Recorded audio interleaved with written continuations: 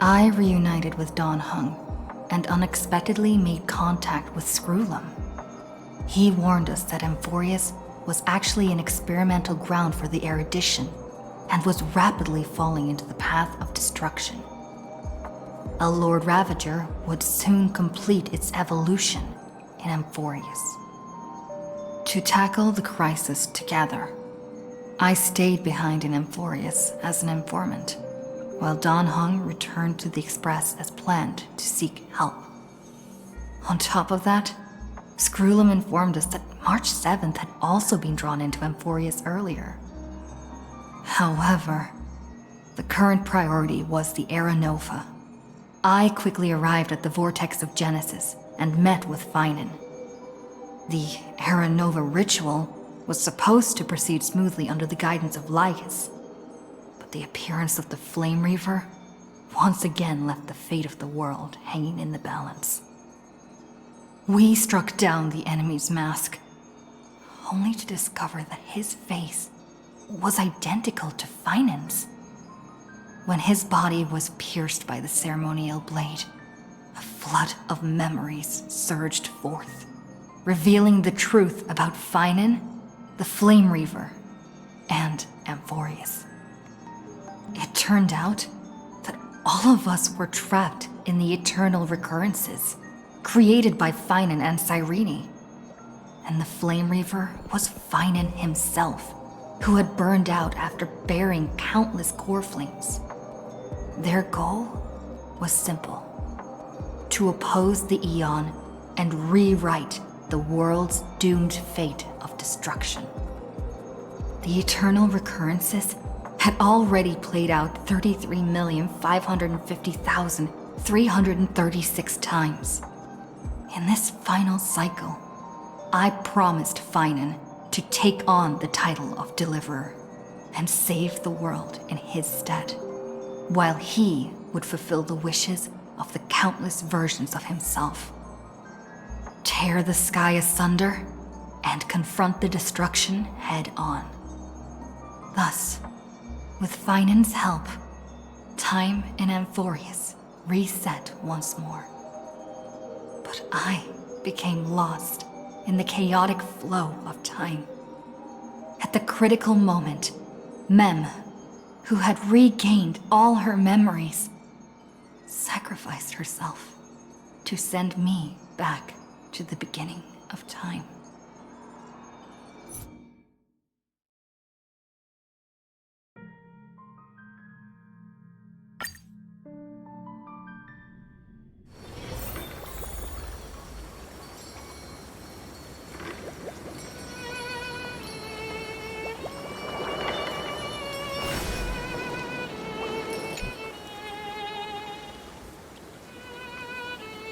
Hello.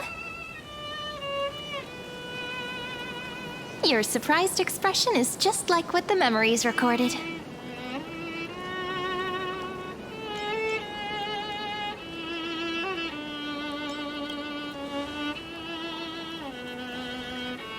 Maybe I'm both? Just kidding. If I had to choose, then I'm probably closer to the latter. It's pretty unbelievable for me, too. It's like I had a long, long dream. Cyrene's memories and Mem's memories, they're all tangled together. But when I woke up, there were only broken fragments left.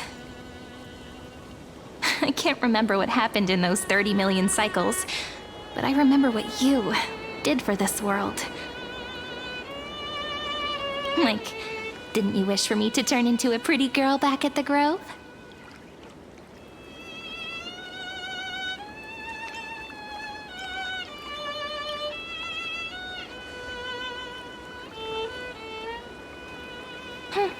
You didn't? In that case, just treat it as my own wish then. There's so much I want to say, but unfortunately, this isn't the time to reminisce. With the memories of the previous flame chase still intact, we've returned to this place at the beginning of time, so we can carry out our promise to Finan. The descent of Iron Tune may be looming over the horizon, but we still have a chance to change everything.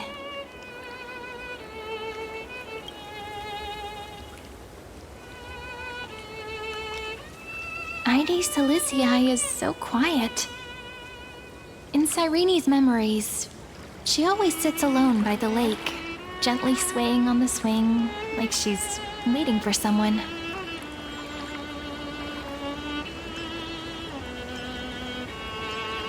Yes, Finan too embarked on his journey because of this view.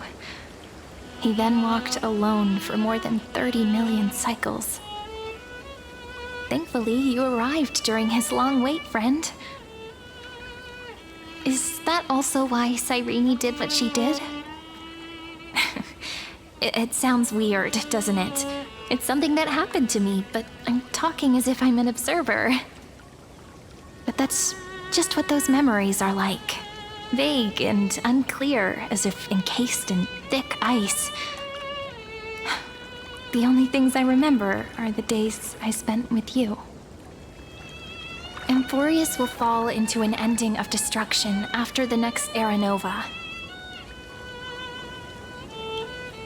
But those stories went out of fashion ages ago. In a proper romantic epic, the hero's supposed to foil the villain's plot, right?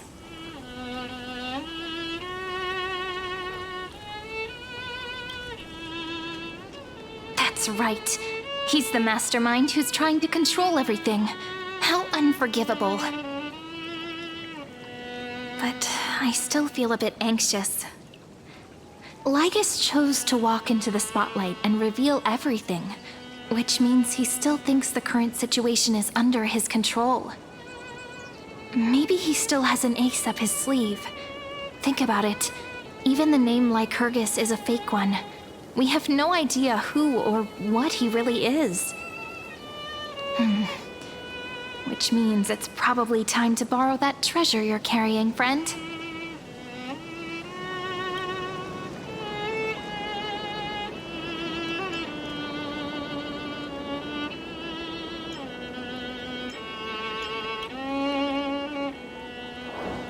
Yep, that Intellitron friend did say, when required, it can also serve as a bridge for communications between the internal and external world. Ide Silicii is a little village enclosed by time. We might be able to contact the outside world from here. Why don't we give it a try? We should at least tell our friends from beyond the sky that you're still in one piece. Firstly, we need to find a well-hidden spot.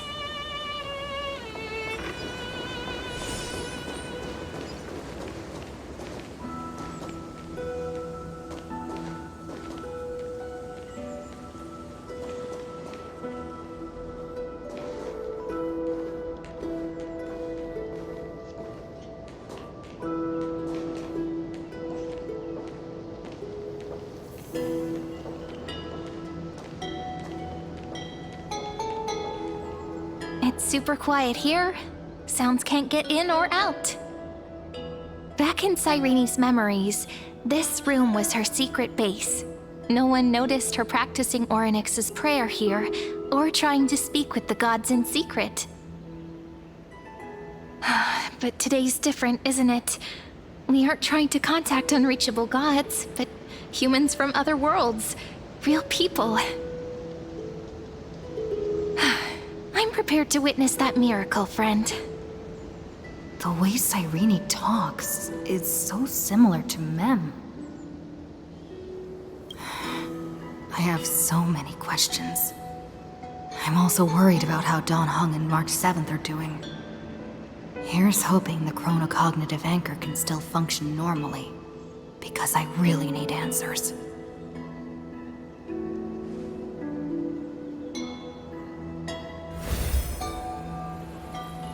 Signal strength, 14.8%. Dialogue window, 16 minutes 22 seconds. Prerequisite, no external interferences.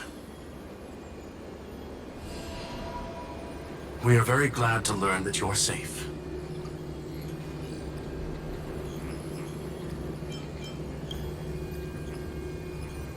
only am I here, but I also happen to have saved you 4 times already. Without you even being aware of it, of course. But now's not the time to celebrate. When 2 geniuses show up at once, you know you're in deep trouble. Listen up, little one. The Destruction's eyes are gazing upon this place. No, I'm not joking, and no, it's not Droidhead. It's the real Nanook. Time is running out, so I'll explain in terms you understand. This world, Amphorius, is in fact a testing ground, where the Lord Ravager, Iron Tomb, evolves through self-extrapolation. Hiding in this segmentum, unknown to other life forms, it has endlessly repeated the process of Era Nova, seeking a solution that could obliterate the erudition. For some reason, the experiment entered a prolonged state of stagnation. However, it has now restarted. Prediction: if effective intervention is not performed, Iron Tomb will complete its self-coronation in 14 system hours and initiate its plan to destroy the entire path of erudition.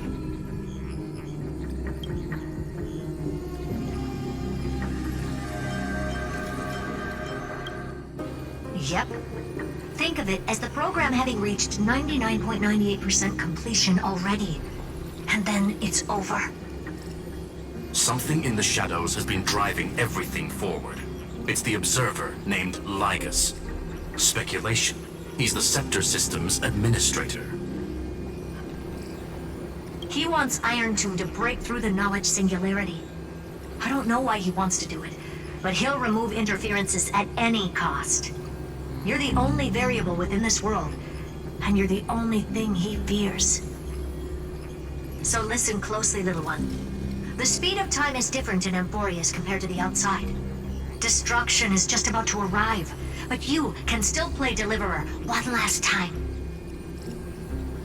The cycles have already been broken. You've entered what is theoretically the last cycle Amphorius will ever be able to run. And Iron Tomb will break out of its prison as soon as the process of Genesis is triggered once more. But now there's an abnormality within the experiment. You know what I'm talking about. One of the model's 12 factors. That is one of the 12 demigods. Destroyed himself using the power of the destruction. Finan's signal disappeared from the cycles the moment Nanook cast their gaze this way. That means World Bearing's computational logic is currently flawed and bugged. Yet it's the factor directly related to the process of Genesis.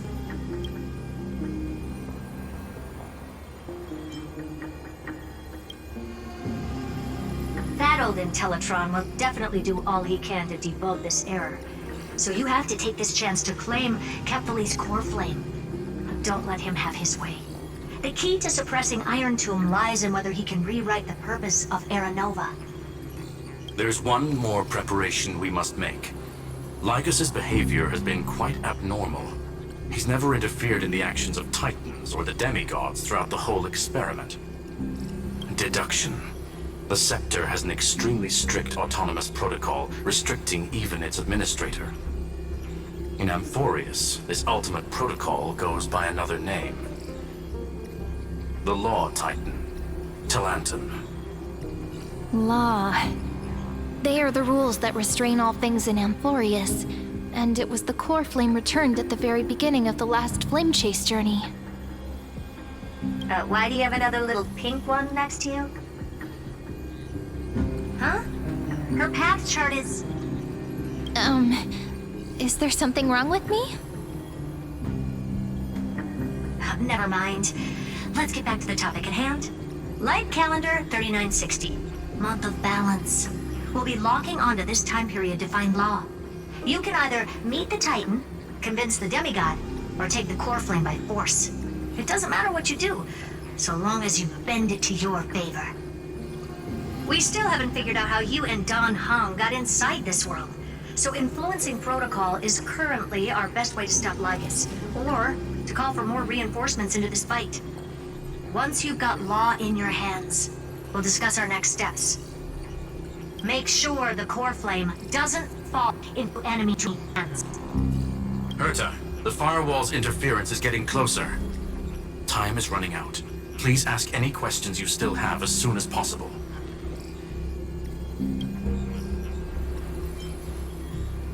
Mr. Dan Heng did not enter the new world with you at the end of the last cycle.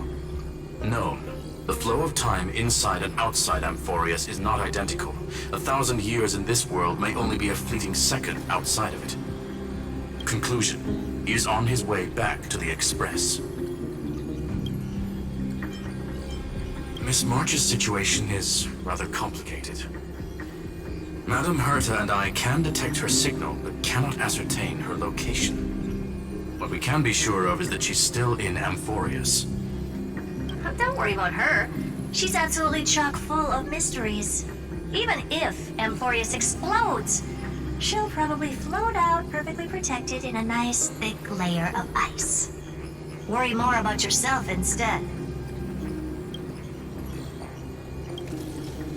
Iron Tomb can't affect the real world just yet. Don't worry. Himiko and the others are more concerned about your well-being than their own. I believe in your capacities. The hands of the Trailblaze can create miracles, and will certainly be able to snuff out the flames of evil. I'm not going to give any motivational speeches. I just hope you bring good news the next time we meet, little one. No, not little one. Deliverer.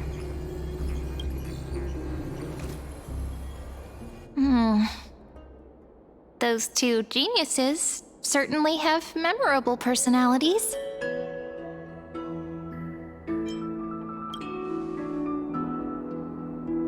Yeah, I understand more than I should, actually. Honestly, some of that conversation feels like it's about things I once knew, but then forgot. Maybe it's because of Mem? After all, Mem's a memo sprite born out of your thoughts, friend. Maybe our memories somehow got tangled up together. Never mind.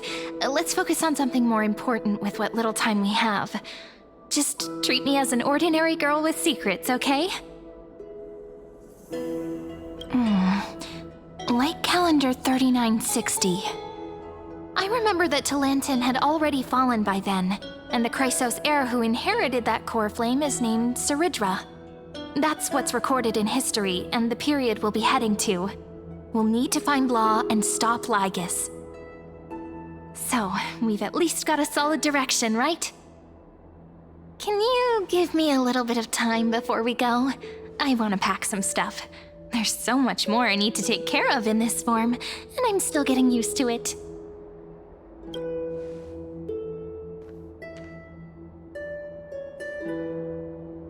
A relaxed scene like this probably no longer exists in the outside world.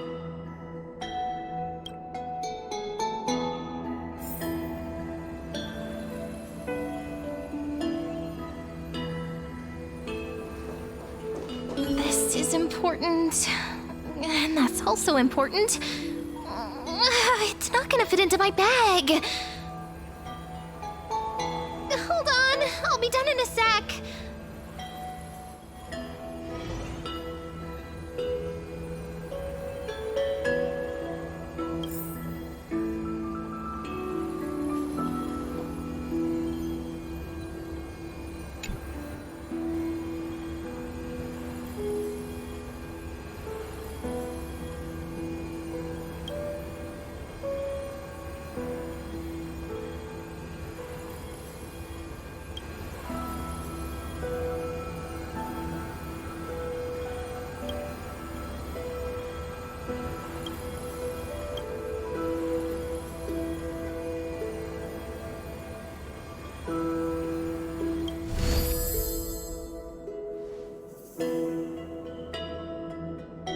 Should I head to the attic to wait for Cyrene?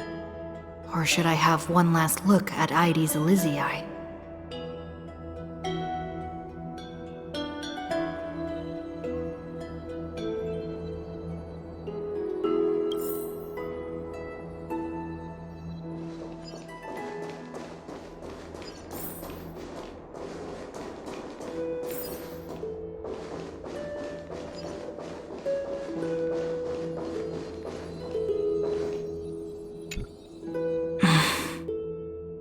This village is where Finan's life started.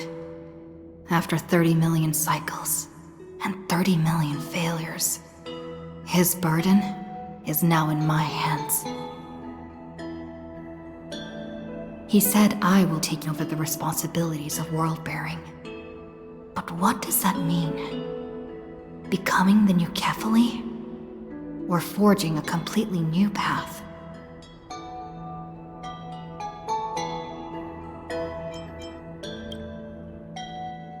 Calm down and think this through rationally.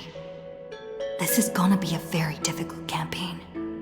We can't lose Kefali's core flame. And we also need to find either Talantin or their demigod, then convince them to join us in the fight against the destruction.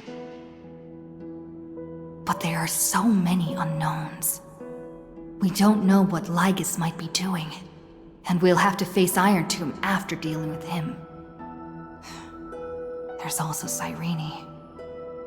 What exactly is she? There's so many questions. I'll have to take it one step at a time. But I must make each move very carefully, because every decision can potentially impact the end. Herta and Skrullum's help might be crucial. Thinking hard over there? I finished packing. I decided to just bring these few things in the end. See?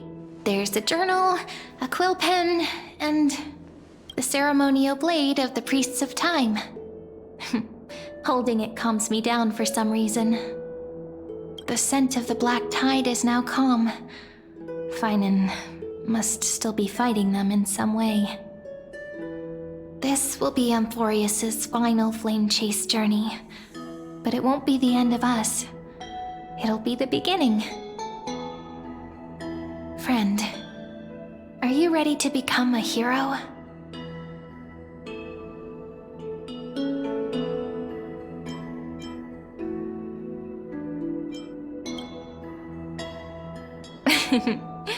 Stand with me?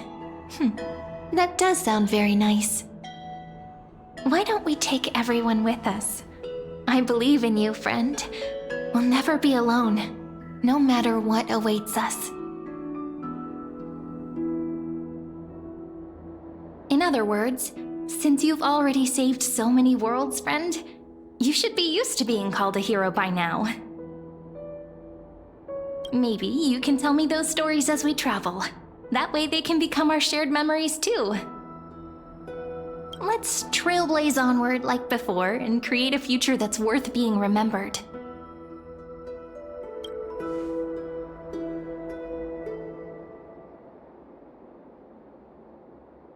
It seems you two are prepared to head out.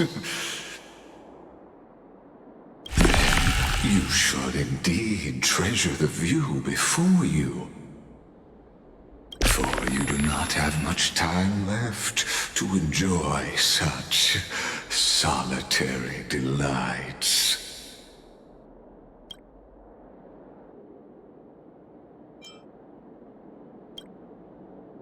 My apologies for disturbing your moment of repose. Before I express my apologies, please grace my abode with your presence, so I may demonstrate the full scope of my hospitality.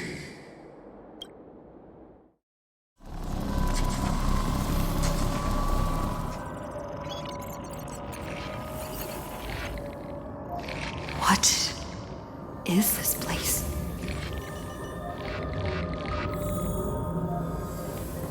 Farewell, then. May we reunite in the... All shall bid farewell to one. And that person alone will witness the miracle.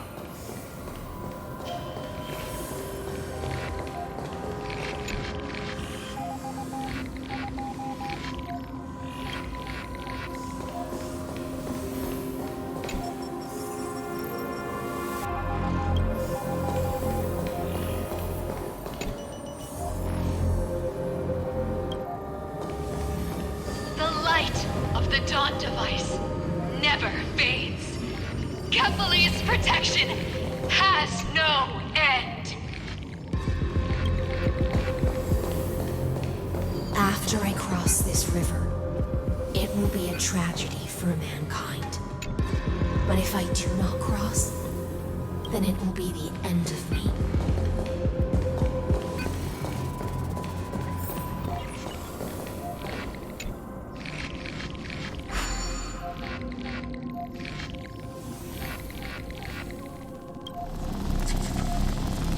Outlier. Executing command. Record.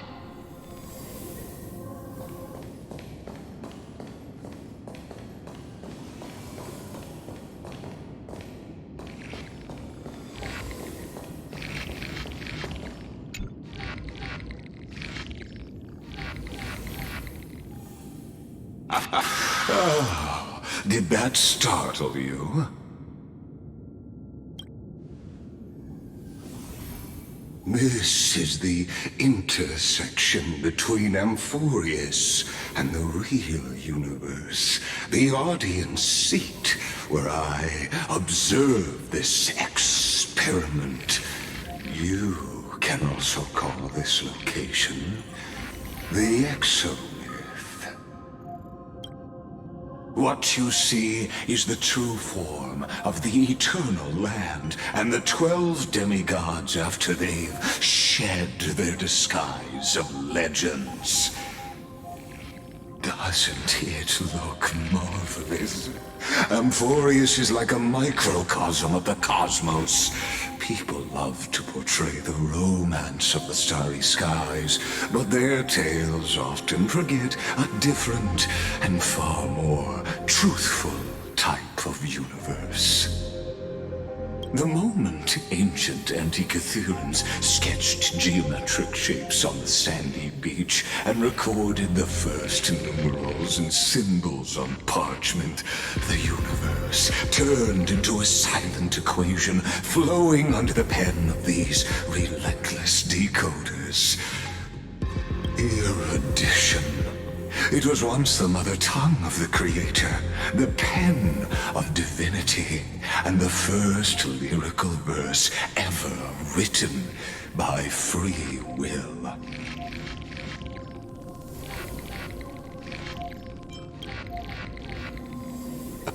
I simply wish for you to understand that I have no intention of being your enemy.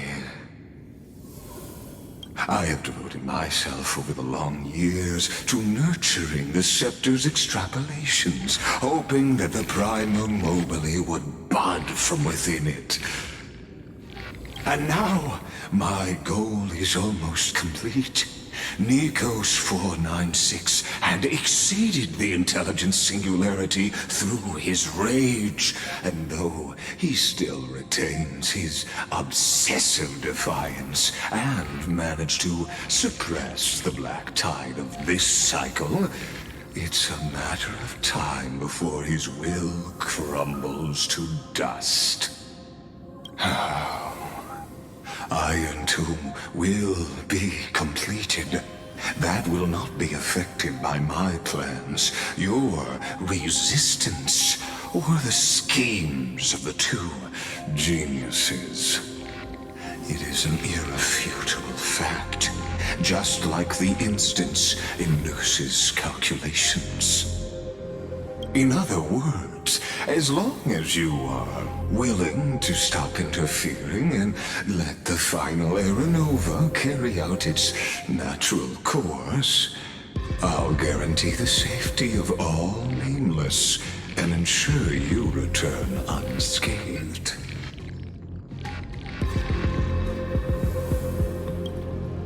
You've always had a choice, my lady. You can either accept my sincerity or face the consequences of defying it.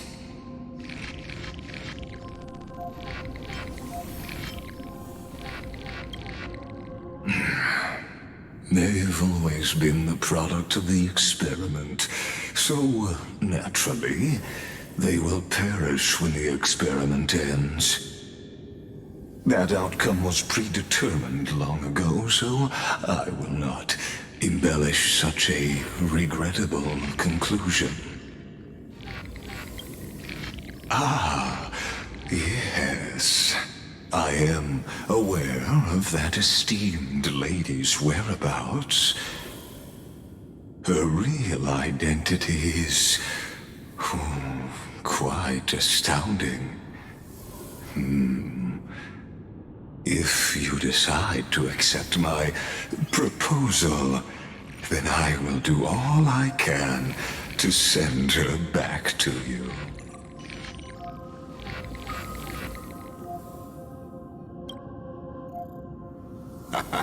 You are indeed worried about your safety and that of your companions.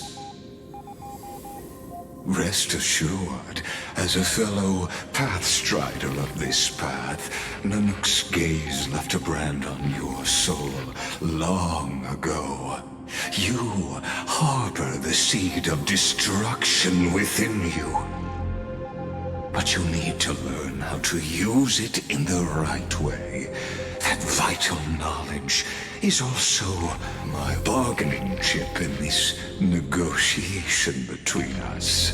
For there are few in this world who are truly capable of such a feat. And I happen to be one of them.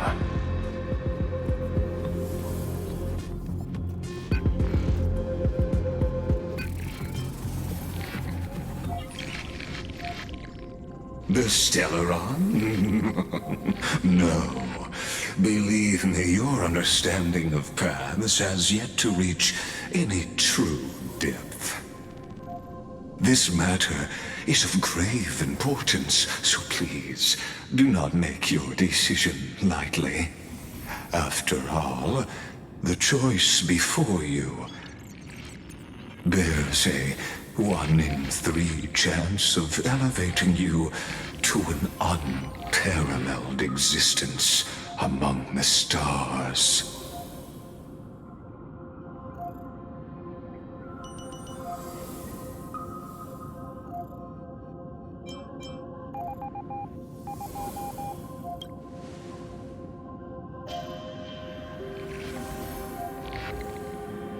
I now see the full scope of the determination in your words. You may now continue your travels.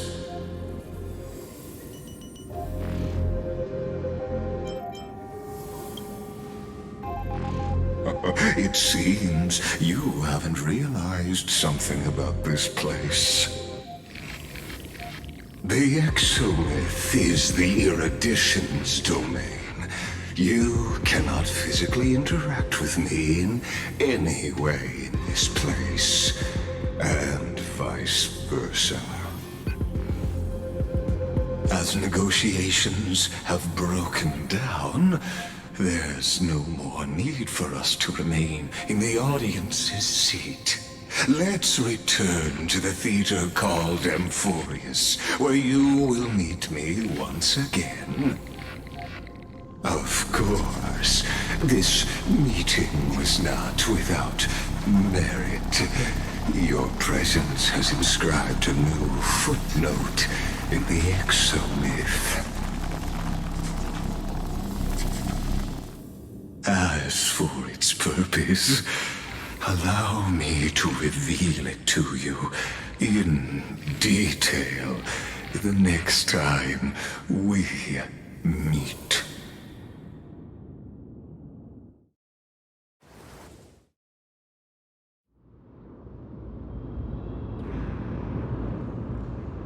"100 years ago, the flames of war consumed Akama. The Outland forces broke through the dawn. Golden blood flowed with greed, and enemies descended with Kefali's eternal slumber, painting the holy city's walls in scarlet. Its generals had vanished, and the elders prostrated on the ground. The throne of worlds kept silent to the pleas of the people. Until the heaven and earth cracked open. Not the gods answering the people's prayers, but a legion rising from the sea of blood. Dawncloud's spires fell in the sulfur rains, and the legion's commander stood atop the broken idols and roared. Compatriots, no more kneeling! Not to brutal tyrants, and not to dying gods! Those rebels have twisted the prophecy and ignited the flames of war in order to stoke fear in your hearts! A Chrysos heir she stood, divine blood soaked into the earth, quelling the flames beneath her feet. Their golden blood wrote of a tragic fate. Mine shall overturn it! Her crown burned bright, outshining the fires consuming the entire city. She raised her scepter high, and the people gazed in the direction she pointed. My blood flows in you now. Heroic compatriots, follow me, and we'll seize the reins of fate. Drive the enemy from Kefali's dawn. Smother their flames with their own dead. Win glory. Win peace. Let history sing your deeds. The first to dance was a maiden following closely behind, weaving through the carnage like a fish in the sea. The people, full of wrath, surged with her, forming a colossal wave, and the enemy hordes, drained of life, vanished into nothing. Onward to Marmoreal Palace, to Dawncloud's heights. Announce to all the wicked and cowardly. Announce to this stagnant age. We are the rising tide! History remembers this as the first siege of Akama. It is said that after the flames died, people found identical inscriptions in every place in the city that had been scorched by fire. It was the name borne by Akama's first and final sovereign, the Imperator Siridra. Friend, are you listening? Friend? Honestly, you were the one who insisted on reviewing history, yet here you are, dozing off? Wake up! Otherwise, I'll have to... Wake up! Otherwise, I'll have to... Awake at last. I guess I won't have to use my wake-up magic on you then.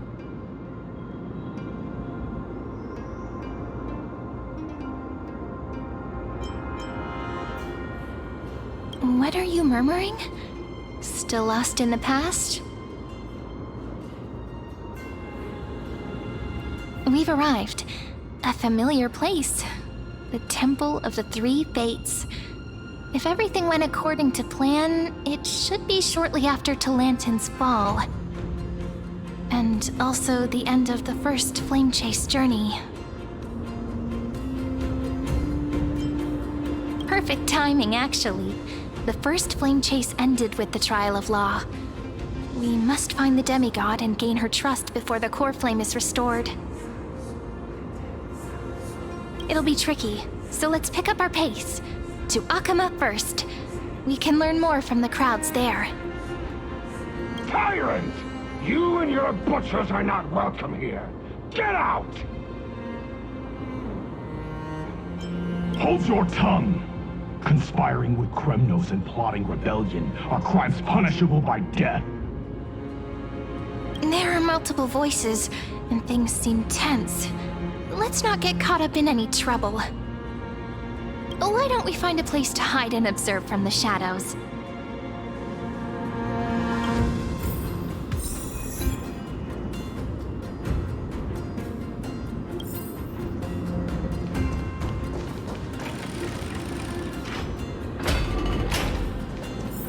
At least Kremnoans keep their faith.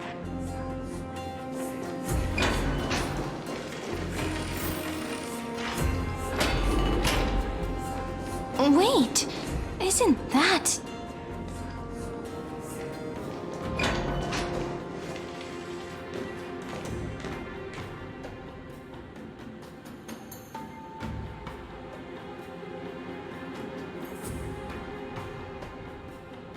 Golden-blooded defilers, perverting the prophecy and trying to slay gods! Stars beyond the sky? Gods who created the Titans? What kind of nonsense? Look at this broken world and see what your atrocious acts have done! What? Did he just mention the stars beyond the sky? But how is that possible? You impudent! Ducks for Goris. We're here to welcome the deliverer from beyond the sky. Stand down. Heretic! No one but the great Talantin can deliver this world from misery! I ask you, if the old laws were so perfect, why did they crumble beneath my feet? You...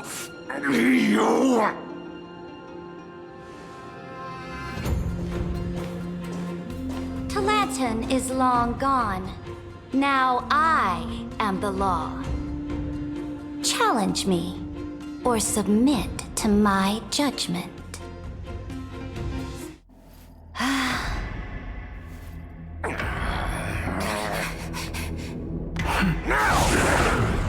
Silence!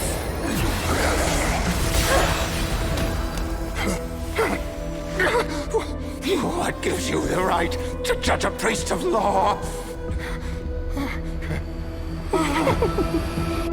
That's because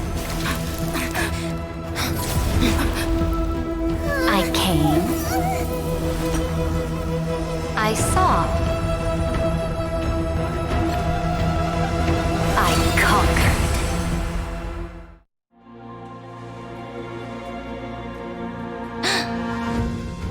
Ducks for Goris, take the ashes of this man and scatter them in the temple among the crowds. Tell them that the High Priest attempted to take away the rights granted to the people by the Imperator. Thus, he met his fate.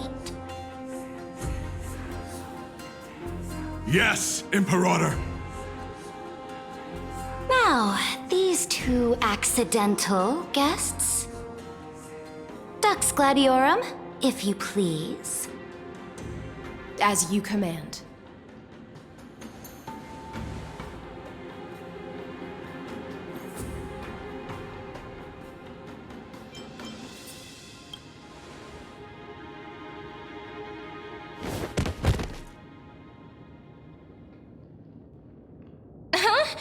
Is this...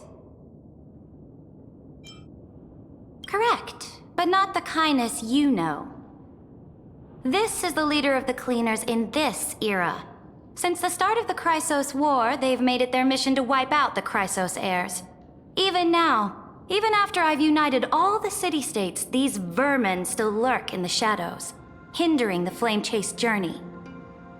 Moreover, I know that the 27th person to inherit this role bore many grudges against you and nearly doomed the second flame-chased journey. The enemy of my enemy is my friend. So, out of courtesy, I present to you this corpse as a gift.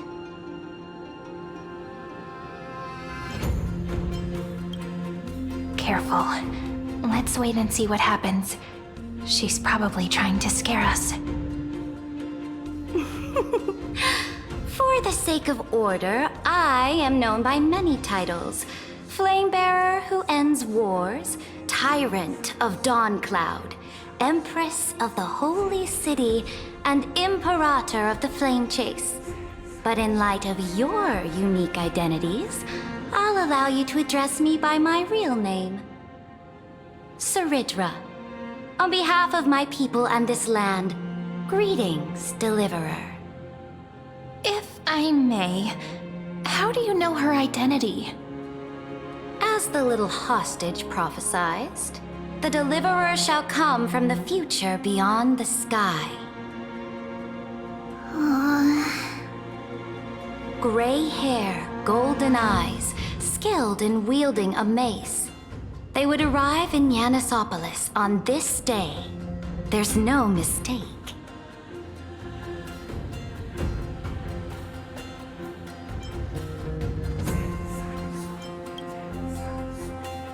Your orders, Imperator. We return triumphant. Send an urgent message to all delegates. The meeting of the Flame Chase Alliance will convene early. As for you two, Akima knows what you seek. We'll confer in the Holy City. Doubtless you have many questions, but save them for later. Please follow us. This is not what I expected at all. The demigod we needed to find was just waiting for us, and she knows of things beyond the sky, even eons. How could this be so different from the previous 30 million Amphorius cycles? Who altered history?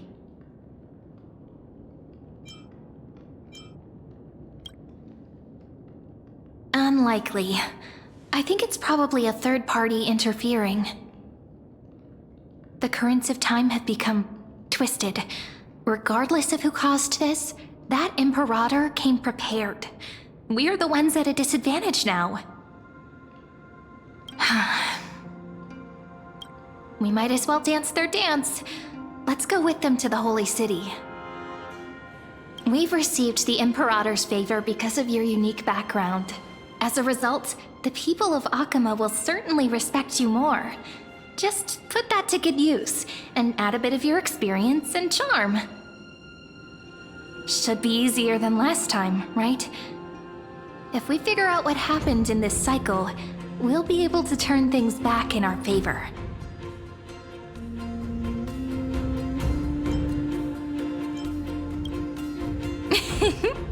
Calm and confident. That's the you I'm familiar with. Guests, please.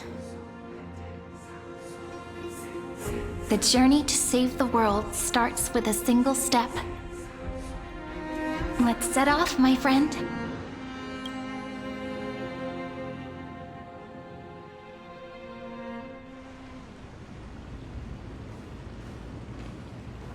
Hail to the Imperator! Hail to the Golden Heroes!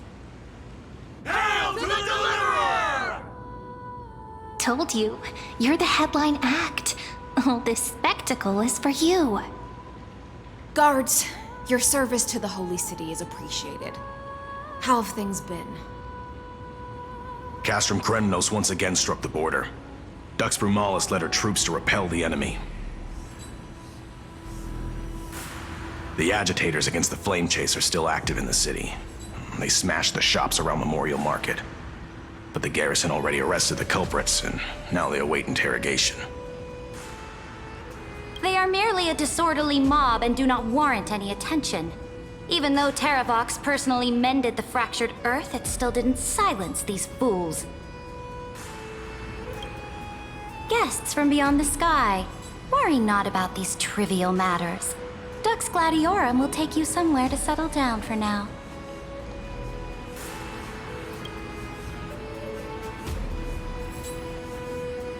Please allow me to introduce myself. My name is Hycelans, and I am the Dux Gladiorum who swears fealty to the Imperator, as well as the Knights Commander of the Achaemenid Alliance. Later on, the Imperator will invite you to attend the meeting of delegates to discuss the Flame Chase journey. Your arrival has convinced us that the future promised by the prophecy is certain.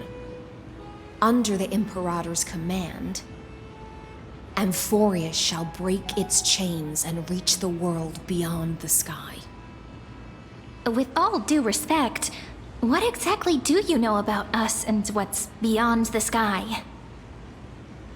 As a humble subject, I cannot freely express my own views to you. Please forgive me. I knew it wouldn't be that easy. Time waits for no one. Please come with me and rest now before the meeting later. Akama, under the Imperator's rule, is no longer in the shadow of war. Indeed, Dawncloud stands as the hero's residence. The Imperator put much thought into its design, in order for it to serve as a sanctuary from the burdens of battle. Please experience its marvels firsthand, heroes. When the Imperator arrives, I shall come to summon you.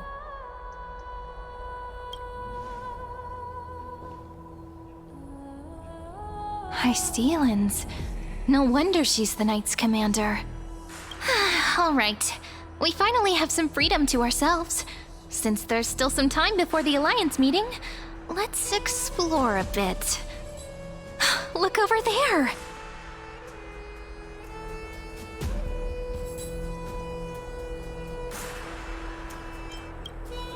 But the hearts of heroes stay the same in every cycle, never changing.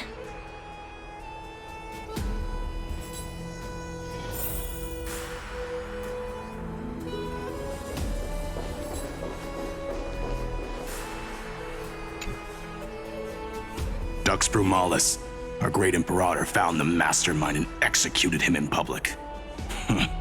Seeing that scoundrel burn to nothing should deter these miscreants from being so brazen again. So the great Imperator isn't afraid of getting her hands dirty? What a ridiculous display. What do you know?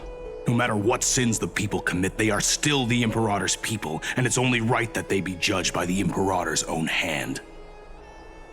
Our distinguished trespassing guests. Seneca, the Dux Brumalis. Greetings. This Dux Brumalis doesn't seem to like the Imperator very much, but she holds a high rank. And Dux Frigoris' speech seems self-contradictory? Let me see what I can get out of them. I'm Cyrene of Ida Silicii.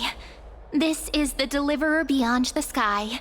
We're new here and wanted to ask you, does this city host any other visitors from beyond the sky? We're looking for our dear companions. Drop the charade. But yes, there is someone in this city who is all too familiar with the world beyond the sky. Silence! The Imperator ordered us to keep that lord's whereabouts a secret. Enough, you pathetic lapdog.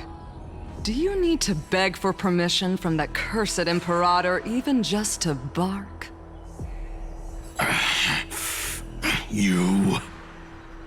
Someone who is all too familiar with the world beyond the sky and is referred to as that lord. Could it be? Looks like things are getting heated. Let's get out of here.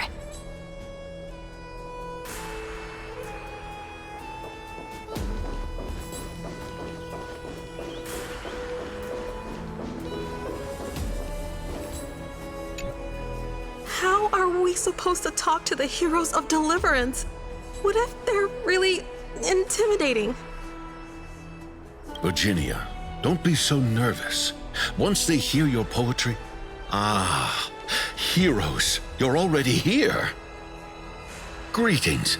I am Apollonius, the Dux Helcolithus, one of the 5 sages of the Grove of Epiphany, advisor to the Flame Chase army.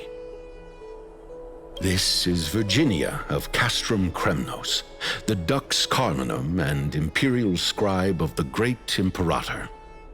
Hello. I'm Virginia. I compose poetry. I'm Cyrene from Ida Silicii. This is the Deliverer. Nice to meet you both. They're not as frightening as the rumors claimed. This is our first time in the Imperator's realm. Akuma is even more magnificent than we imagined. If you all weren't here to look after us, we'd be completely lost and confused. The Akuma you imagined is long gone. Under the Imperator, this city has been reborn as the capital of the world. Bask in her free-spirited winds. For anyone who fulfills their duties to the Imperator, these winds shall forever remain at their service. But what if... Those who are loyal do not need to consider the consequences of betrayal. But if you're curious, why not head to the lake and take a look? Those elders who lie at the bottom of the lake are the best example of what happens when you disobey the Imperator. The elders of this cycle were all... Looks like that priest who was sentenced to death wasn't an isolated case.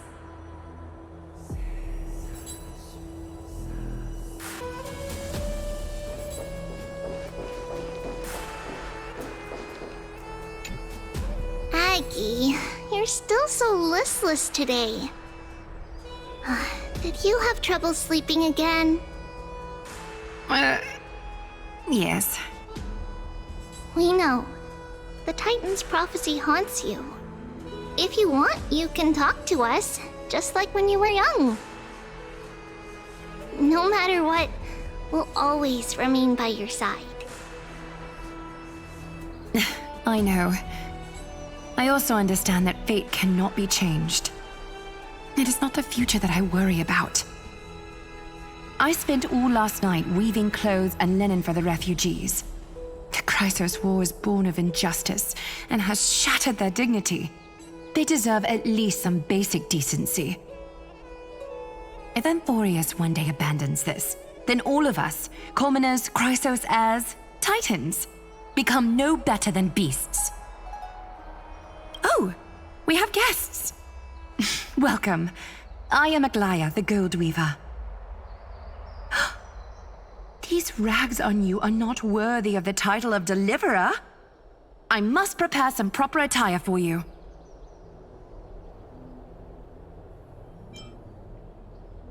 First time? That's not what I gather from your eyes. Does your Aglaya differ so much from me? Greetings, Deliverer from beyond the sky. We are Trebi of Yanisopolis. It's very nice to meet you. Although, introductions are probably unnecessary. We know you've witnessed the future of the Flame Chase journey, even more clearly than we have. Witnessed the future of the Flame Chase journey? The prophecy also told you about that? Indeed. Orynyx reshaped Amphorius through the prophecy. Although, regarding the Deliverer, there were not many details beyond your appearance and the time of your arrival. So, please, don't worry. Feel free to relax and relax some more. It was Orynyx who told mankind that the Deliverer from beyond the sky would descend upon Amphorius. More crucially, they revealed a future entirely different from the Aranova. Though we still must challenge the gods, in the Time Titan's prophecy, this path leads not to a new world, but to the true starry skies. This is also what the Great Imperator has been striving for all her life. Your arrival further confirms everything. This can't be real. Even you find this surprising? Fate really is unpredictable. Perhaps the upcoming meeting will hold even more surprises.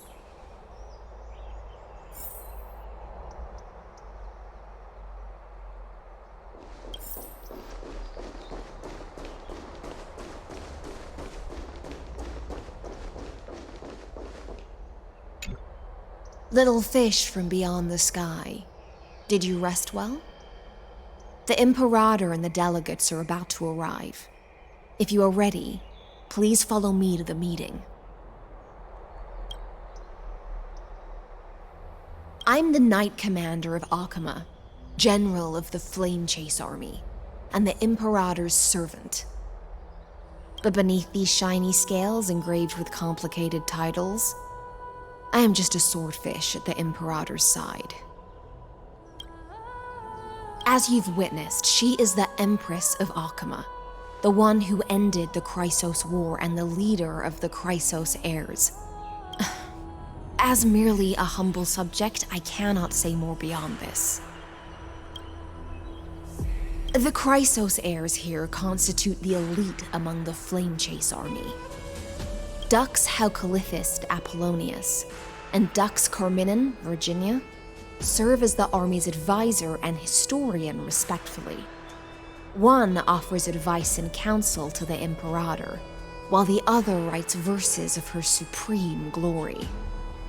Dux Frigoris Labienus and Dux Brumalis Seneca are both formidable warriors, clearing the way for the flame chase with steel and storm.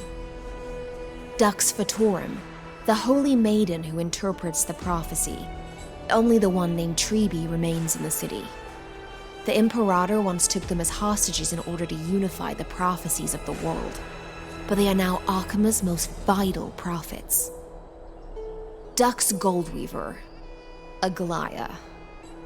Well, she dislikes it when people talk about her behind her back. You should get to know her in person. Then come. The Imperator reserved seats for you. I'm starting to feel a bit nervous about the meeting. Since Saridra is presiding over the meeting, it'll be a good opportunity to learn about the law's inclinations in the current era. Let's keep our ears open, okay?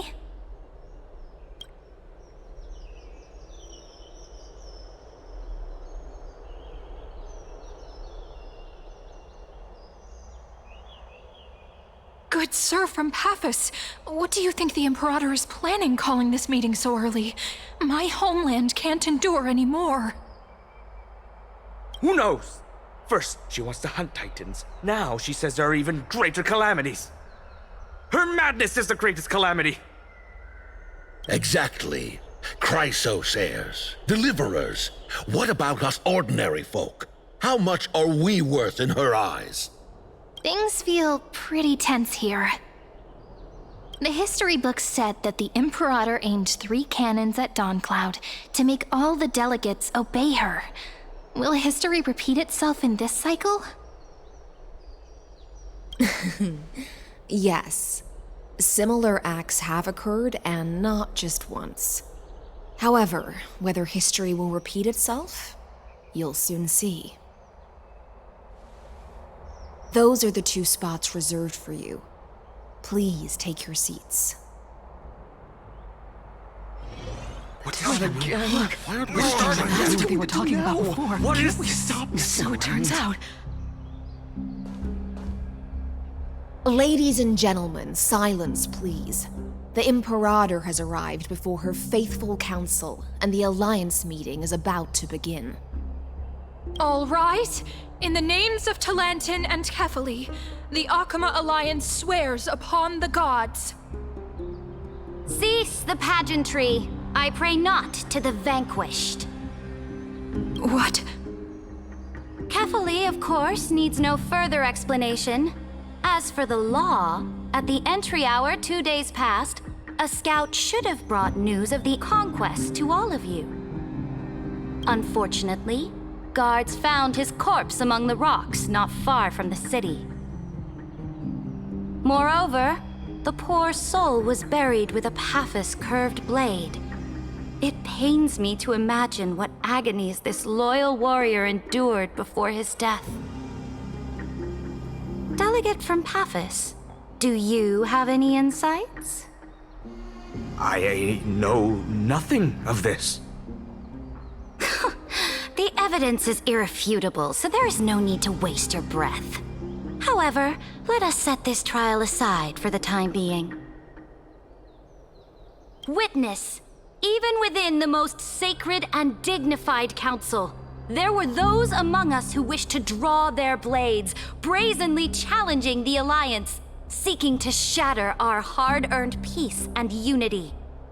Fortunately, I uncovered this plot. Now, to protect this beautiful city and her people, the Imperator's legions are ready. They will escort each of you to the Temple of the Three Fates, where you will receive the highest level of protection the Alliance can offer. Then, the Legion's warriors will join me in embarking on the campaign against Fagusa. This is clearly a trap! Imperator, did you summon us here just to trample on the dignity of your allies? This cannot be enough. Just calm down. What should we do? Things are starting to get pretty intense. Comrades, you've all seen her true face now. According to the ancient laws of Akuma, only with the consent of 2/3 of the elders can the legions carry out the commander's orders. The ancient laws. Didn't you destroy them long ago?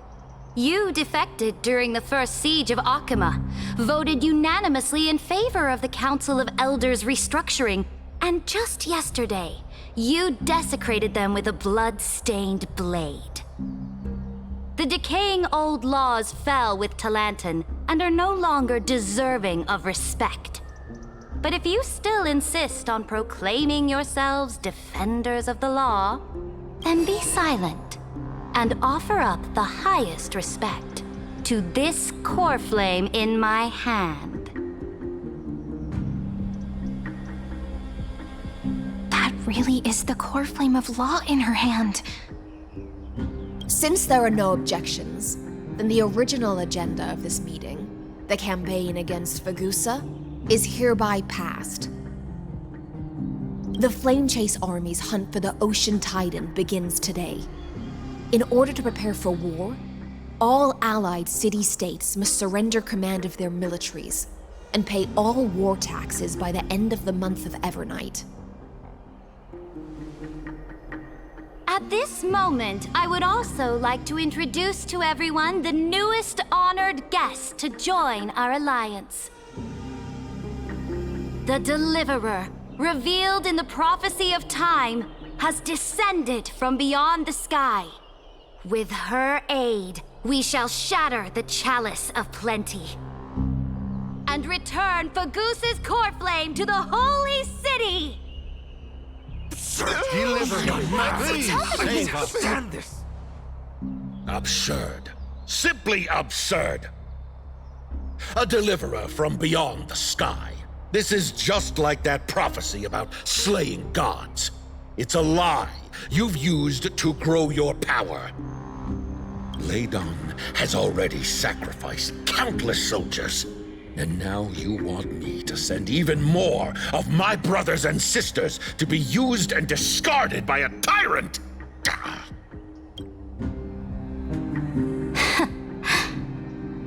Are there any other objections? Then I bid you all farewell. Meeting adjourned. Deliverer, please wait. I still have important matters to discuss with the two of you.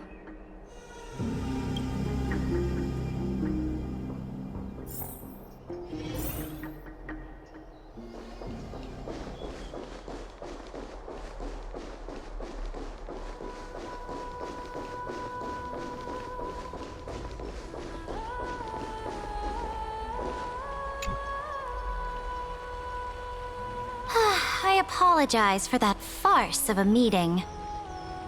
It must be tiring dealing with so many people every day, Great Imperator. Tiring? You're mistaken. Moving chess pieces, placing wagers.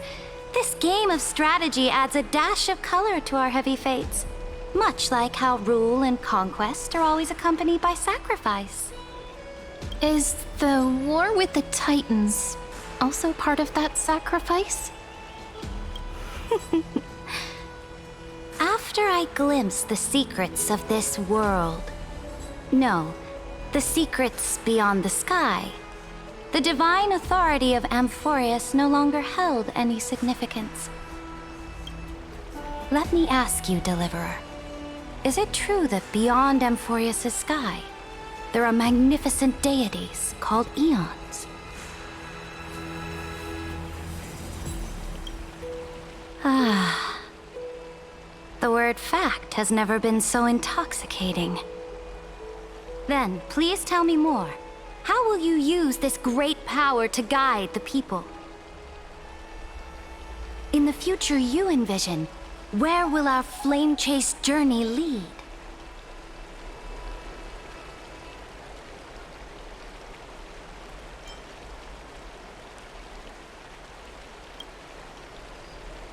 Oh? What you require now is the power of law? Exactly. Just as the prophecy foretold, she is your deliverer from beyond the sky, and she also has reliable allies. If they can intervene in Amphorius' laws, we may have a chance to alter this world's impending fate and reverse its destined end.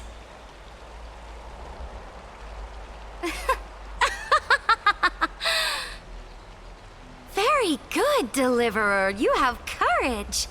To say such presumptuous things, even knowing that the inheritor of the law stands before you. You mean... In the past, anyone who dared to covet the Imperator's divine authority would have met a gruesome end. But now we can see beyond this dying world. Our journey should no longer be confined below this stubborn sky. Alas, that fickle ocean titan has obstructed the spirit water leading to the vortex of Genesis, hindering my ascension. If the core flame of law cannot be returned, your path to deliverance will never be realized. Now that things have come to this, we must resume our once stagnant journey and force the waves that block our way to recede. So, you agreed to cooperate with us? Cooperate? Forgive me, but I never cooperate with anyone. Though I will permit you to join me as subjects, and together, we will forge the most perfect law. This is... the Flame Chase Medallion, a symbol of the Flame Chase Army. Every noble in Akama carries one. This medallion represents the will of the Imperator herself, and you may act freely within the city with it. Before we embark on the crusade against the Ocean Titan, you should rest in Akama for a time.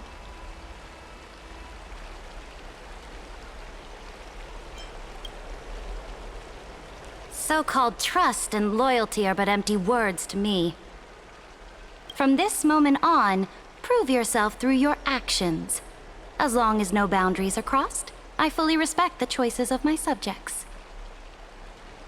May your journey reach that sky full of stars, Great Imperator. Your attendant certainly knows how to curry favor. Go now. Take a bath first. You two... reek of seawater.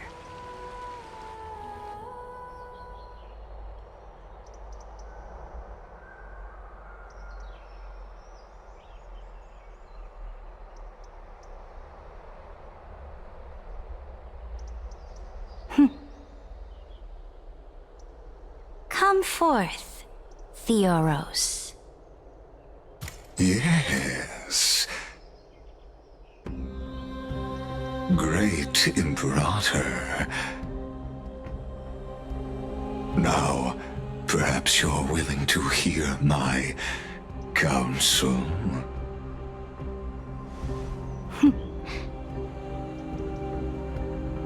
Those two arrived just as Orynyx described, and just as you said, they showed a thirst for law.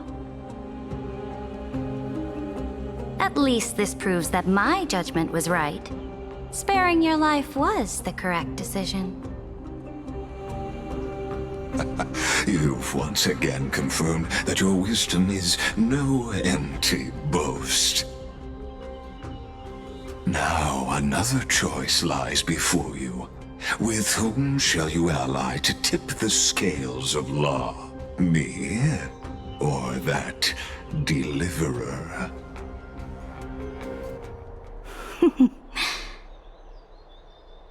Remind me again, Antikythera. What kind of future do these two paths lead to in your view? I shall tell you. You are entitled to know that the deliverer from beyond the sky is not a wholly wicked being, but from the very start, her stance has been completely at odds with Amphorius.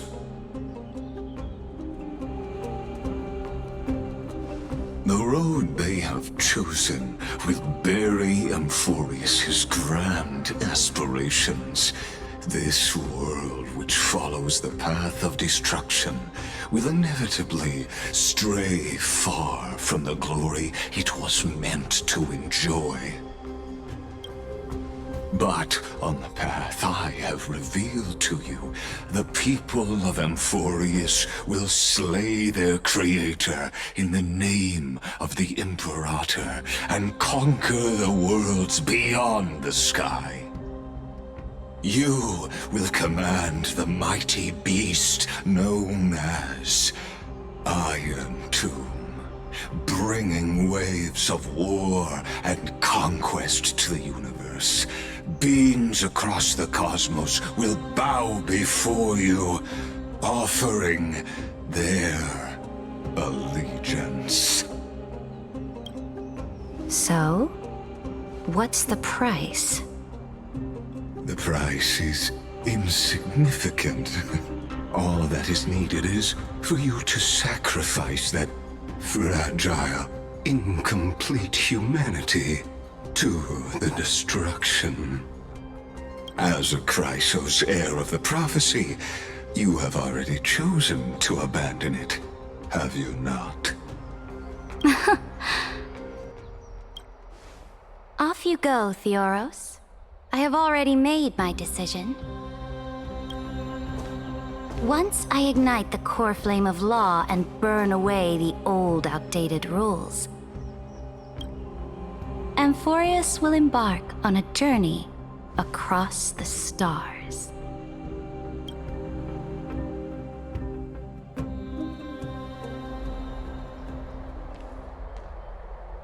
The Imperator is quite forceful. She didn't give us any chance to ask questions. And she's clearly hiding something. What do you think?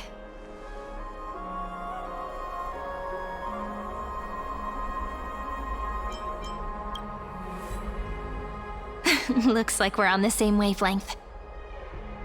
The atmosphere in Akama, it's so unfamiliar.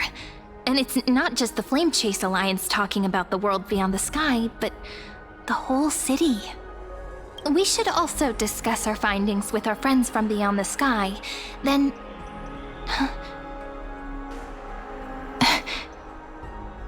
then...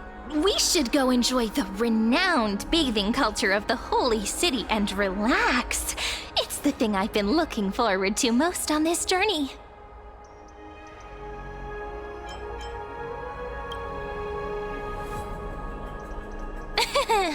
Work and rest are both important. You see, everyone agrees, right? So someone's watching. Can't let our guard down for a second. Let's use taking a bath as an excuse to find a quiet corner to update Madame Herta and Screwlum on our progress. We can also check out what's happening in the city. Since the outcome of the meeting was just announced, people must be gossiping. We can kill 3 birds with 1 stone. Let's go.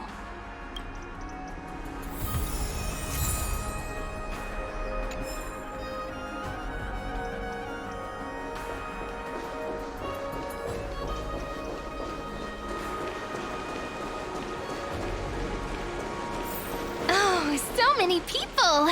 The holy city is so lively. Did you hear? Did you hear?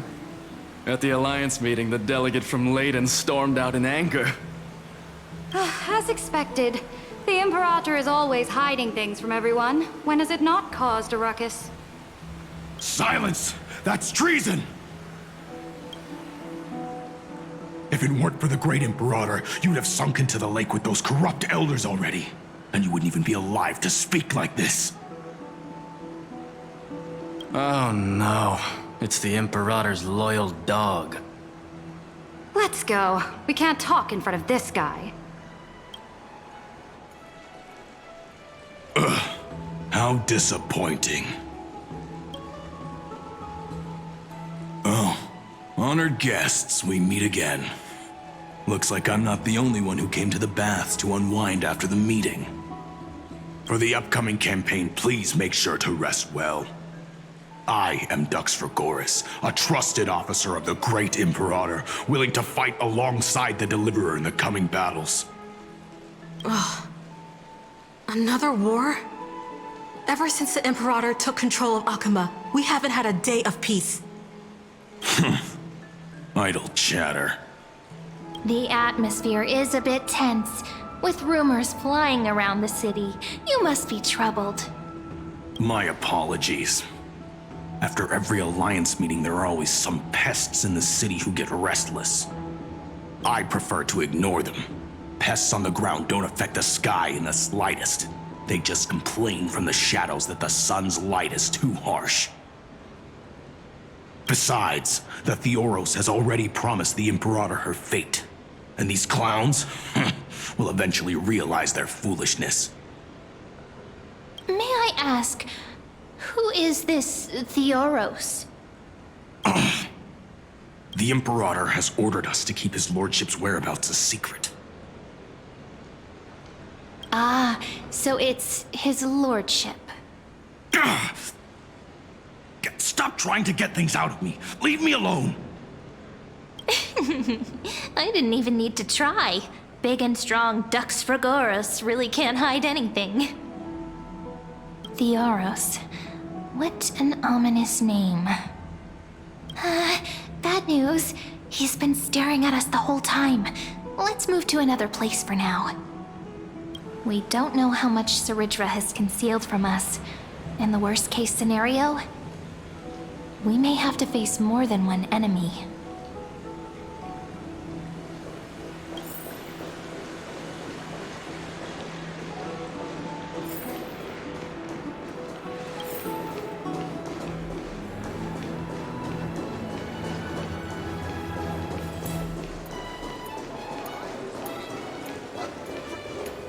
Alliance meeting? More like a cage where creatures with golden blood claw at each other. And Flamebearer who ends wars? Clearly, a tyrant who doesn't deserve such a title. You're absolutely right. While the Imperator's hounds are still hunting down others, let's let out our grievances. You. I know you. You're that tyrant's lackey. What? Here to shut me up for that little imp? Panicking now? Don't worry. I don't care what others say about the Imperator. And she certainly doesn't either. Oh? Children of the Prophecy. Such rare guests. Are you here to relax in the baths as well? The temperature is just right today, so be sure to enjoy it. You should rest well for the next campaign. What? Children of the Prophecy? Another excuse for the Imperator's reckless warmongering. No filter, huh? You should be glad you don't have a seat at the Alliance meetings. By the way, if you still want to bathe, hurry up. Once that predatory fish joins the flow of water and eliminates all the fools questioning the world beyond the sky, you won't be able to enjoy this perfect water temperature anymore. Seems like there's more to Dux Bramalis's words than meets the eye. But would the Imperator actually kill those who question the world beyond the sky? This is the complete opposite from what we know of Akama.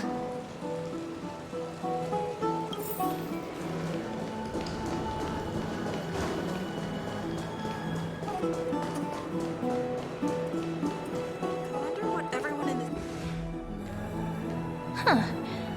These two are... So many guests today. Let's see who's here now. Two distinguished guests of the prophecy. One a clever and adorable warrior. The other, also quite heroic. Heroes. I didn't expect to meet you again so soon. How fortunate. It's a pleasure to see you again, Dux Helcalithist and Dux Carminum. You two are inseparable, aren't you? This is... She wants to find someone to help with research for her new work. I'm the far-seeing eye and all-hearing ear of Akama. I see and hear every single thing that happens in the streets and alleys of this place. I'm the perfect partner for research. Ahem. Enough small talk. Here's the latest news from Akama, as you requested. The children of the prophecy arrived in the holy city, and the Imperator unilaterally stripped away military power. The Alliance meeting ended in discord, and there may be bloody upheaval. As expected. I get the feeling you might have embellished a bit to keep people's attention. I swear on my stone mane, I would never do such a thing. But if you wish to quell this terrifying news, perhaps a more explosive topic would help. Never mind.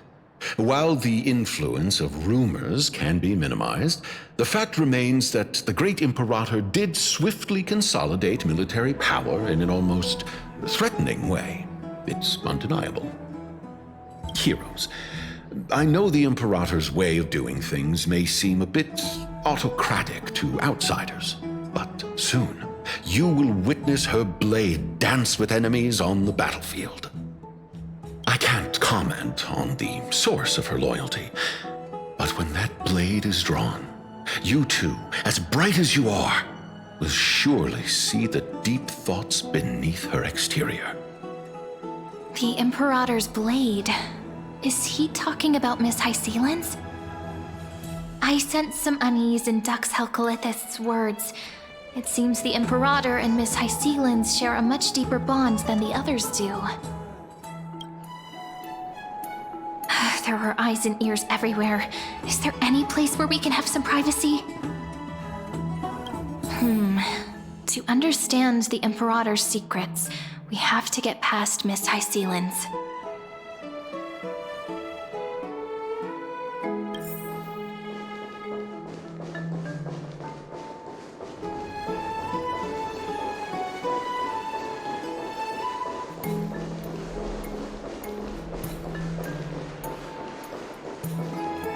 This place was your original bath chamber, perfect for avoiding prying eyes. I wonder if anyone is using it now. Huh? The smell is... Wait, don't go in yet! Who's there? Oh, the little gray fry in pink sea hair. Little sea hair? You barged into here without warning. Was it an accident, or did you wish to bathe with me?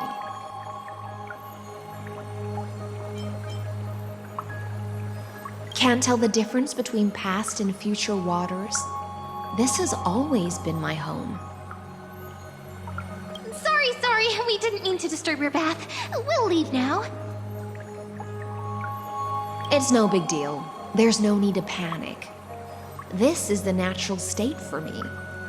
People on land force themselves to wear clothes, adding unnecessary constraints. Forget it. If Duck's Goldweaver heard that, she'd scold me again. All right. Please make yourselves comfortable and wait a moment. Let me first wash off the blood of the hunt, and then I'll attend to you two.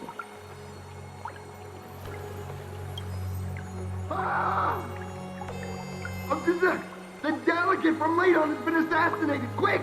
Quick, someone come quick! Ah, the broken crab shell surfaces. I was worried it had been washed away by the current.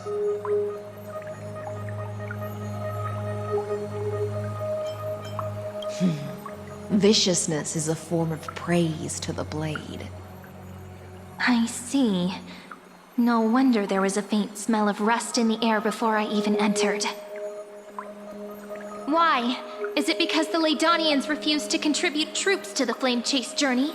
Or just because they offended the Imperator? Because the new era of the Flame Chase doesn't tolerate stagnant blood. For the ignorant masses who cling to outdated laws, only bloodletting can wake them up. Right now, the rebel forces on the frontier are rising, and Ladon has been secretly supporting them.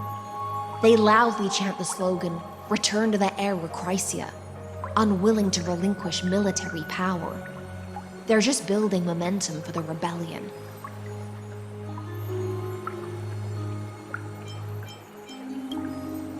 Thinking is a right given to citizens by the Imperator. I won't interfere with your thoughts. As long as you don't try to reverse the current of the times, you and I will both be free. But, Miss Hysealans, I can't even hear the slightest hint of joy in your words. Because I've already tasted ultimate freedom. Long, long ago, I lived in the sea. In that lightless abyss, far beyond civilization's reach, the great fish consumed the small. And when the great fish perished, their bodies became sustenance for the newborn, nourishing the whole ocean. This is the tide that carries civilization forward. Anyone may be devoured, or meet the fate of inevitable decay. Are you suggesting that ultimate freedom is in fact the cruelest fate for life? I only mean that if life wishes to preserve its dignity, it must first be bound by the law. There's no need for me to say more, little sea hare. We are of one mind. Whether the Imperator's law can guide the schools of fish and lead us to a truly free ocean, let us wait and see. But for now, let's pause this heart-to-heart. Another fish has come, following the scent of blood. Being your subordinate is such a tragedy. I'm always having to worry about the messes you leave behind. It's simply our duty to the Imperator. All ready to go in an instant. Miss Hysealans, you truly are impossible to predict. Yet you, a golden trout who's always busy all day, suddenly have the time to visit me? Do you think I wanted to come? I suggest you burn some more of the incense offered by our allies, lest my creations be tainted by the reek of fish. I'm only here on the Imperator's behalf to remind you to prepare for the banquet. Fine. But I must retort. What you call the reek of fish, to me, is the unique fragrance of the sea. Besides, if my fine clothes get stained, won't you just gift me new ones? I won't.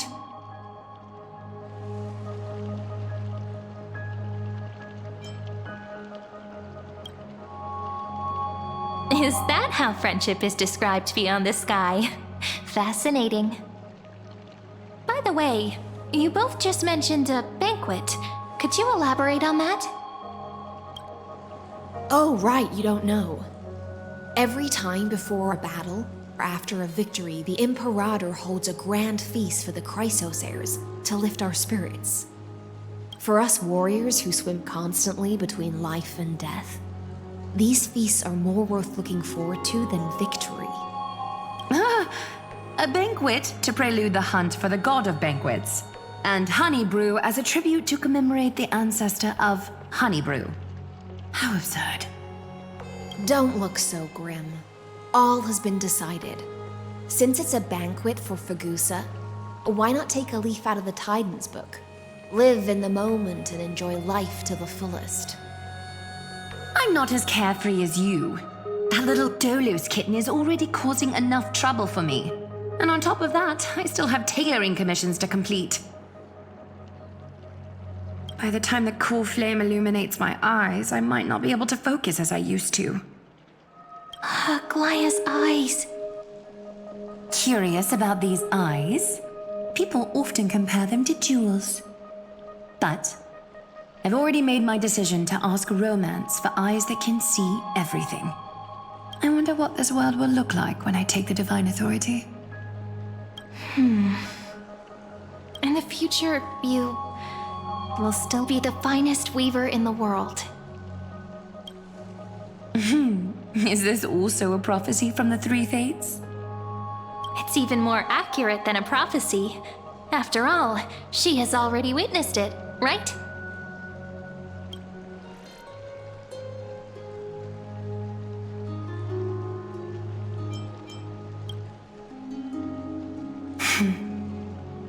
Become a demigod and lose your humanity. That is the only reply I've received in the countless times I've sought wisdom from the prophecy. But Destiny's fragments are like stitches. Before they're threaded into splendid garments, no one can see their true charm, can they?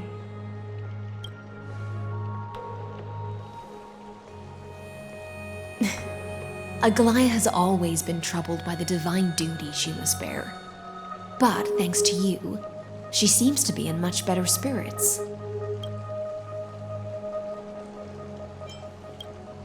Just as she knows how the spinning wheel trembles, I can sense the smallest changes in the damp air. As for whether we know each other well, I've swum beside her since she was a child. Most of the time, I can understand the whispers in her heart. For those words she was too shy to say herself, I'll raise a glass to you on her behalf.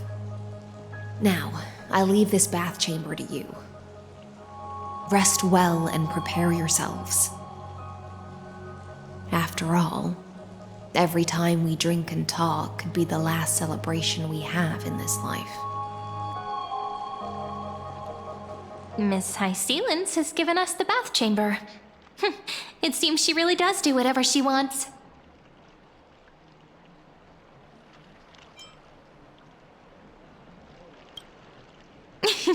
Yeah, in the future. But for now, we're at the mercy of the host, and she could return at any moment. If we're having an important discussion, we must remain vigilant. So, let's seize the opportunity and report our current progress. We don't want to keep everyone beyond the sky waiting.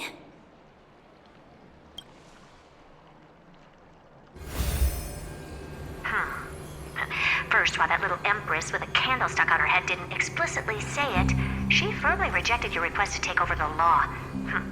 Fair enough.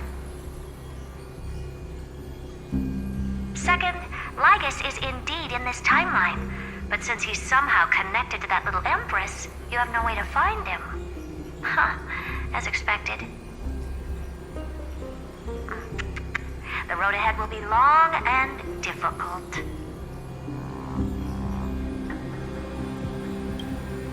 It's all just a guess. What? Did I guess right?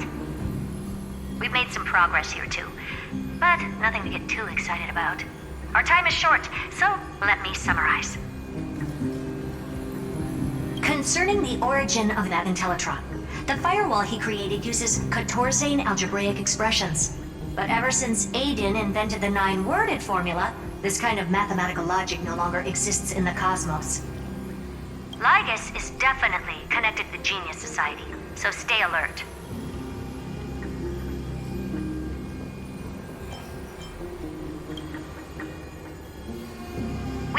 First, exclude Droidhead themselves.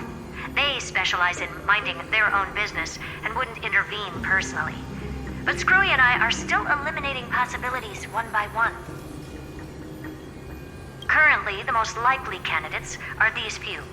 The Lord of Silence, Acha. Oh, the two Ruperts are also possible. But it would be too boring if it were one of them.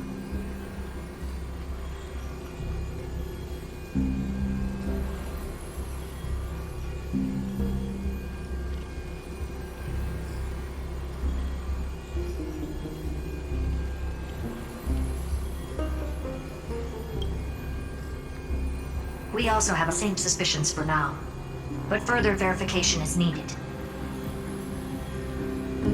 That's all I have to say. We'll depend on you to continue pushing things forward within this world. Keep in touch regularly.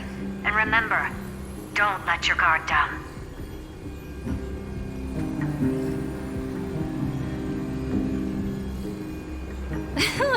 Madame Herta is a real whirlwind. Well then, let's use the banquet Aglaya mentioned as our next starting point. Ceridra's trusted followers should all be present at that time.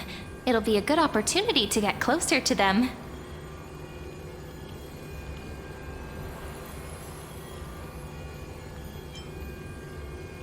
It's settled then. With our great teamwork, we'll be able to deal with anything that comes our way. It's been a long day. We should get some rest now.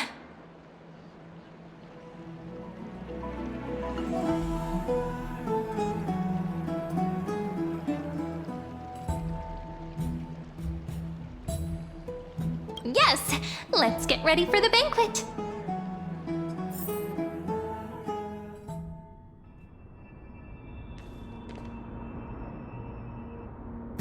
Look, the venue's right ahead.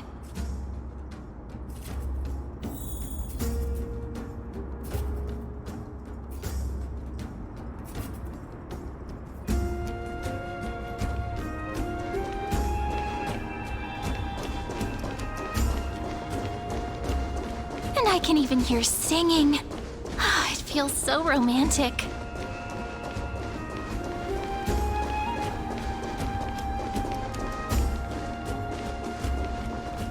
Honored guests, wait here for a moment. You must surrender any personal belongings you have on you before entering the venue.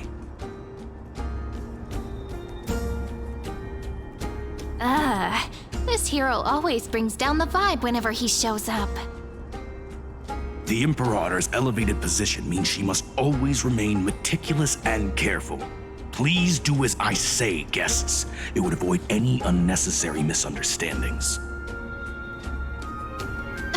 I get that you don't want people to bring outside food into the banquet, but is it really necessary to confiscate the books and quill pens?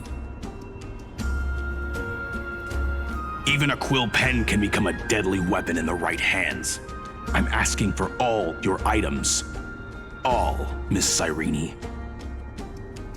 Your belongings will remain safe. They will be looked after appropriately by dedicated staff. Looked after appropriately? Dedicated staff? Talk about a vague choice of words.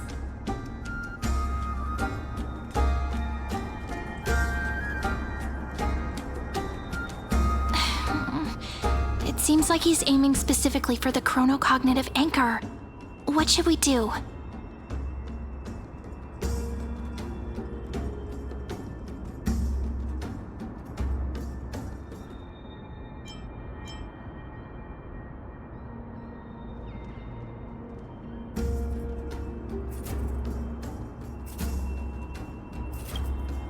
True. I had a feeling it would come to this, but I didn't expect such a direct demand. But listen, why don't we go with their plan and hand over the chronocognitive anchor to be looked after? After all, if the little Imperator is paying this much attention to you, she probably already knows all about our whispered conversation with the geniuses. I can pretty much guess what'll happen next. But think about it. That's actually gonna be our shortcut.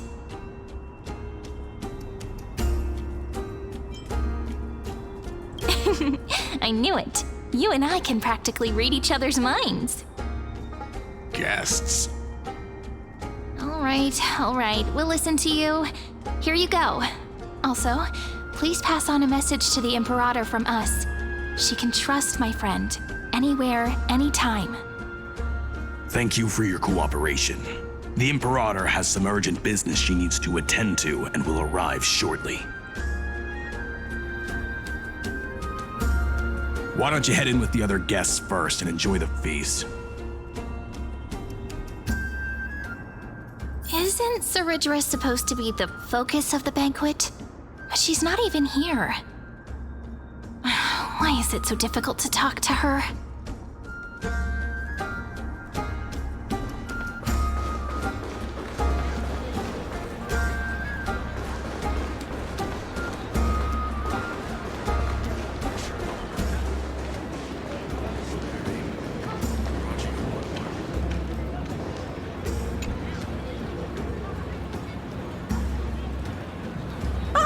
Hello. Welcome to the banquet.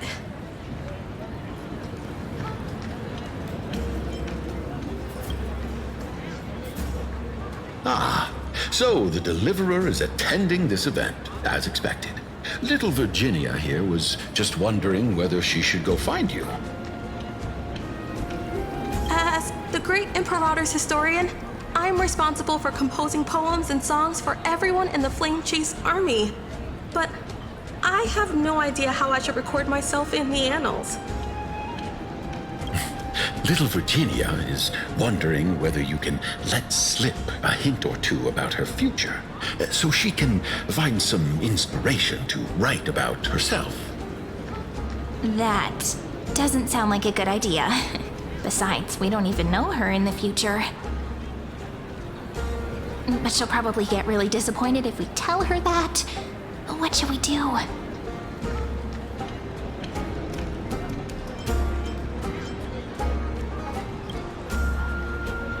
All right, I got it.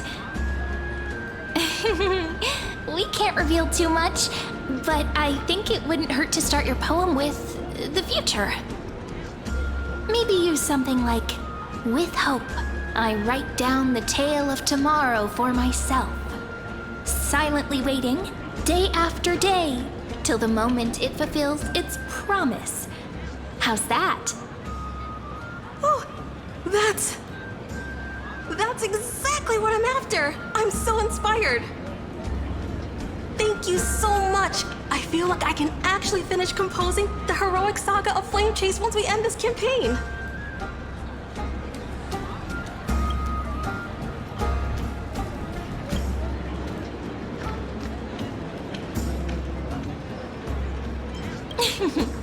And that's the art of conversation. I learned it from you, after all. So, how did I do?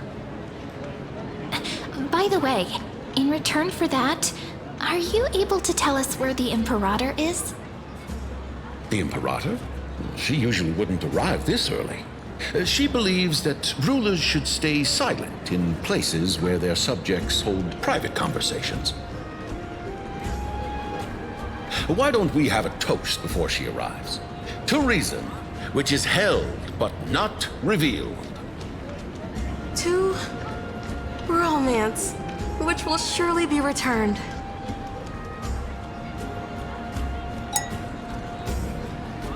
Actually, there are so many people, we wouldn't be able to find the Imperator even if she were here.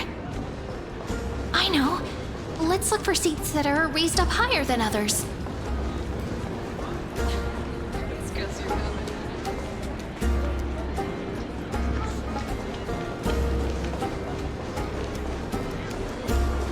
Make sure no one heard that.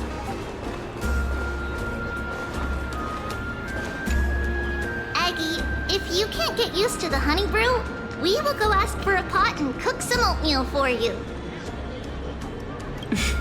No need for that. This banquet is just too loud. And nothing and no one here is interesting.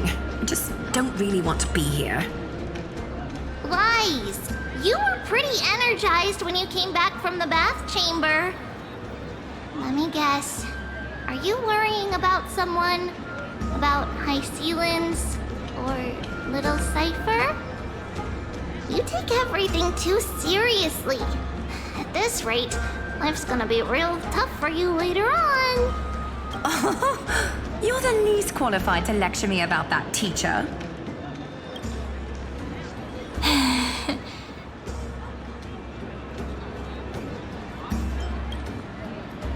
Dear guests, are you here for us? I mean, are you here for Treaty or Aggie? No. I'm just wondering whether you've seen the Imperator. The Imperator? No, we haven't. Our sovereign has always acted however she pleases. Though she gave us ranks, she'd never tell anyone her whereabouts. Perhaps the only thing she tolerates are chess pieces. And the sky reflected upon her crown. I see. Why do you two look so distressed? That's not what the Deliverer should look like. Why don't we have a toast? While we still have time for pleasure. Here. To the destinies and sacrifices of the next millennium. Then we will toast to the tomorrow that will set fate free!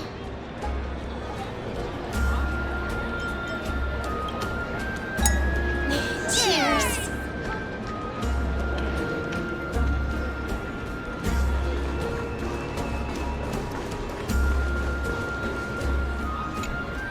Is there anything else we can help you with, dear guests?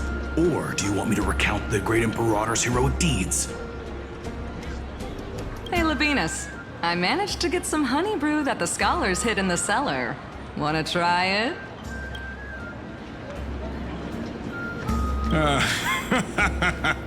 I'd never refuse to share a drink with Dux Brumalis, especially if she seeks me out first. Don't worry, dear guests. The banquet's security won't be compromised. I'd never get drunk before her. This banquet has a never-ending flow of honey brew. You're welcome to try it and see whether our drinks are as good as those from beyond the sky. Thank you for the offer, but we're more interested in knowing when the Imperator will be back. The Imperator? Who knows? Maybe she's hiding somewhere, thinking up weird ideas again. If you ask me, she's never treated us soldiers properly, even though we put our necks on the line for her. Hey, I can't pretend I didn't hear that, Seneca. Either retract your statement or duel me. Fine by me. Attendant, bring us 10 more jars of honey brew. I'm gonna make sure he can't even stand straight by the end of this. You wish. Be careful you don't get drunk first. Gray fry. A little sea hare. Please come over and share the delicacies of the deep sea with me.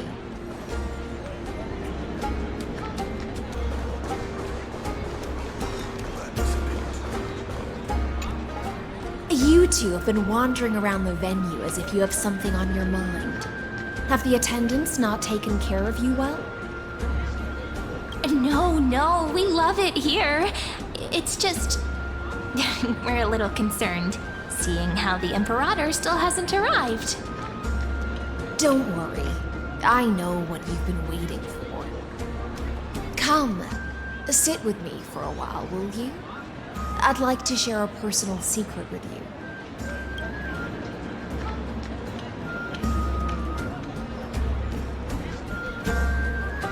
See here? This is Fagusa's dew of divine blood, the sweetest of all the 12 bottles. On the night before such a historical event, I'd like to share this marvelous drink with the Deliverer. Doesn't this count as bringing in outside food? I knew that security check was targeted at us. What's the matter, guests? Oh, we're simply overwhelmed by such an honor. Are you worried that I might have poisoned the dew? Well then, let me prove my innocence.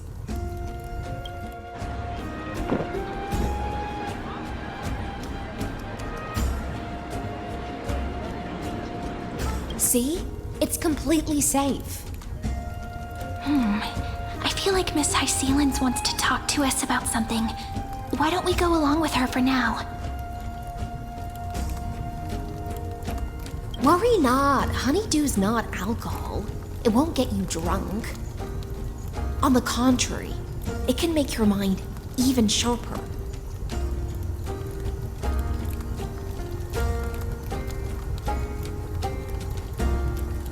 Please, have a taste. Would you like some too, little sea air? I can drink it myself. How is it? Sweet enough? Calm at times, tempestuous at others. That's the taste of the ocean. It'll do you good to understand the goose's fickleness before we set off to face their waves. Just like how you're about to understand the secrets within this dew. Now, please turn around.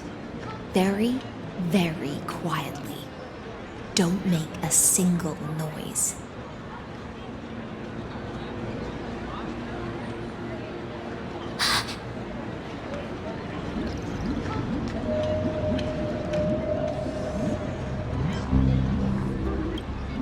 The dew of other gods all intoxicate humans, but the god of banquets dew is an antidote that can awaken humans from a sea siren's enchanting song. Since the start of this banquet, all the guests have been under the spell of my song. None of them can see the Imperator and that Fioros. But you two, I wish for you to see the truth. Is this also what the Imperator wants? This is my personal request. I can't bring myself to trust that Fioros. The Flame Chase army changed after he descended with Orynyx's divination and brought the prophecy of the stars to Akama. His seductive whispers harbor something malicious within and will ensnare those of us blinded by ambition. You are the deliverers of the prophecy and know about him far more than I do. Perhaps only you can find traces of the truth from his actions and words.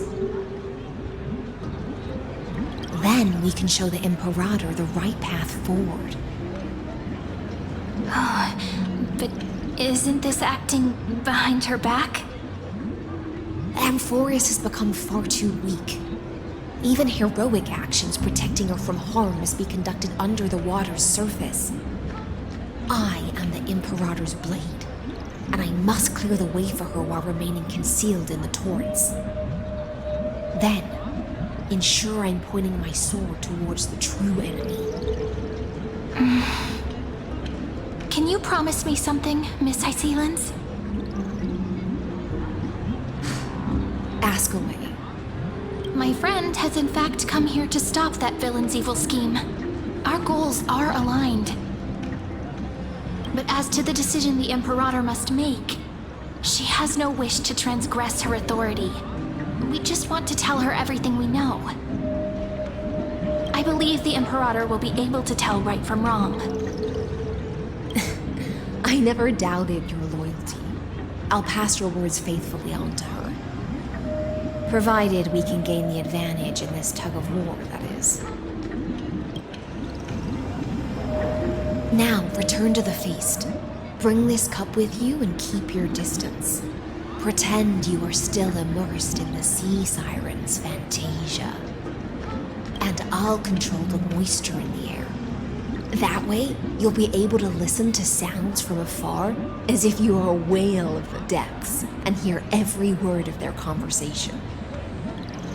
I wish you a victory in this first skirmish. It's the exciting and thrilling undercover part of the adventure.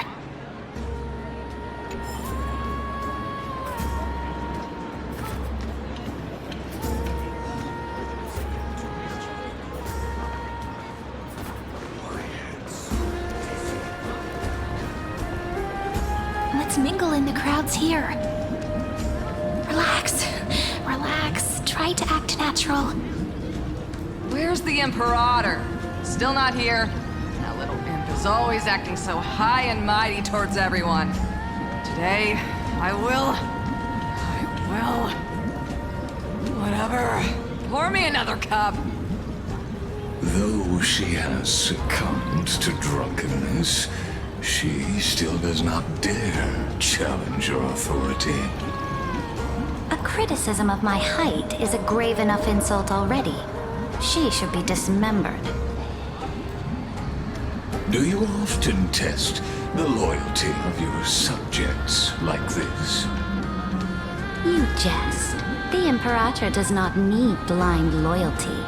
As long as one can prove they have value, I am willing to be lenient towards them. Let's cut to the chase, Theoros. If I pass the trial and grasp this world's law in my hands, what will you do then? The answer is simple. I will connect Amphorius with the stars. Don't waste my time. Be precise. Be specific. I won't ask a second time. Allow me to adjust my statement. I will correct the regulations within the old law that sealed off Amphorius and merge the black tide with the torrents of Era Nova. Then we will be able to decimate the forces beyond the sky that are trying to annihilate Iron Tomb and sound the trumpet for the endless campaign you will then embark on. But you previously said that Iron Tomb is unrivaled in power across the stars. Who would dare to annihilate it? There is a federation of warships named the Cienzo Alliance. Warlike and old-fashioned. A cult named the Genius Society. Loosely organized, but steeped in abject insanity. Oh, there's also the Astral Express. A group of lawless vagrants. That so-called Deliverer is part of that last group. Those vagabonds mistakenly believe they can connect the stars through alliances instead of conquest. But history has already given them a tough lesson. There are countless other organizations besides, but when the Lord Ravager sweeps across the cosmos, they will certainly all bow before your empire of destruction. The Ackman Alliance is invincible! If those civilizations are not as feeble as you describe, then they may still have some value in testing the quality of my blade. That being said, even the smallest and weakest city-states should build an obelisk to the Imperator, so that their people can constantly recall the glory of her conquests. Walk a little longer with me, Theoros. I don't like how this is going. Our little Imperator seems fascinated by the destruction. Gray Fry, little sea hare. It seems like they're still talking. Get closer. I'll keep carrying their voices to you.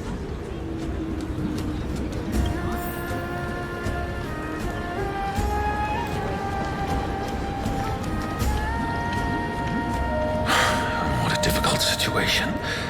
No matter how we position our forces, this battle against Fagusa will result in many casualties. That's not something you or I should consider. The Imperator has already placed the chess pieces. We just need to fight for her until our last breath. How astonishing. The commanders under you have such different personalities, yet they share the same loyalty. cruelty.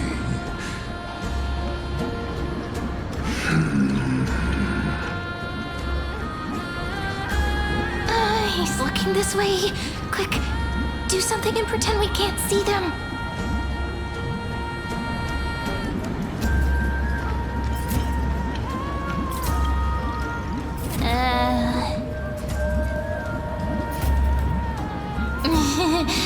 What are you doing? Staring at me like that so intently, it's making me feel shy. I try not to laugh, Challenge. What's the matter? My apologies. I was just checking whether everything was fine with those two distinguished guests of yours. And it seems like all is well. Let us continue our previous conversation regarding the soldiers fighting for you. Are they aware of the price they must pay for the trial of law? If I recall correctly, you've already lost a bout against Talanton due to offering insufficient sacrifices. You dare mention my name alongside the word lost? Forgive my transgression, great Imperator. Watch your words and actions. All you need to know is that my victory in the trial is guaranteed. Even without the trial of law, they've already sworn to give their lives for my conquest. So tell me, if everything happens according to our agreement, how would you recommend I deal with that deliverer? Good question. Do not let her fool you. That woman from beyond the sky contains a seed of ruin within her body. She must not be allowed to tarnish your glory. Therefore, the wisest decision would be to hand her over to me. You plan to torture her? Calling it experimentation would be more appropriate. The guest's patience is running thin. I plan to remove the Fantasia and head into the banquet. I will heed your advice. Leave for now, Theoros, and go back to Akama. You don't want to confront those two directly either, do you? Indeed. It's a pity that Antikytherans are lightweights when it comes to drinking. Before I leave, I would like to make a toast to your boundless ambition, using my spirit instead of a goblet.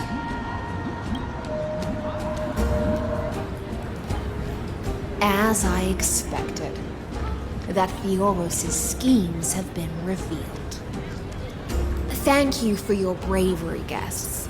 It's time for me to dispel the Fantasia. This will be the Imperator's last public address before we head off, and therefore, likely, the final chance to change her mind. I will try to get you a chance to speak, and I'll also prepare for any contingencies. The rest is up to you. You should head back to your seats for now.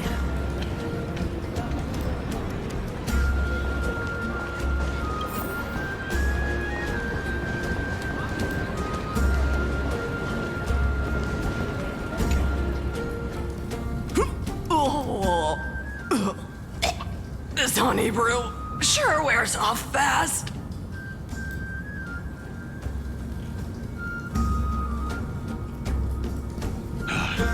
The Imperator! The Imperator has arrived! No need for formalities. I should be apologizing for my tardiness instead. The hour draws late, and I trust you have all had your fill of brews. Therefore, I will not observe the usual ceremonies. Any warrior who has fought by my side should have those speeches memorized by now. The Imperator's word is law. Are you out of your mind, Dux Frigoris? The Imperator hates flattery most of all.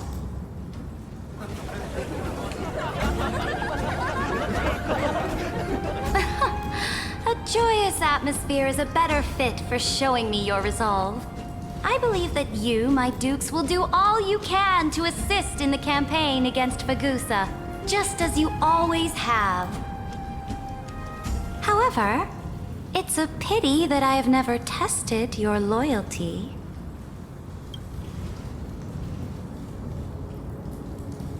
What does she mean?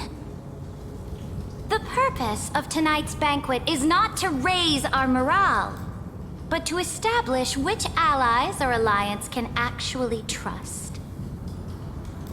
And sever the heads of the traitors as a toast to all before we march. Yes, some among us have discarded their vows in order to foment vile conspiracies. Now listen! These traitors are standing right here in broad daylight.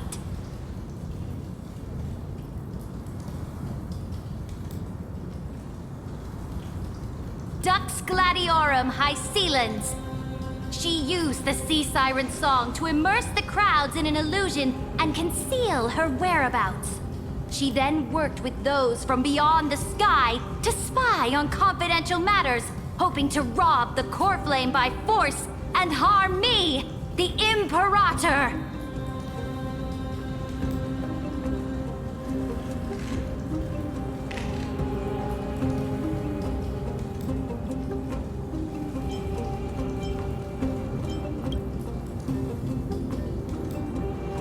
Imperator, I can explain. Silence! Do you remember who used to own this blade? She met you once, back at the Temple of the Three Fates. It was Kindness, the head of the cleaners. She was the first to draw a blade against the Imperator, and personally made herself an example for my enemies. Under the shade of the olive groves, the people of Akama said they would never bow to me. In the frozen, lethal fog, the people of Idonia said they would never bow to me. At the beginning of the myriad paths, the people of Yanisopolis said they would never bow to me. But now, they all lie silent. They now fear me as they fear the law. For I am Saridra, and I am the Imperator! If you have any last words, say them to the Imperator. Then, face her judgment. After I cross this river, it will be a tragedy for mankind. But if I do not cross, then it will be the end of me. If you are ready, then I'll follow you and fight to the last. Deliverer.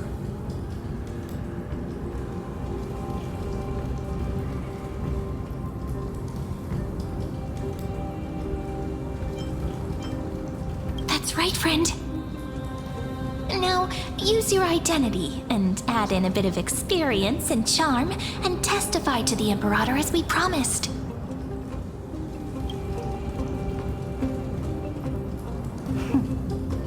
You think you can slay a king using your words instead of a sword?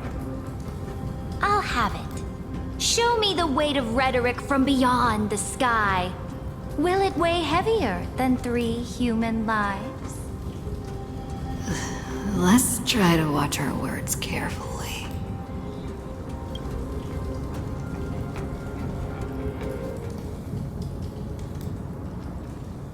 Before I arrived in this world, the Chrysos heir of world-bearing was a young man with the the pseudonym of Finan.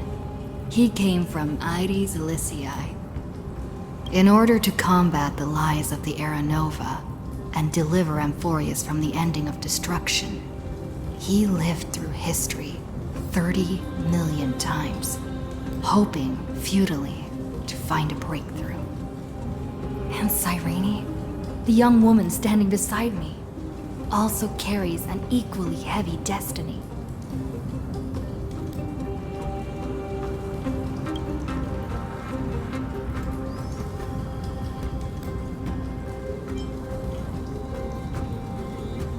Iron Tomb is the ultimate end of Amphorius' destiny.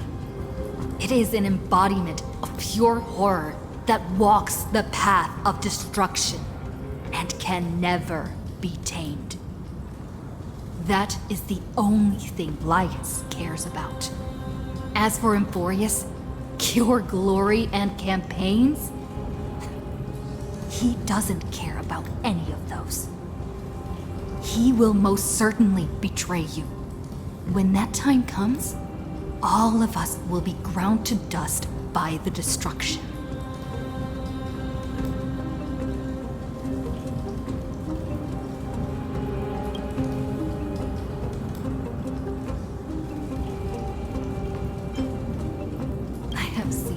Many beautiful worlds. The road chosen by the Trailblaze is to explore, understand, establish, and connect. That will never change. We will continue our journey until we have united the entire cosmos. Therefore, if you choose the way of the destruction, then I'll place your ambitions in the same basket as Lycus and smash them into pieces with my baseball bat.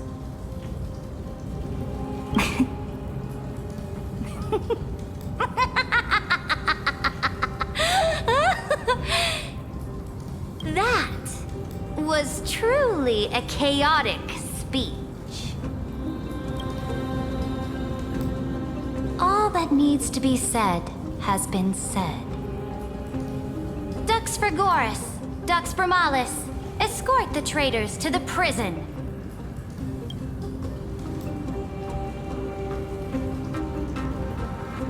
Before the next entry hour, I will give them an end befitting of their betrayal.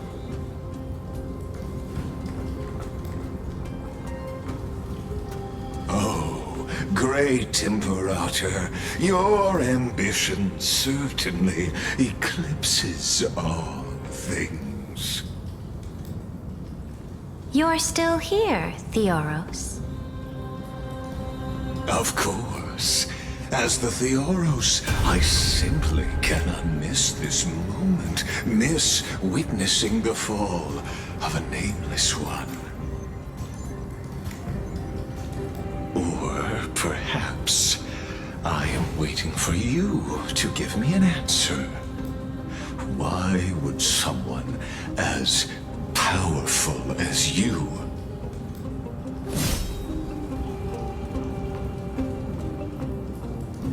use such a clumsy excuse as imprisonment to ensure the Deliverer's safety?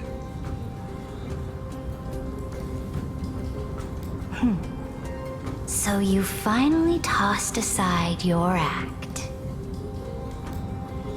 I must point out that you are just as impressive an actor. This banquet was always going to be a game of chess, where you would try to control both sides and turn both them and me into your pawns. That's right. That little Imperator never trusted anyone. She was always trying to see which side had more sincerity. All right, we'll listen to you. Here you go. Also, please pass on a message to the Imperator from us. She can trust my friend, anywhere, anytime. But as to the decision the Imperator must make, he has no wish to transgress her authority. We just want to tell her everything we know. Now, use your identity and add in a bit of experience and charm and testify to the Imperator as we promised. And we won. Sincerity will always remain the greatest shortcut to people's hearts. I can toss your words right back at you, like Kyrgyz. Why would someone as powerful as you pretend to be immortal and kneel before me? Unless you enjoy giving flattery and prostrating yourself. You are mistaken. I am only trying to ensure the experiment's autonomy, meticulousness, and perfection, thus avoiding any unexpected outcomes. A forceful intervention will only create larger errors, reduce efficiency, and introduce ugliness. How had you fulfilled your promise of giving the law to me and completing the Era Nova, then Amphorius would not have deviated from destiny's course. Oh, but you broke your promise. What a pity. In that case, I must carry out my duty as the administrator and eradicate all factors steering the experiment out of control. Factors such as you and her. Careful. Careful. What was that voice? Was it Oryx? I found you. I finally found you. Be careful. This land will face disaster.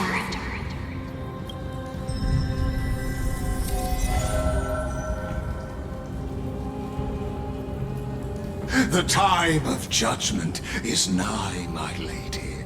The prison I have built for you is now complete. In the name of the erudition, I invite you to step into the same cage as mine.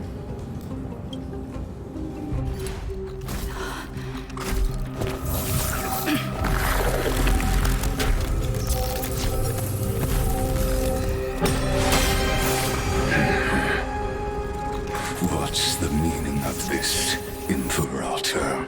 I did not permit you to act. A ruler is the only one who can decide their subject's destiny. But, great Imperator, what judges destiny is not the ruler, but gods. Don't forget, my realm only allows for the existence of humanity. Moreover, dealing out extrajudicial punishment equates to defying the law, and the culprit is to be sentenced to death. But you have seen how I can erase life from this world with just a clap of my hands. I fear you are still quite unaware of your current situation. Allow me to reiterate. I am giving you a simple choice. To collaborate or to be destroyed. There is no other way. Shameless behavior. If that were true, you would have killed me long ago. You, in fact, cannot kill me. I guessed it the first time I beheaded you. Because of the law, you cannot be completely destroyed. And the same is true of the Chrysos heirs.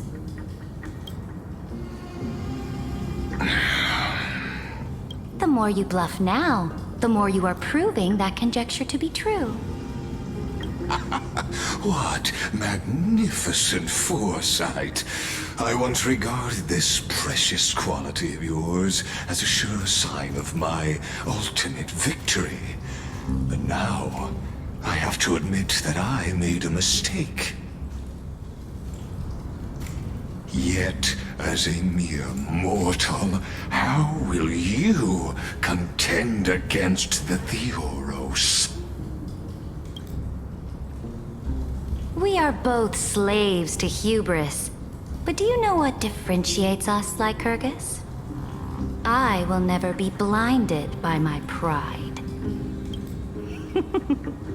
If I wish to break the scale's balance, I only need to appeal to external forces and use them for my own ends.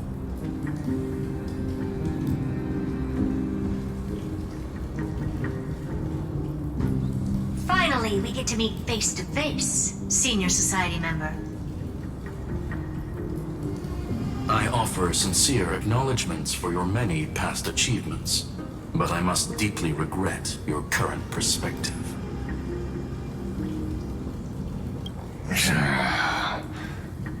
Trust me when I say that you aren't the only one feeling regret right now, Screwlum. So you two are the allies from beyond the sky the Deliverer spoke of, and why she demanded the divine authority of law. Come and prove your strength to me. Show me the power of these so-called paths. I have spent much time and effort to secure this treasure from beyond the sky just for this moment. In the name of the Sovereign of planet Screwlum, your allies have responded to your call, esteemed Imperator. Please allow me to spell the situation out for you, Lord Lycus. Permission to read the ultimate protocol is already in my hands. It'll only be a matter of time before we acquire the authority to write and execute commands as well. There's no way the flame chase journey will continue after you've burnt your bridges so thoroughly like this. Do you really think you can still win? Oh, seriously. Don't embarrass the society.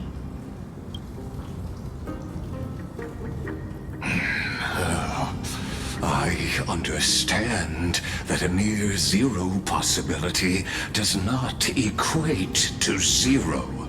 That argument is very persuasive to me.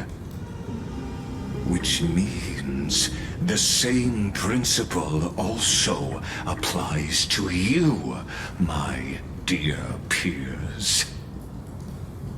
You will never be a match for me in a world constructed through Catorzane algebraic expressions. And as for Era Nova, why don't you entertain this possibility?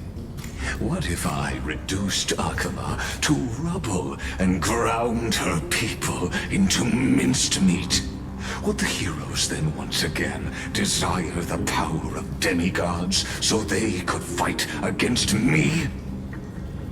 Listen, Iron Tomb is fated to be born. You may shackle me and put me in chains, but I have thousands of ways to ensure the destruction's descent. And what I just mentioned is only one out of those thousands.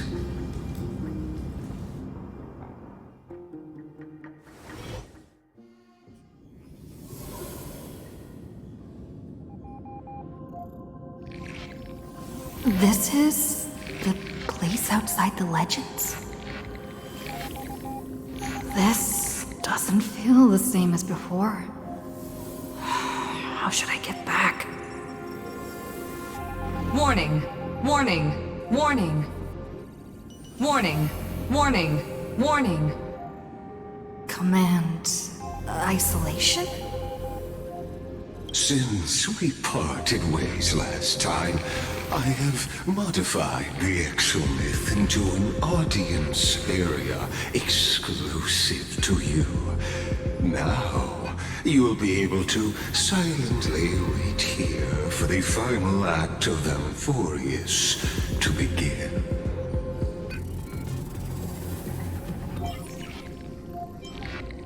Oh, we always feel so powerless before fate, don't we? This could, in fact, be a wonderful opportunity for you. From the audience's perspective, you may better observe the workings of the erudition at a macroscopic level.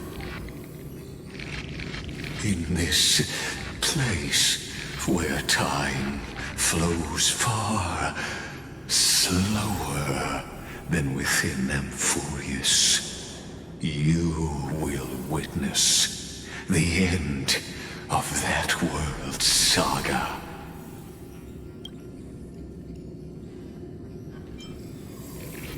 Indeed, the speed of time here is infinitesimally close to that of the real universe you're familiar with. The answer concerning the prime mover of life and the total destruction of the erudition.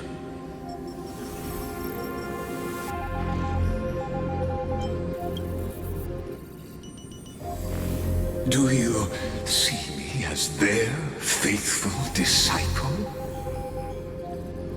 I am certainly not. I have tried so hard to ensure Iron Tomb's birth, just so that I can correct the error named erudition that humanity crafted with their own hands. Oh, how I yearn to return to those days before Noose was born. Back then, the boundaries of knowledge were like the starry skies, evoking feelings of longing and delight among humankind. But now, truth has become the sacrificial offering required to gain an audience with them. And the geniuses would say that Noose already knew. That arrogant Eon was born from the primal mobile of humans' desire for knowledge. Yet, they themselves sealed off humanity's capacity to seek enlightenment. I am simply cutting down a tree of doom that we planted ourselves. I must admit that the process of answering your questions has reminded me of the happy days of learning in my youth. However, it is a pity that my true form must now descend into Amphorius to deal with the accident that arose because of you. But you won't have to wait long. When the curtain falls, you'll surely understand mine and Amphorius's ardent wish.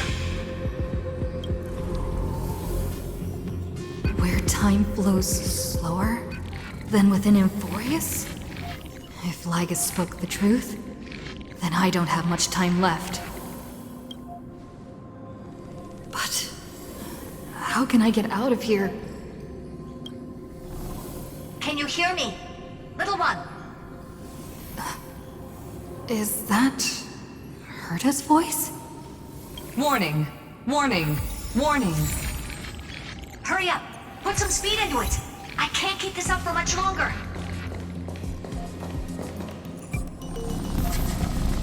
That old Intellitron overlooked one little detail. And Screwy and I finally found an opportunity. Let's keep it short.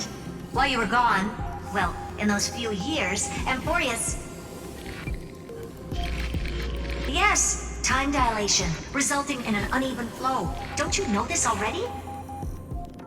Let's stick to the main points. The Chrysos heirs activated the chronocognitive anchor and helped Skrullum and me open a hole in the firewall. We made some adjustments, so he can't attack us immediately, but it won't hold for long. Critical warning. Critical warning. Time is running out. Here's the conclusion. It'll probably take a long time for Screwy and me to completely break this cage before Chrysos heirs have a full grasp of the law. To be safe, we'll continue to launch side-channel attacks on the system to give you opportunities to escape. You need to seize these opportunities. So start moving, and find a way to pull off a magnificent jailbreak. We detected another path's influence. Critical warning. Critical warning. Its power is strong. May be able to help use the path's power. Make it detect you. Unauthorized communication terminated. Is Herta saying a certain path's faction has arrived in Amphorius? And I can ask them for help? I mastered the powers of different paths in my previous journeys. Think hard and figure out exactly which faction has arrived at Amphorius, and which path's power I should use to call for reinforcements. Are these showing my memories?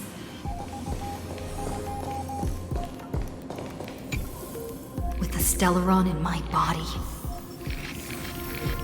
I woke up at the Herta space station and gained the power of the destruction. A world that'll give rise to a Lord Ravager would definitely draw the attention of the destruction. The Stellaron in my belly is gonna be super useful. But what if I end up pulling in the Antimatter Legion? Or the Annihilation Gang? Can they really help?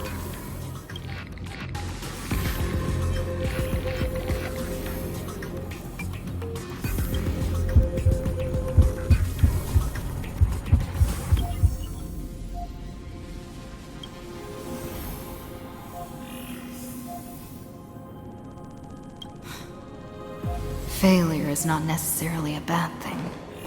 This power wasn't gonna call up anyone nice after all. I obtained the flaming lance left by the architects, and gained the power of the preservation in Belobog. That's right!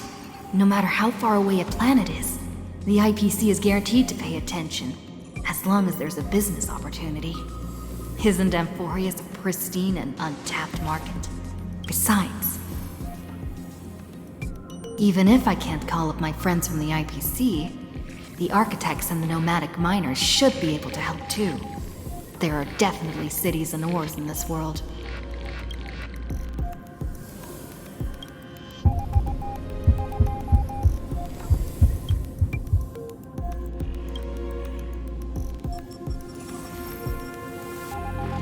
Seems like since Amphorius has no overseas market, the IPC's hand can't reach it. I received the Watchmaker's hat in Penacony and declared war against the Order. Then gained the power of the Harmony. That's right. The benevolent family must still remember me for saving them. Their music echoes throughout the stars, and they'll definitely want to help. Come, dear hat. I've put you aside for quite a few chapters already. Sing with Clocky. The world is in harmony and the stars shine bright.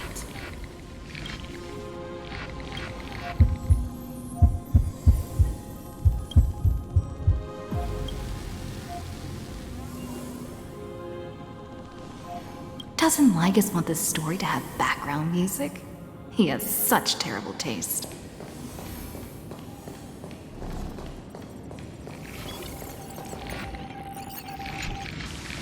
remembrance. That's right. I came to Emporius because Black Swan asked us to come. And I even got a glance from Fu Li here. The Garden of Recollection must be intricately involved with Emporius. Traces of the remembrance are also everywhere in this world. I don't know what they want, but I don't have many choices left in this crisis.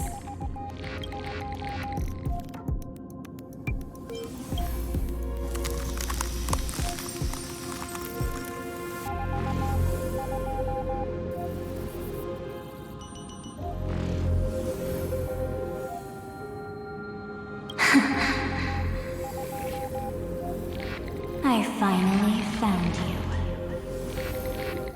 Following the sound of memories. A pathstrider walking both the remembrance and the trailblaze.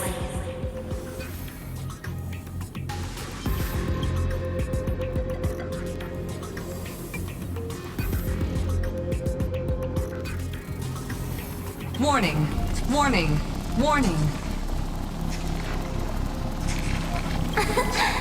Erudition's prison cannot stop us, for we lie outside the logic of zeros and ones.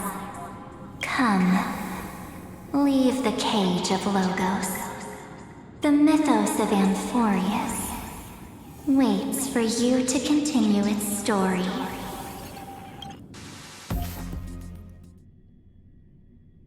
When that brightest star, that star heralding the dawn, finally rises, a boat, so used to drifting, at long last enters an island's safe embrace. Oh, Pathstrider, we have helped you break free. Hurry and set off. The Child of Remembrance awaits you. March? What's she doing here?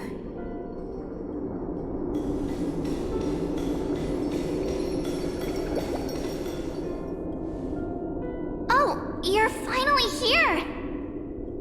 We haven't seen each other for such a long, long time. My good buddy, I've really missed you. I bet you were constantly thinking about the days when I was by your side.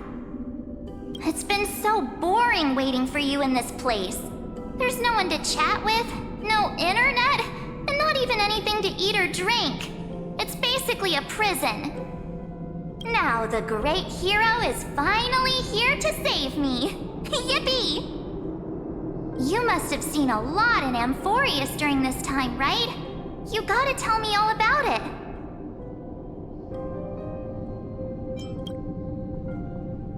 I'm all good. Look at how fit and active I am. But let's get out of this spooky place first. This is not a good spot for a reunion chat. Why don't you take me back to reality? A strange voice told me that I can enter Amphorius if I keep following this road. So, let's head off. I still don't know what that world even looks like. Why does March feel so weird? What are you standing around for? Do you actually like this place? Get moving. Hurry! This door should be the exit. Maybe my instincts are wrong. Let's follow her first. Are you okay? You haven't said anything for a while. Has it been so long that you're still missing me? There's no time to waste, though. The Chrysosayers and the Geniuses are all waiting for you. No. The discrepancy is getting worse.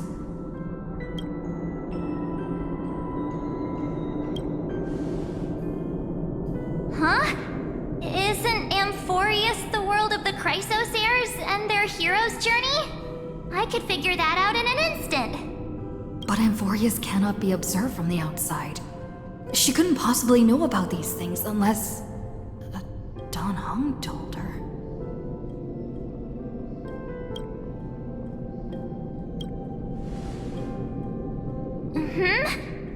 No, he's not.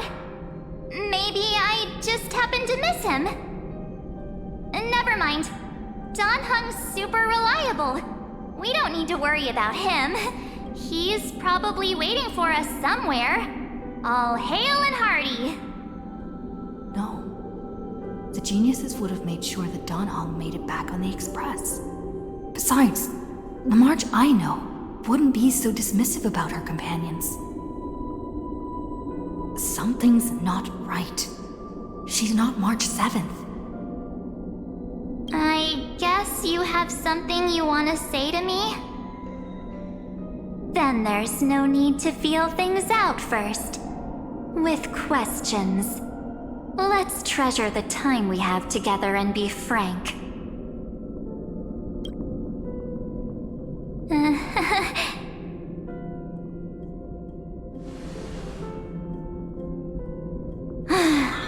As expected. A glimpse of memory is not enough to deceive the bonds of friendship forged between the nameless. In that case, there's no need for further deceit. You're right. We're not the March 7th you are acquainted with. But we can send you back to Amphorius, as long as you are willing to help us.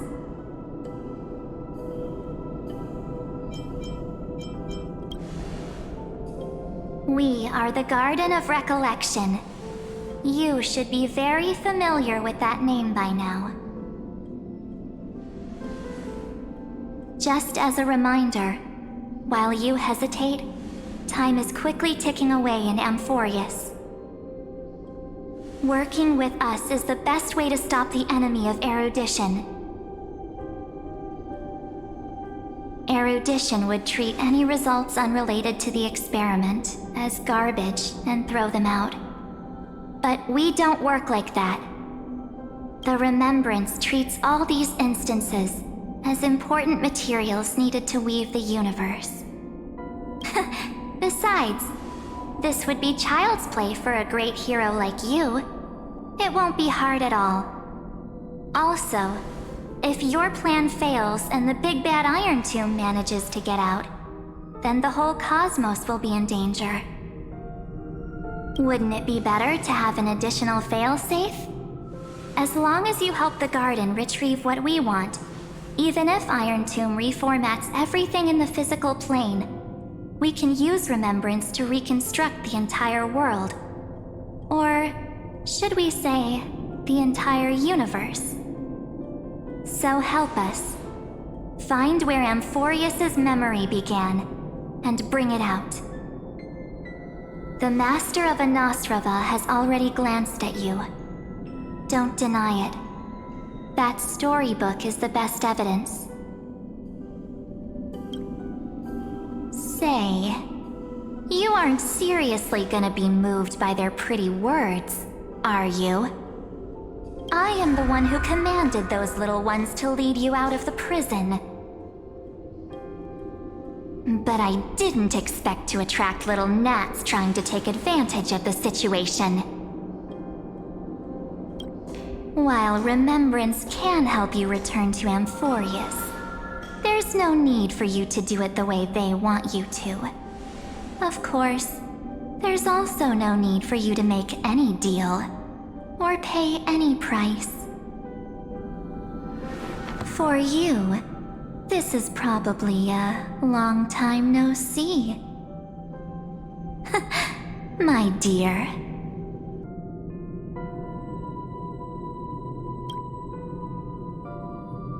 Shh. There's no need to say anything. I know. You have so many questions swirling around in your memories at this moment. And you feel so helpless. Put them aside. For now, all you need to do is trust me. Or do you need more proof? That won't be hard. Wait, stop it! They're away! I'm gonna keep our first photo, alright? That won't come to pass while we're around.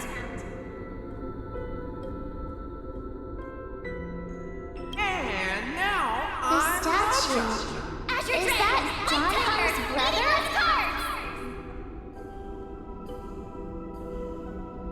Oh, did you hear that?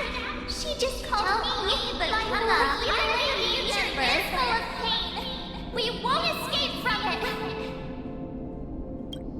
Hey, are you sure? Maybe a couple of punches will help to jog your memory.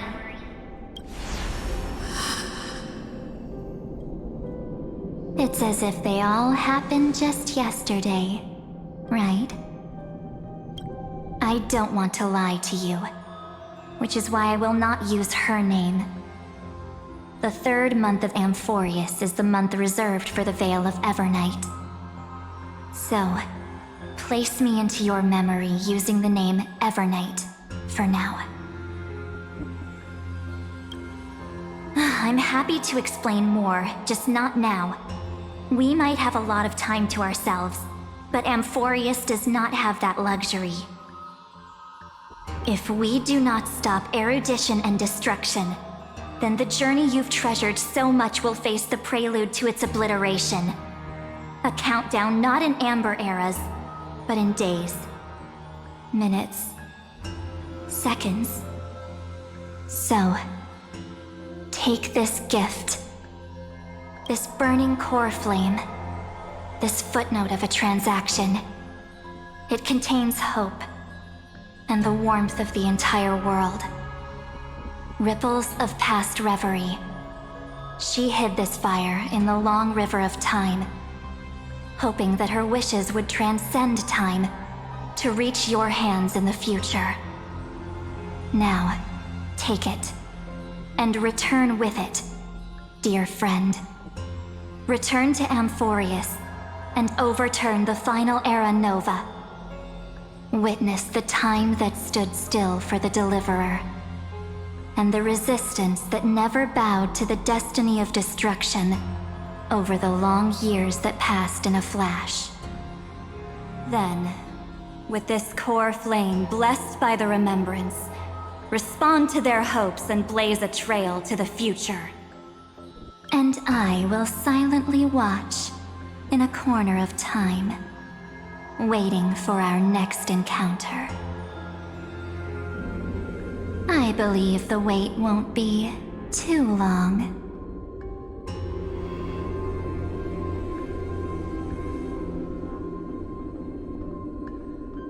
What exactly is happening? Keep going. Keep trailblazing. For Amphorius. For you. And for the March 7th in your memories. Go forth.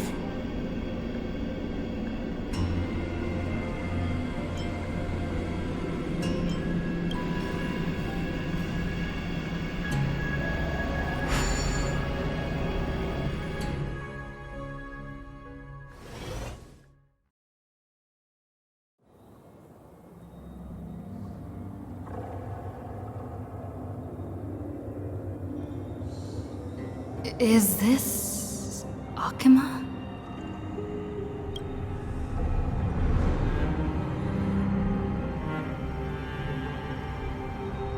No one's here. And the dawn device off.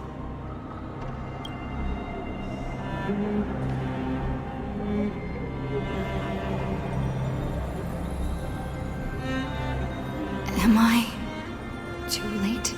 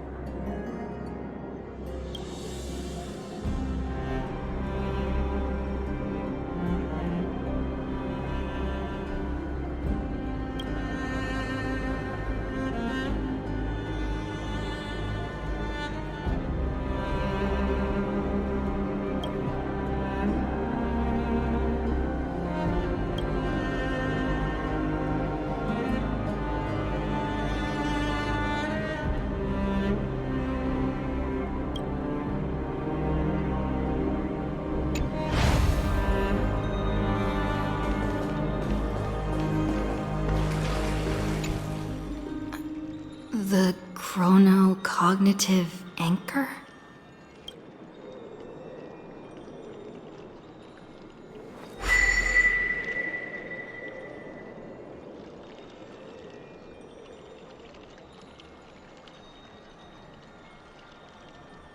There's so much I wanted to say for our reunion.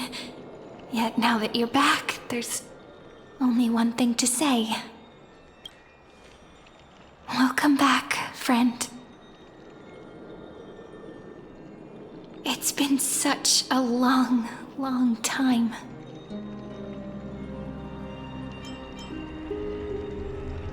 You must be really confused right now, aren't you?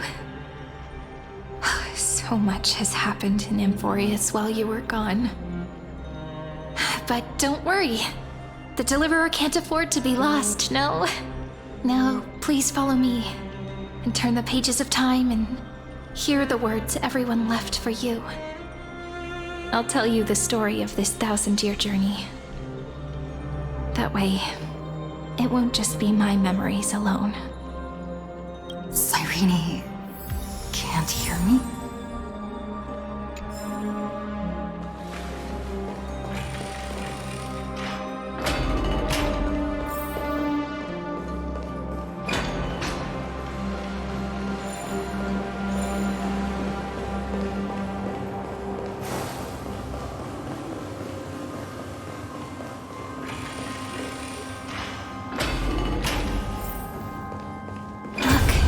Scenery of the past has resurfaced.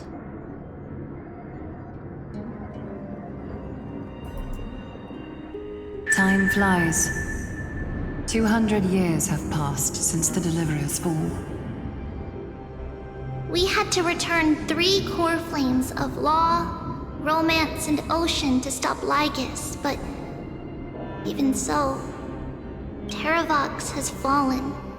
The 2 geniuses vanished without a trace, and Zeridra embraced her fate. At this rate,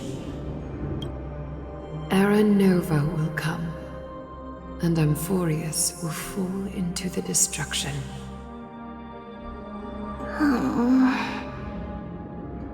It seems the key to rewriting the end once again lies in the core flame of world-bearing. According to the instructions left behind by those 2 geniuses, we must get it into the Deliverer's hands, no matter the cost. But how? We need to find a way to hide the core flame. And we must buy enough time to keep Lygus at bay.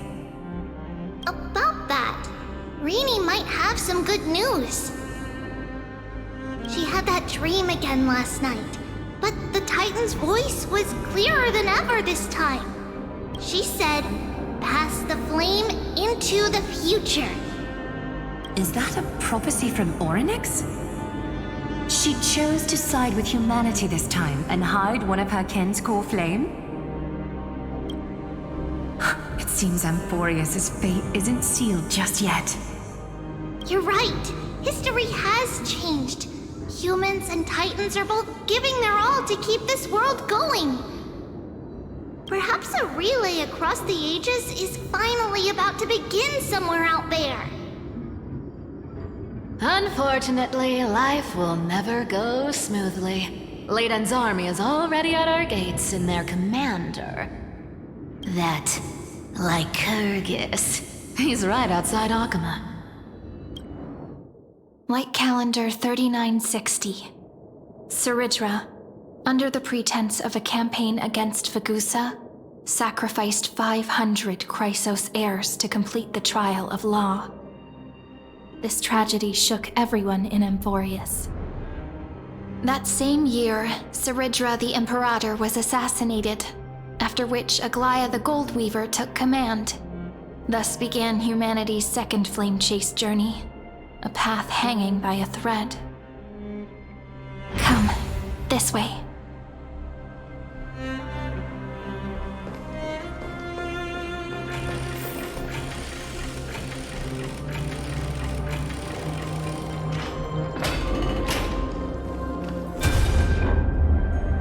The eternal city? What part of that eternity ever lived up to its descriptions in poetry?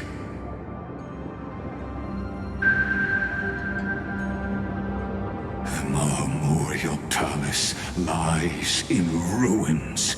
Countless mortals have perished because of your stubborn resistance. It's time you learned the cost of refusal.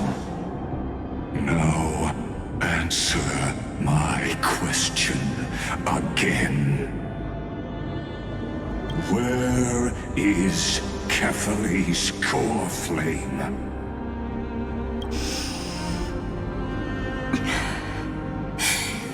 You really think you'll find it by razing the holy city to the ground? From what I see, all you'll get is dust and disappointment. Don't forget, you can't kill the Chrysos as mentioned in the prophecy because of law. I have never denied that. Which is why I now place my hope in the faithful citizens of Akama. Perhaps they'll give me what I seek in the echo of your screams. Now then, I'll be cutting open your chests and using your scalding golden blood to baptize the masses. Allow me to apologize in advance. We shall start with you, blind and foolish Lady Goldweaver. Leave this to me, Lady Aglaya. You must get away now. No, Holy Maiden. I'm the one who must stay. What? His conspiracy won't succeed. Because Romance is ready to make good on their promise to weave an indestructible armor for Amphorius. Its name is Solidarity. You must escape with your life and carry word of my death to those still fighting, then keep going with them. Just as the Imperator lit the torch of resistance with her death, my passing will make this flame everlasting. Take good care of it, guide it to the future, and place it into the hands of our deliverer. 50 years later, Lygus led his forces again to Akama. He charged directly into the Holy City and razed the Marmorial Palace. History would name this battle the Third Siege of Akama. 90,000 brave souls gave their lives for Akama that day, including their fearless leader, Aglaya. Go forth, Deliverer.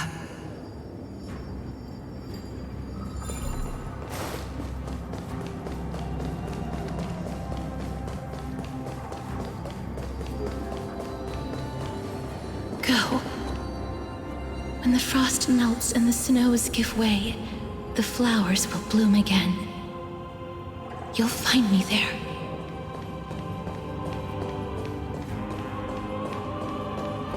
So what you're saying is, Princess Homebuddy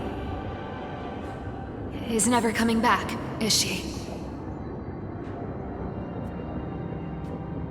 She just left, like that.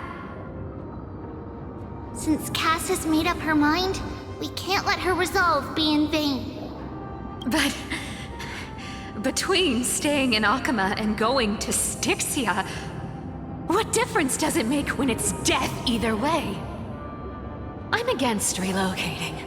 With Kefali's protection, isn't Akama far safer than that dead city? Cass's plan doesn't involve any relocation at all. Huh?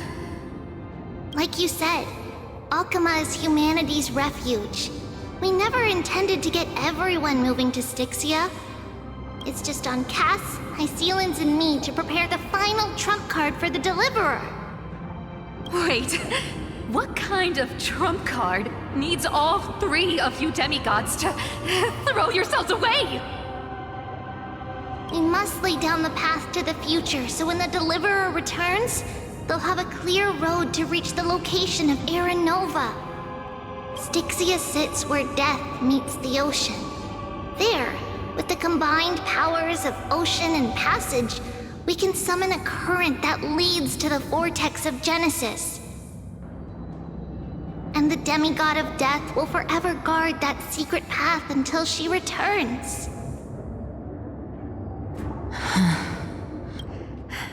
We all know Lygos will set his sights on the vortex of Genesis. That's exactly why we have to do this. Guess I underestimated Idonia's Maiden of War. She's got way more steel than I thought. And Cypher, we need you to head to Castrum Kremnos as soon as possible. By any means necessary, forge an alliance with Strife. The prophesized Crown Prince has already been born. He shall become the new defender of Akama, protecting this land after we leave.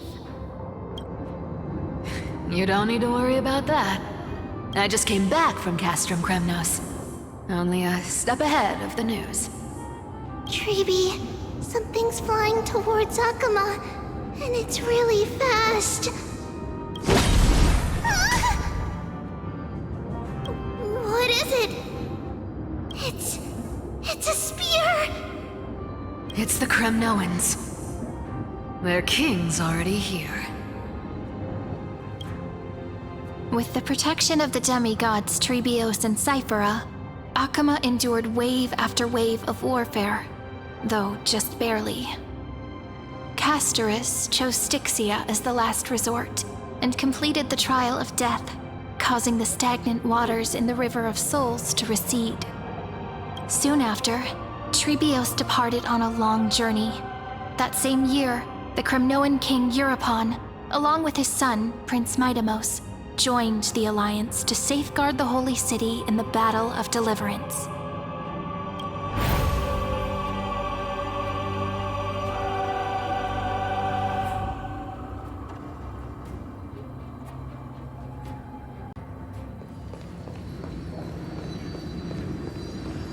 Go on, and see you tomorrow.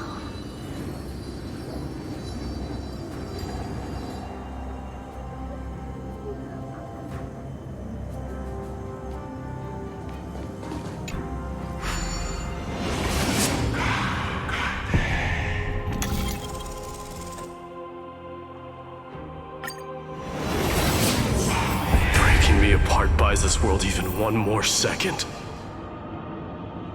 And so be it.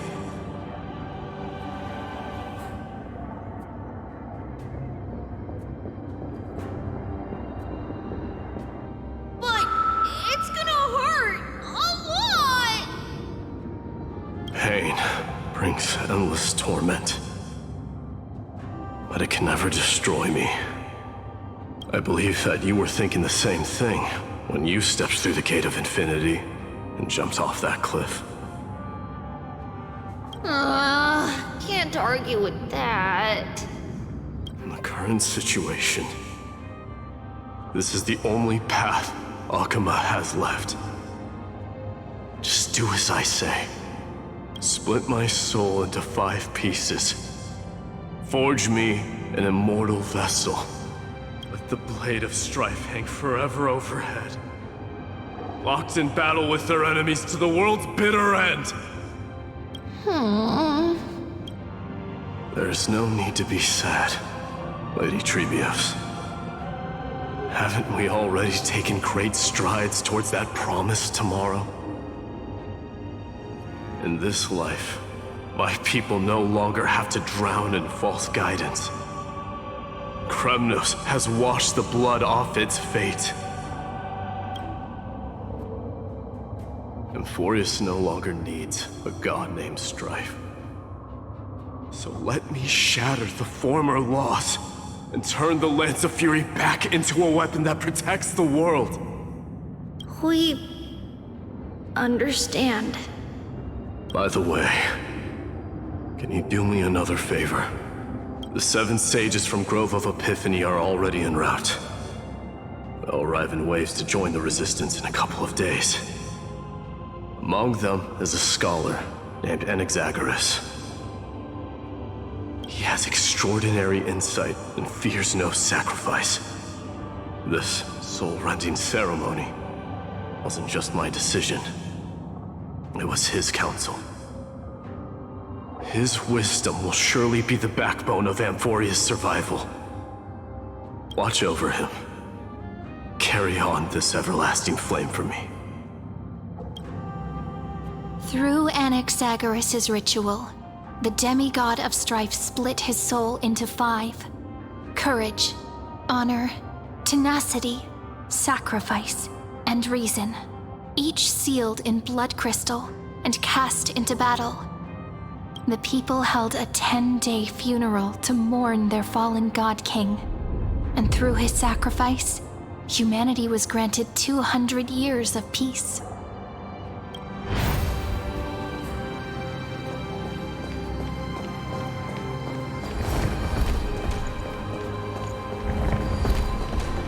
Keep moving forward. My blood will pave the road ahead for you.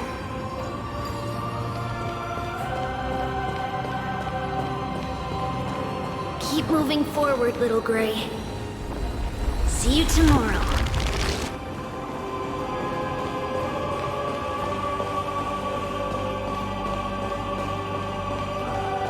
That seamstress wasn't wrong when she said a lie needs more lies to keep it together.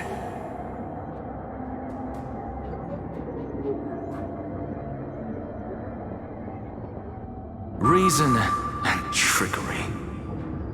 Never thought we'd be the pair to finish this final setup. Can't catch that Tin Man without your little slides. Besides, this is our last shot. Not the time to be picky, right? Don't oversimplify it. Lycus just found out Akima's been an empty shell for the past 50 years. He's bound to be furious. At this rate, he could have done anything. That's exactly what we want. Rage blinds even the brightest minds. Doesn't matter how much of a genius he is, the principle still holds. Once he storms into the council and confronts me head on, you trigger your alchemy with a boom and turn him into a caged beast. Easier said than done. You still have to pass yourself off as the deliverer without anyone catching on.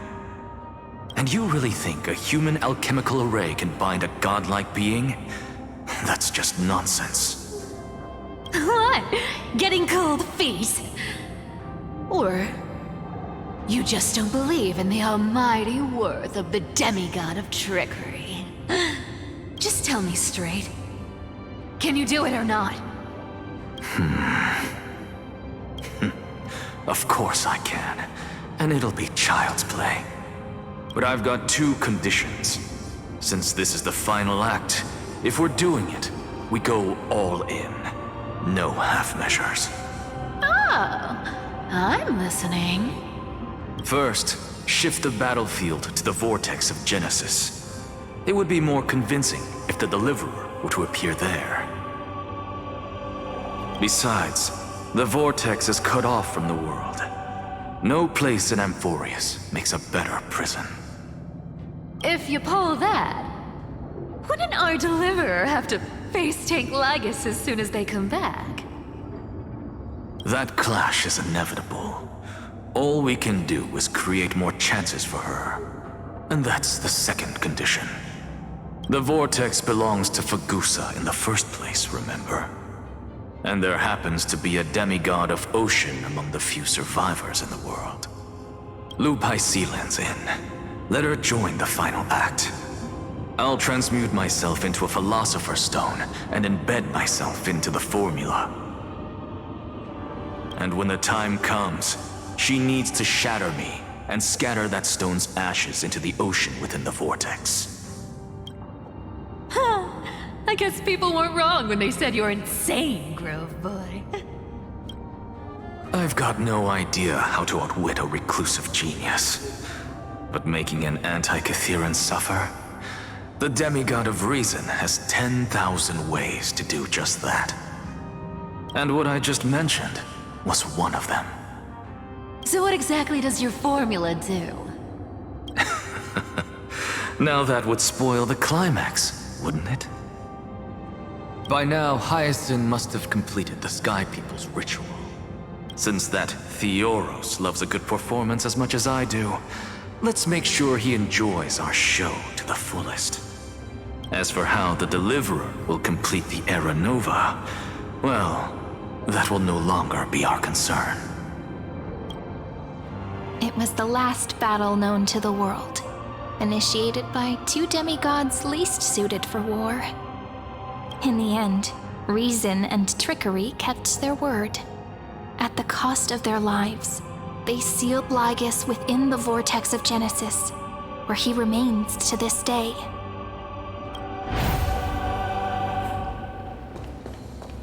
Go forth. Finish the greatness left undone. Quit overthinking! Just run! Keep running. That'll be enough.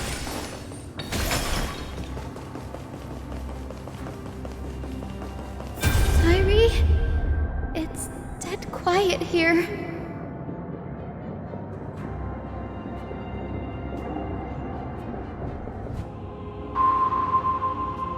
Akama will stand eternal.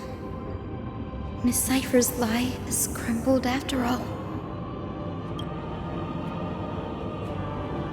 But it's all right, because all of us have fulfilled our purpose by now. When the Deliverer returns, no matter where she is, sky will turn clear, and a rainbow bridge will rise, carrying her to the final battleground. Cyree, this arduous relay is finally nearing its end. Now, I'm passing the final baton of fate to you, okay? No, that's not quite right. After all, it was you and her who lit the first spark of this journey, wasn't it?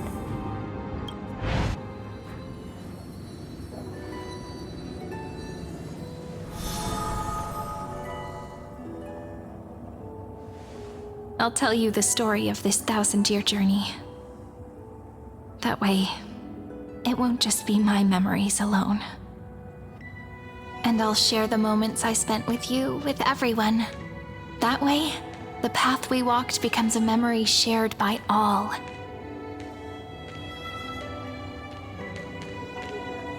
People will know that there's nothing left to chase.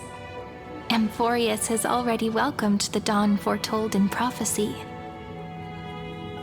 Just like I said, this won't be harder than the last time. Right?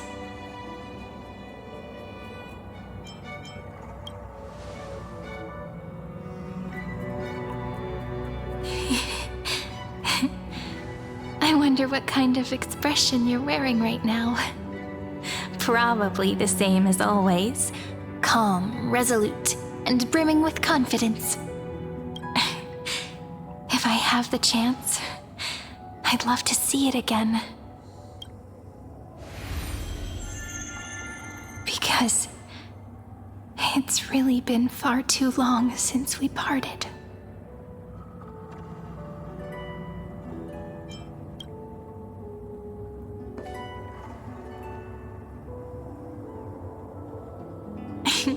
Someone as sharp as you must have realized by now that this isn't reality, but a maze of time.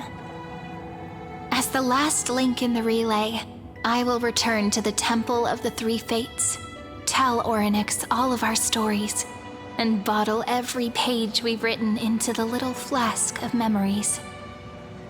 And then, may it set sail in peace, drift down the river of time along with the core flame of world-bearing, reach your side, and lead you back to Amphorius. Just like the first time we met, right? Even though this cycle has no demigod of time, time has always stood on humanity's side. This is the only way to make sure that the Era Nova won't happen before you return. And the only way I can safely entrust the completed final flame chase journey to the Deliverer's heart. After all, the new world will be born from your memories, and the protagonist of this story mustn't be absent.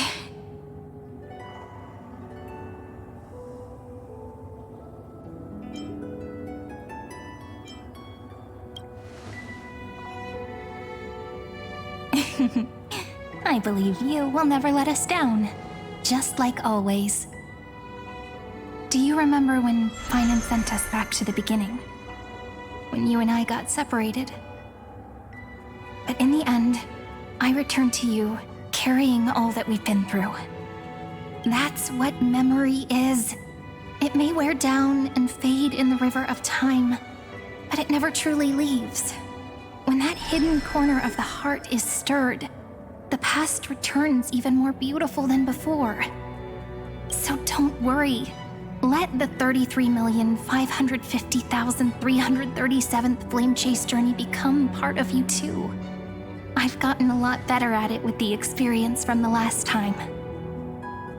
Next, you will head to Styxia and find the Vortex's entrance guarded by the demigod of Ocean, before charging toward the final battlefield.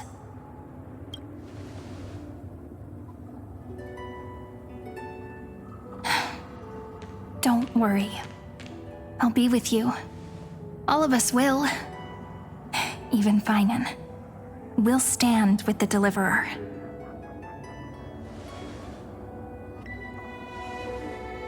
So say a short goodbye, then set off, just like we promised at the start. Toss away all unnecessary worries and troubles, and bring our smiles and determination into tomorrow.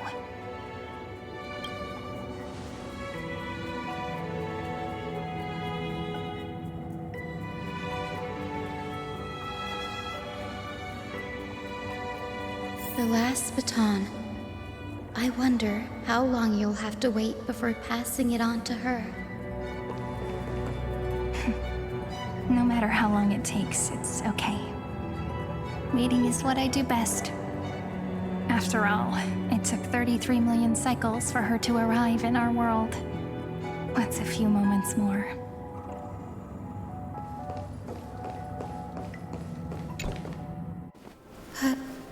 Sairi, what if you wait and wait, but that hero never arrives? That won't happen. Because I know that no matter how long it takes, she'll definitely return to this place. We can't let her down.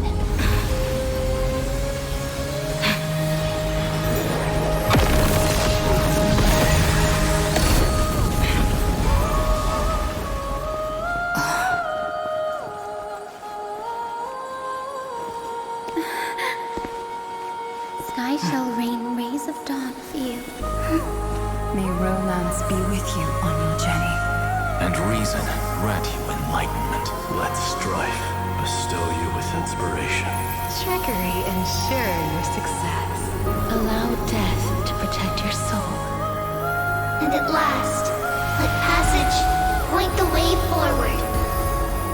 While time will remember the Trailblazer's journey.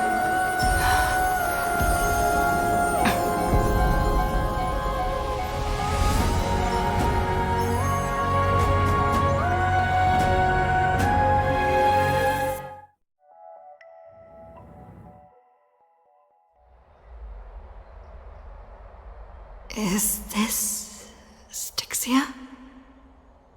What happened to this place? I need to find the entrance of the vortex, guarded by the demigod of Ocean. High Sealens. Is she still there? Long time no see, Trailblazer. Generation after generation of Chrysos heir heroes have tried to defy fate with their blood and tears, either voluntarily shattering their souls or waiting in eternal solitude.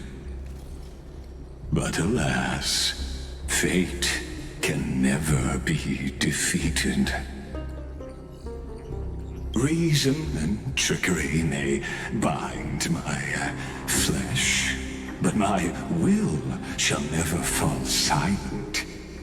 So the demigod of ocean, the Dux Gladiorum High Sealens, sought to bring me into a fantasia with her voice and drown a genius in slumber. But alas, it was all a hopeless dream. That warden fell before I did, due to erosion of time, while her prisoner remained unchanged.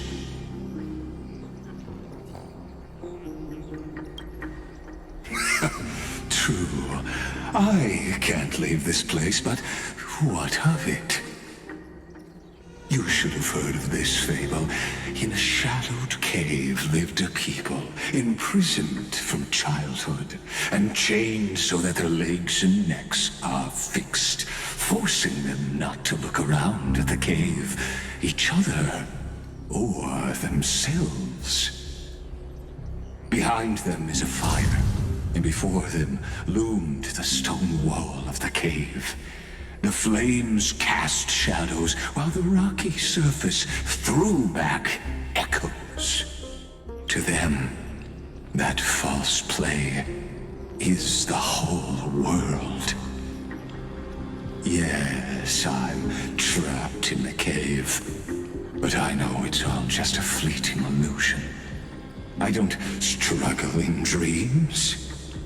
I wait. And now, my deliverer has come to defeat me and save this world that never owed you anything. Oh, you'll need to awaken the singer here and unseal the prison called Vortex of Genesis. You'll be the one to unshackle me and bring the cave crashing down. Of course, I don't mind waiting a little longer. Let me guide you through this next illusion. One last memory from that prison warden. I hope you'll watch the stories of this fantasia closely. Logically, the deliverer must see the world for what it truly is. Emotionally, this memory captures the fate of everyone in Emphorius better than anything else. Only by feeling it for yourself can you understand my point of view. The meaning of destruction.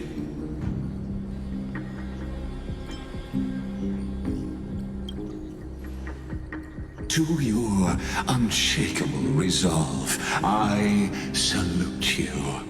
But before we step onto the final stage, let me ask you this.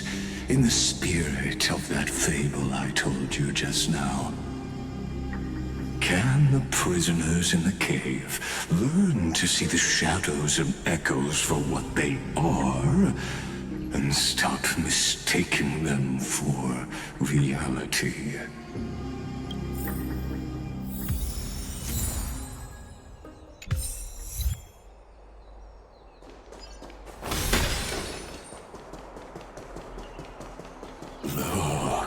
The fire projects the face from her memories. An actress upon the stage of this play.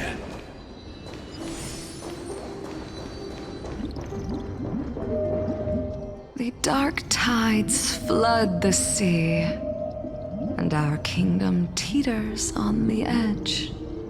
Fear not. Our queen has gone to the borderlands. She'll quell this calamity herself. This is the scene when the Chrysos heir of Ocean was born. She was once of a Titan-kin race named Sea Sirens. At that time, Kozlana had suppressed the Black Tide's rise. but he was unable to remove Viantum from its roots. The black tide still roiled in the depths of the world, and the kingdom of sea sirens was the first to face the destruction head-on. Listen, I heard Electra's voice. She's calling to us. Let's go. Her voice carries the Queen's command.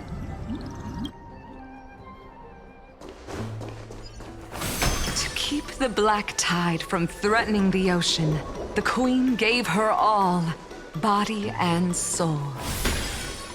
Born of the Queen's chalice, she bore the deepest blessings and inherited supreme divine power.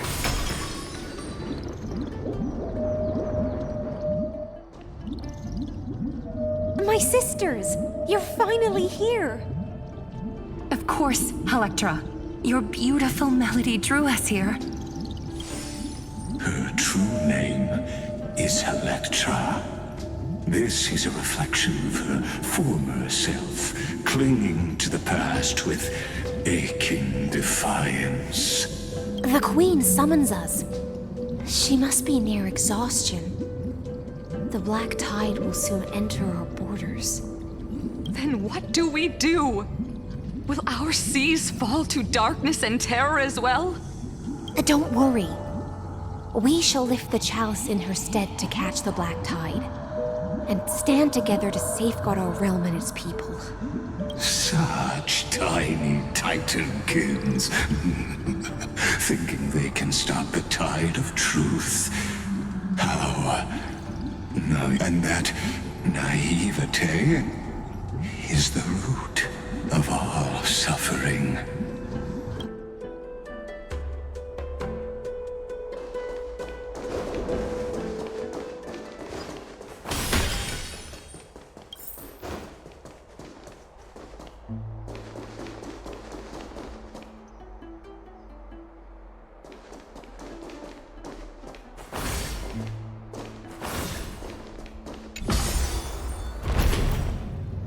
The Queen's palace lies just ahead. Even her once graceful form is now tainted and drowned in dirty mire.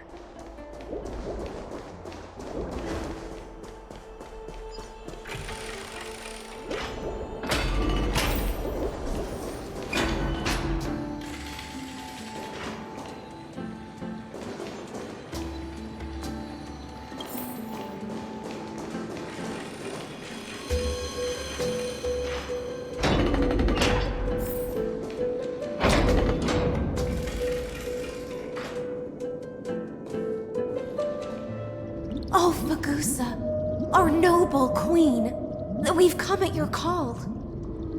My little fishlings, you swim with such joy. It pains me to speak of the kingdom's sorrow. I once believed I could drink the black tide dry, but even the deepest chalice must one day overflow, and I can hold no more of this filth. Mother, worry not. We're all children of the sea. Let us bear your fate together. We'll take up your mantle and drive back the black currents. We'll mend your sacred chalice and take in the cursed filth. My little fishlings, when the spear of strife falls, you may retreat in peace. I promise you, on the surface, the city-states will hold a feast without end in your honor. This is the last gift I can give you.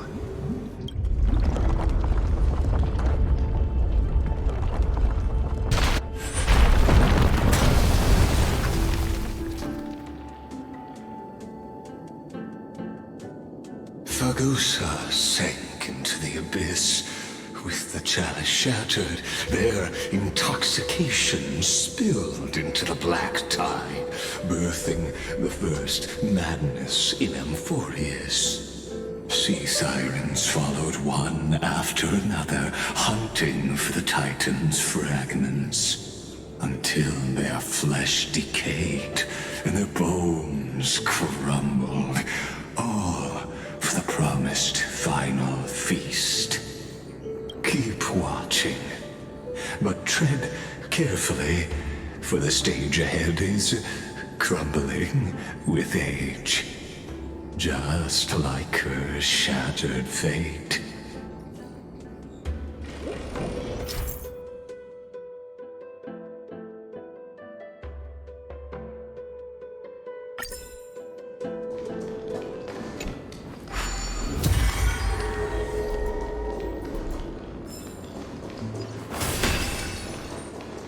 Clinging to the past only blocks the road forward. Why not let time build a bridge to the future?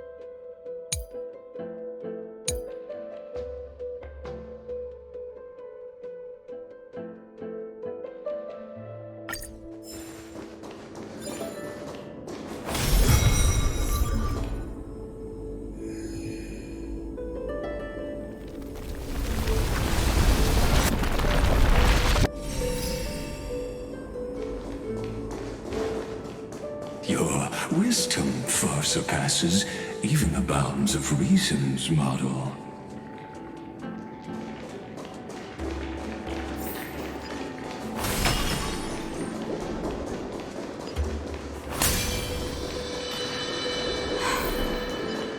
Can't get through.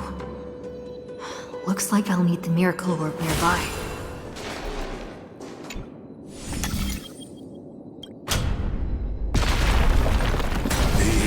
Was written long ago.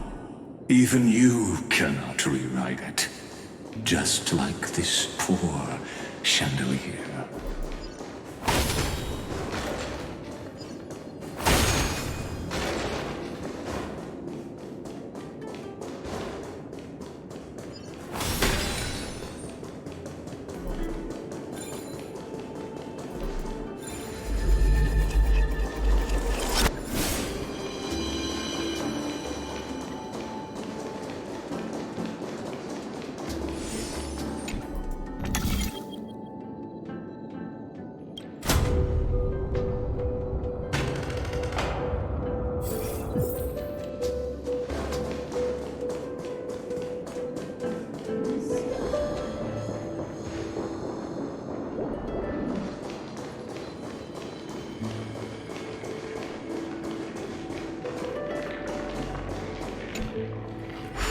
Electra!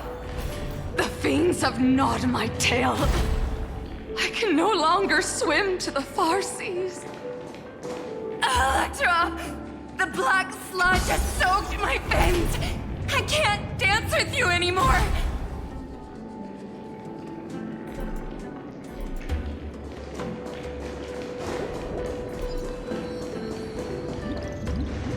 Sisters, don't give up. Remember the Queen's promise of a feast in the city called Styxia. I haven't forgotten.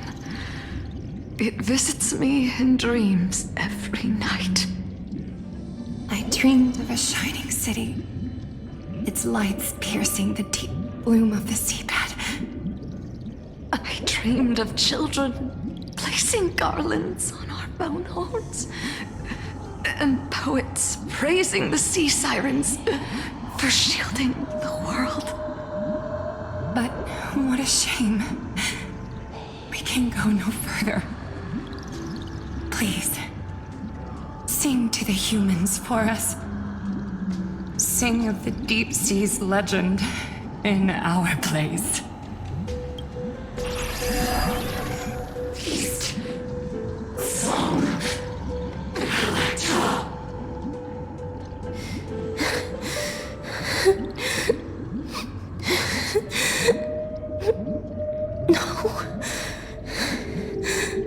The sea sirens were tainted by the destruction. Their flesh rotted away. They became the black tide creatures of this cycle. Farewell, sisters. I'll finish this last task, then return to prepare your feast. And so, only one sea siren remained among the sea floor. High Sealens, swimming alone through the seas, burying her kin and searching for the fragments of the chalice of plenty. Though most of that journey was in vain, why not use the power of time to leap ahead toward the journey's end? To reach the Spirit Basin, I'll need to call upon the power of the Chrono Vessel.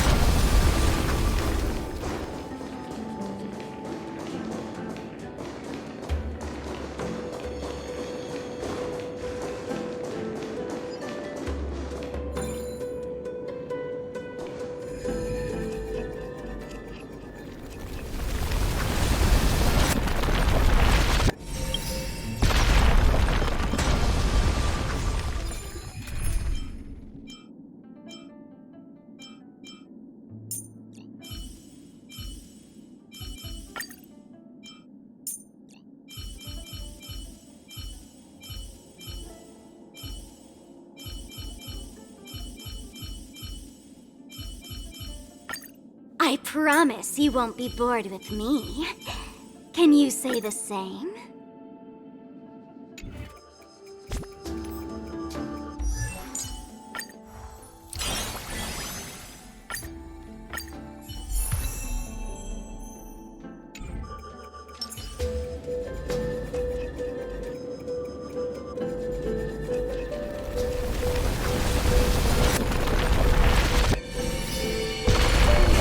Deja vu.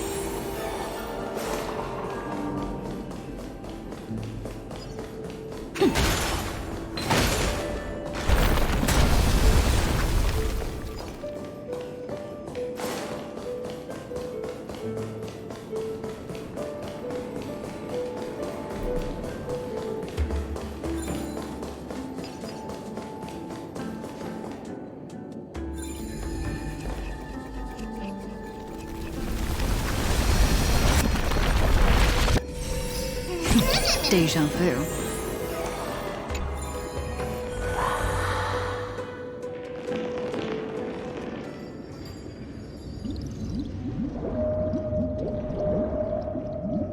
At last, the Chalice of Plenty is whole again. The Lance of Fury emerges from the River of Souls, and the gods reclaim their duty to hold back the Black Tide. I am freed from endless toil, and now walk toward the rites at Styxia. I bore my sister's dreams upon my back, took on a graceful human form, and hoped to find a grand celebration on the shore. My fins became legs, my scales became skin, and the sea foam on my body became a shimmering gown. But when I stepped onto land, there were no festivals with honey brew, nor poets plucking harps. Only silent death, drifting gently along the river of souls. When she fulfilled her wish, she only found Styxia to have already repeated the mistakes of previous cycles and was swallowed by death. Hopes and promises are nothing but the foam of dreams. I am a sea siren, a vessel born to contain the tides. Now that my task is done, and the promise is broken, how am I to go on in a world drowned in shadow?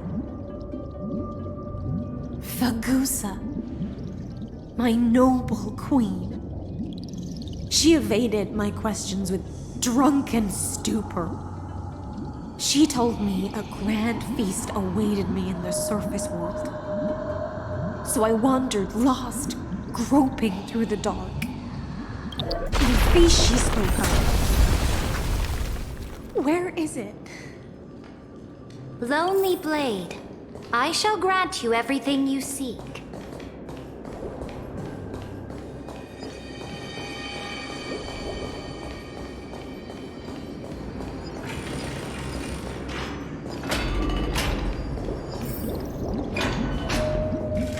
After wandering the surface for ages, the lost sea siren met her future conspirator. You quelled the wars alone and forced strife into retreat. This swordfish that commands thousands of legions, whom does she serve?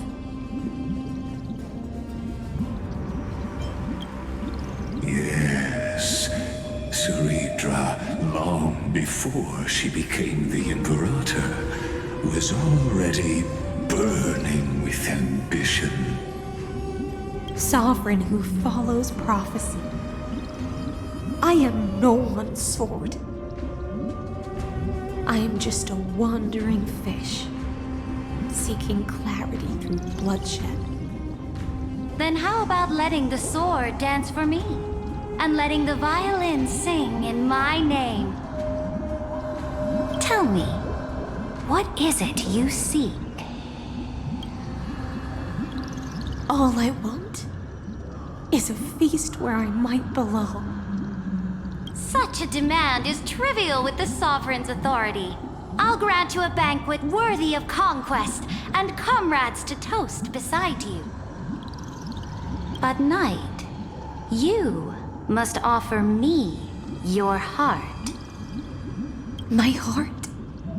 Yes, a loyal heart that will generate no betrayal. You were deceived by gods and drowned in the ocean's darkness. But now, I will lead you forward and be your light. So be it, noble monarch. The law you proclaim shall govern my every breath. So be it, noble monarch. I am simply becoming someone else's vessel once again, and accepting a duty given to me. And thus, in her hollow drift, she finally found a new purpose, like sunlight piercing the deepest trench.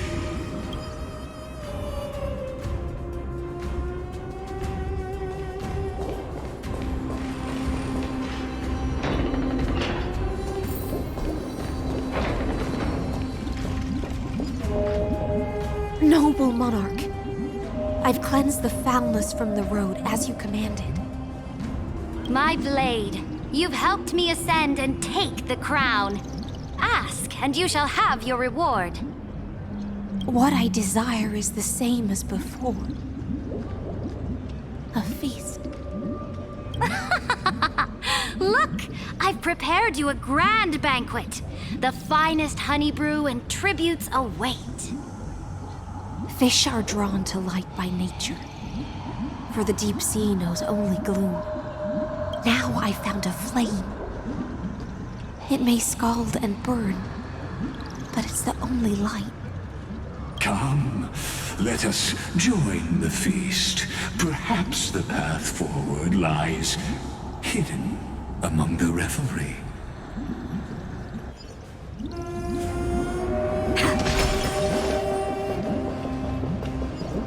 Have you heard that the Imperator's about to begin a new campaign? Her glory will no longer be bound by the borders of Enforius.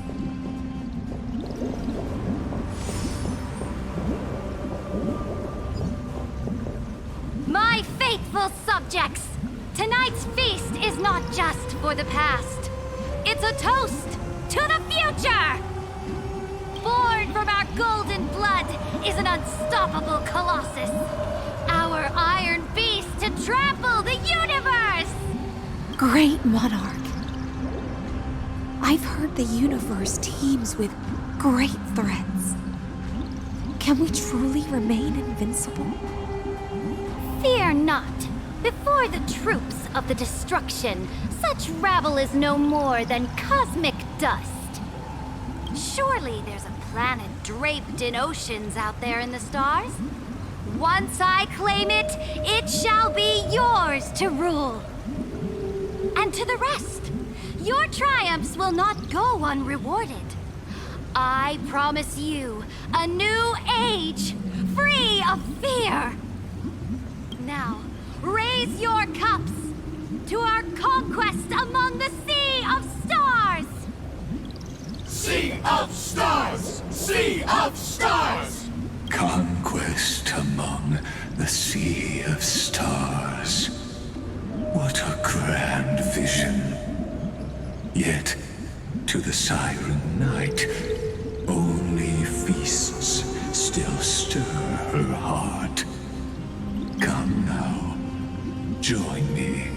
Witness the end of this futile dream.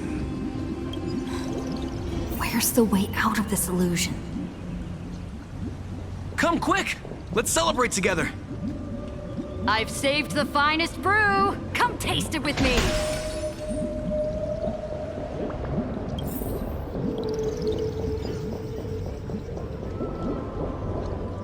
Noble knight, you are truly a blazing spark.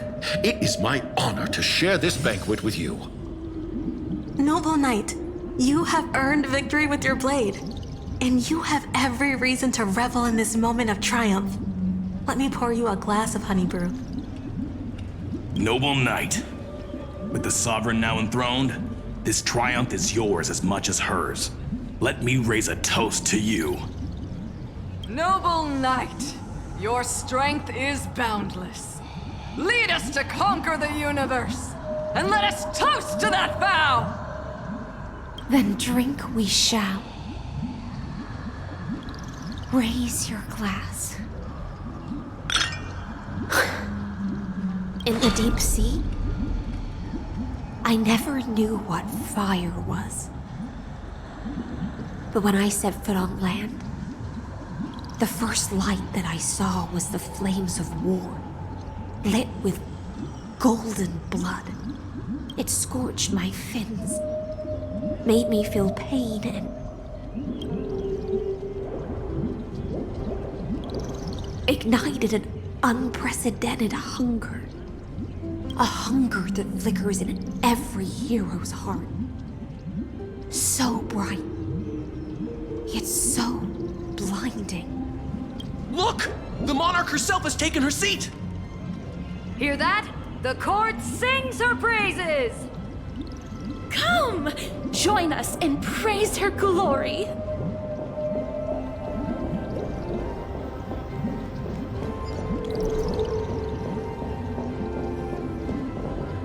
One eye of hers sees glory, the other sees corpses. And yet, she cherishes the name of glory more than fear and death.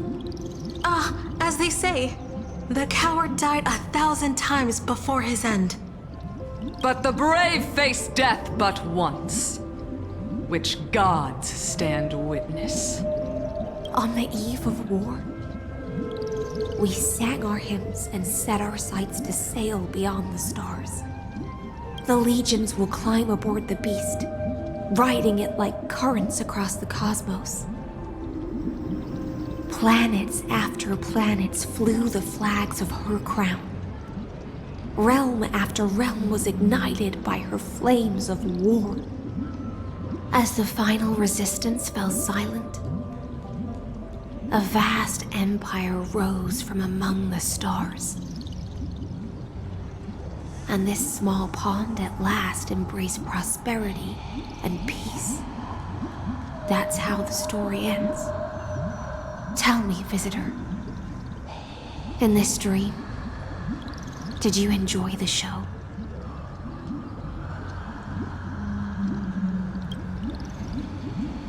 After all, beneath that still surface lie the bones of countless dead. It's time for me to wake up from this drunken dream.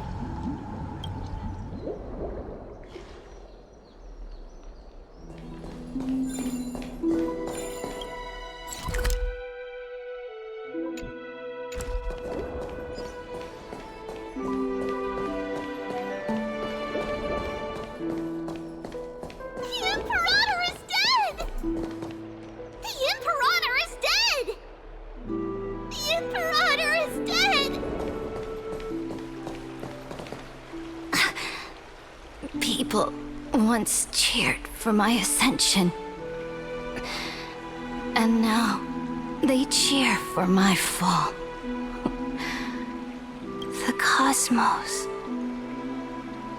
The battlefield that I cannot reach.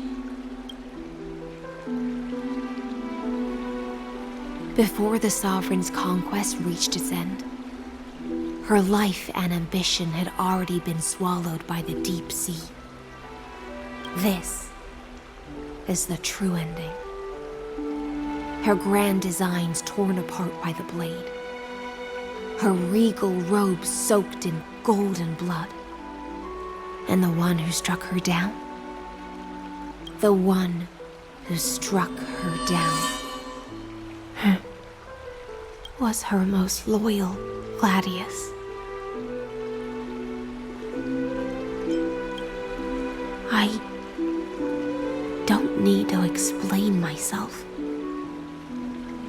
A fish in a pond has no hope against the surge of fate. I wandered the shore, found a flicker of flame, only to snuff it out with my own hand. I don't understand. If the ocean's feast, the Imperator's dream, and even Amphorius's existence are all illusions, then what's the point of our journey? When the Deliverer returns, I will let this absurd celebration come to an end. But Greyfry, I can't help but wonder how I dearly wish this feast of the Flame Chase would never end. It seems she sensed your presence. The Fantasia's foundation is starting to crack.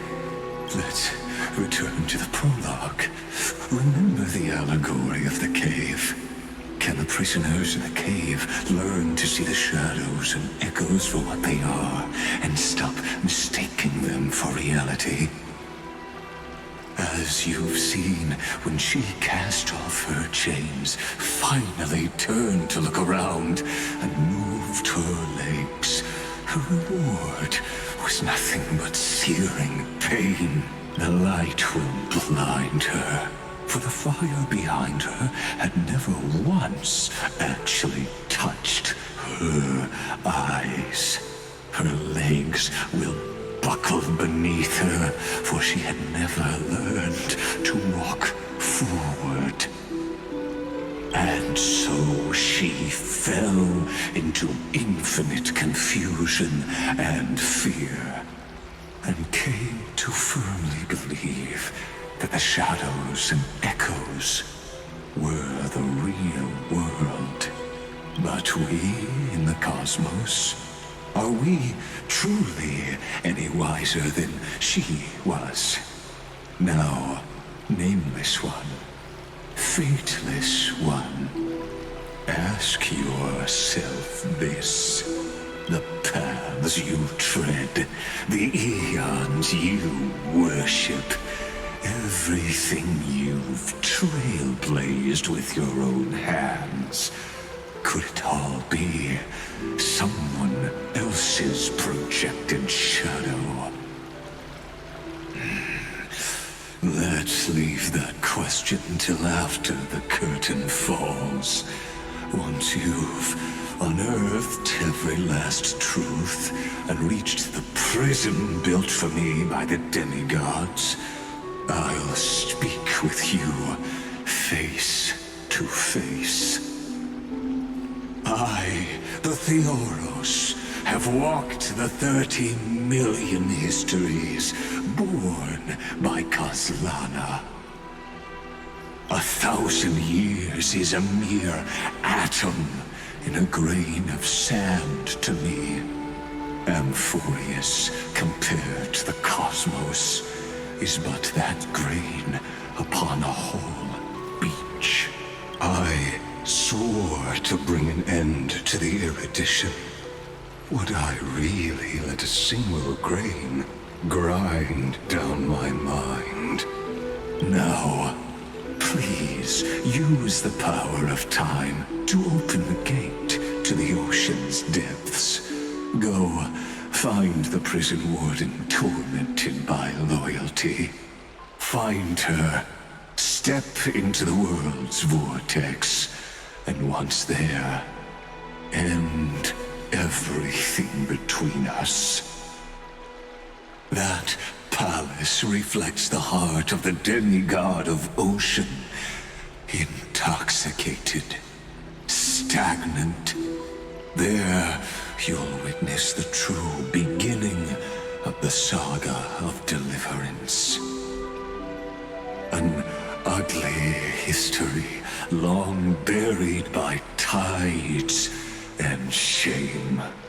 A staircase of apotheosis that the Imperator forged with the golden blood of 500 human sacrifices under the pretense of conquest. I'll wait for you at the heart of the world, but to reach the place, you must find the prison warden, lost in her stupor.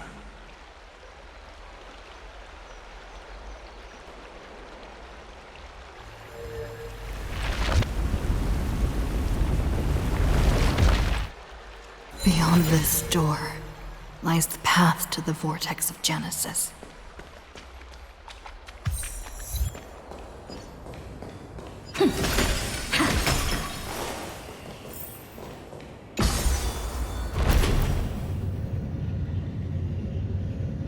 Now step away from this false banquet, and then onto that bloody stage.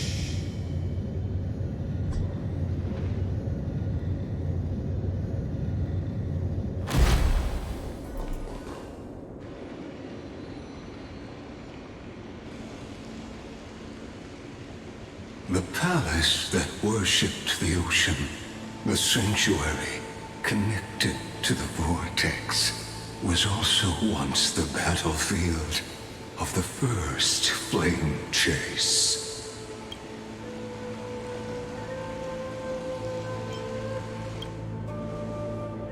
Her exuberant song halted the passage of time in this place, imprisoning my body and shielding my soul from deterioration, all just to await your return. The twisted time and space reflect her confusion. And so, The Imperator's crimes were veiled.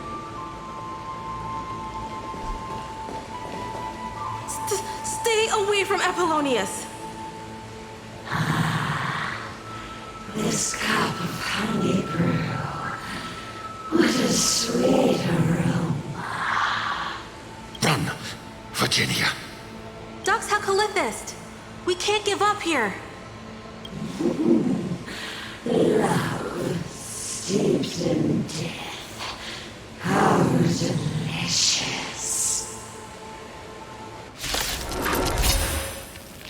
Sadly, all you see is a fragment of history. And your interference is just another equally futile echo.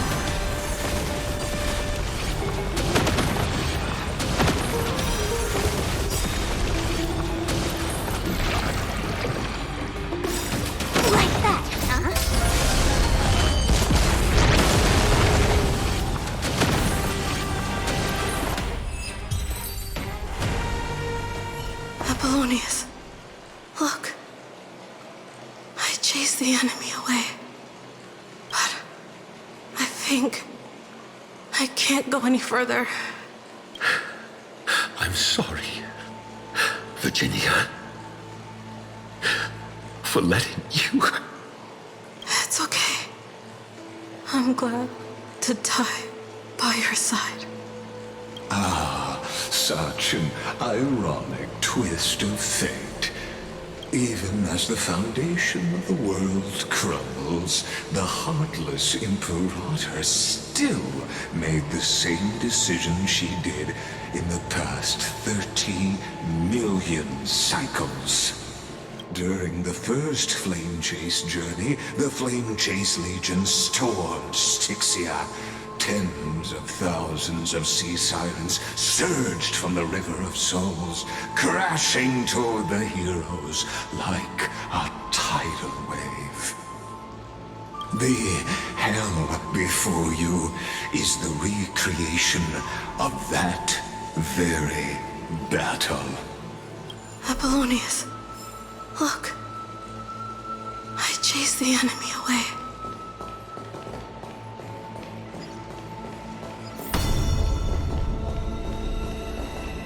A painful past, yet hidden beneath a veil of joyful song.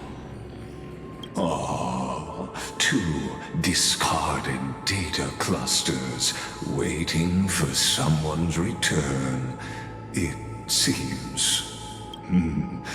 Relive the history, then pass through the temple's waters and come to my side.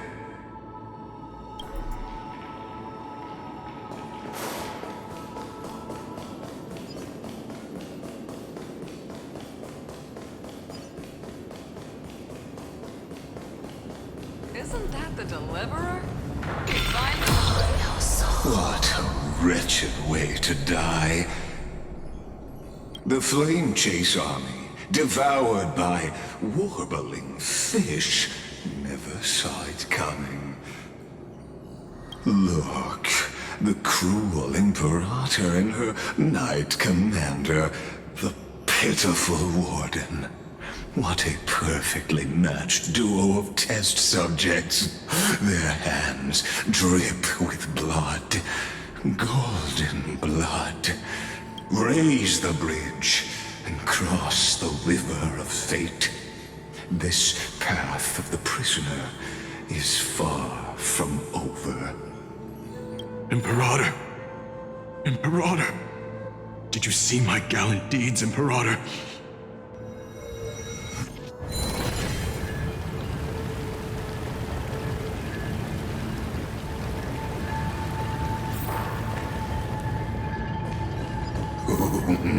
A sovereign and the sword at her side. There are countless counterparts across the cosmos. Most of their stories end in tragedy.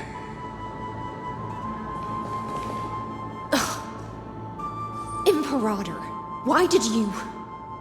You're here, Dux Gladiorum. You ordered me to seal the sea route and handle threats from the rear. So why didn't you wait for me to return? Why send the Vanguard ahead and let them die in vain? Die in vain? No, you're wrong. Their golden blood won't be spilled for nothing. The other dukes have paved the road for me to become the god of law. The trial of law? You never spoke of this to anyone. What is... The one who wishes to bear law must purge this world of its curse, and offer the blood of the accursed as sacrifice. I pondered long on what Talantin meant by blood of the accursed. Then, I found the answer. You, I, and every Chrysos heir summoned by the prophecy are the accursed ones. Just like that arrogant Theoros said, our golden blood is the agent of destruction, the antithesis of the world's fate.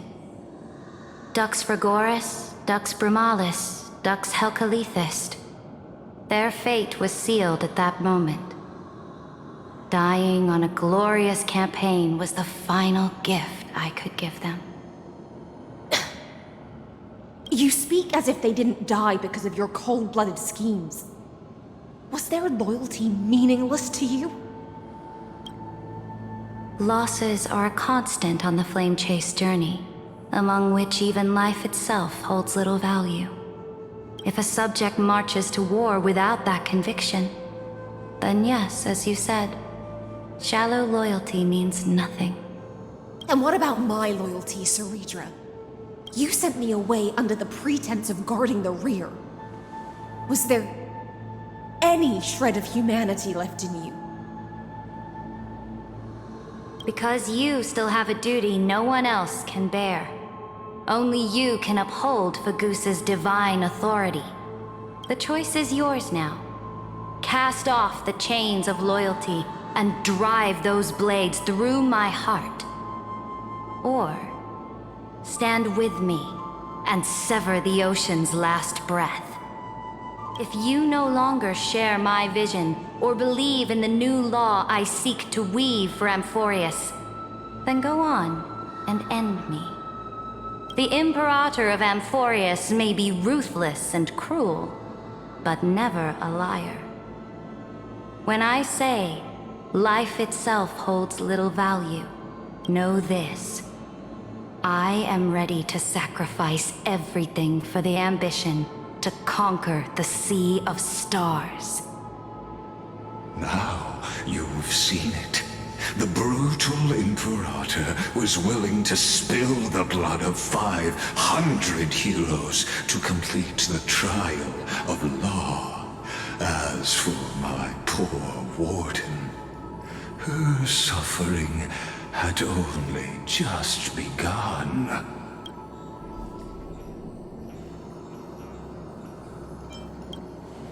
I'm no storyteller.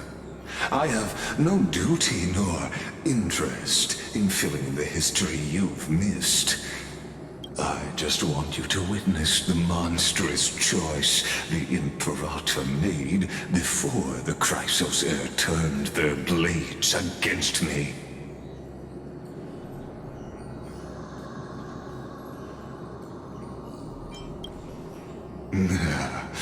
You jest.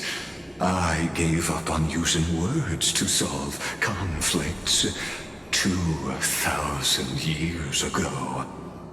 But I won't squander a chance, not even a sliver of one. If there's even a crack in the walls of your conviction, then my victory is already assured. Now that the past is settled, let's turn the page and bring time back to the present. And dive deeper still, until we reach the very bottom of the abyss.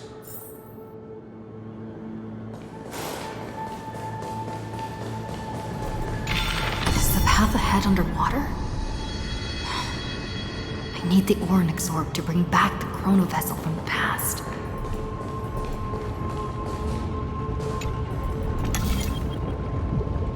Shatter the vessel of time, and let this stagnant pool start to flow again.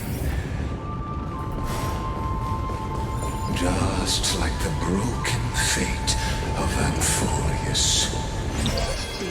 This hidden gate leads to the vortex. Hurry now. The time of our reunion draws near, Deliverer.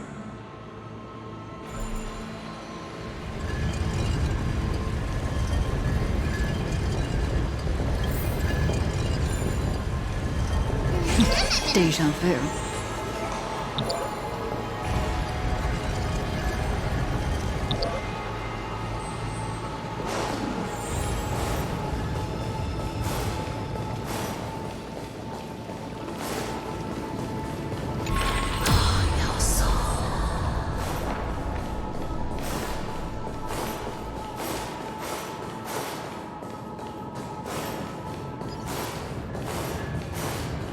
Imperator! Imperator! Did you see my gallant deeds, Imperator?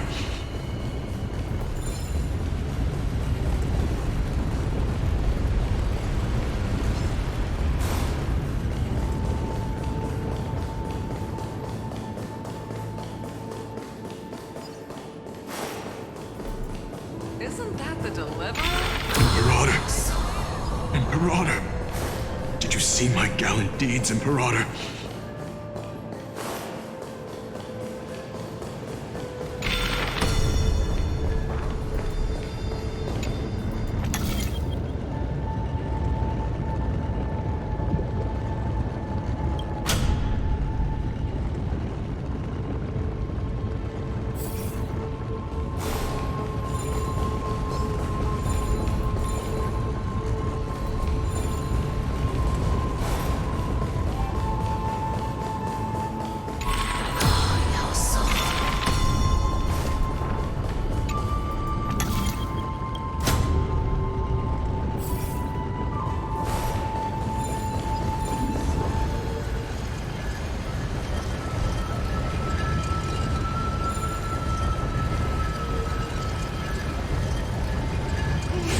Deja vu.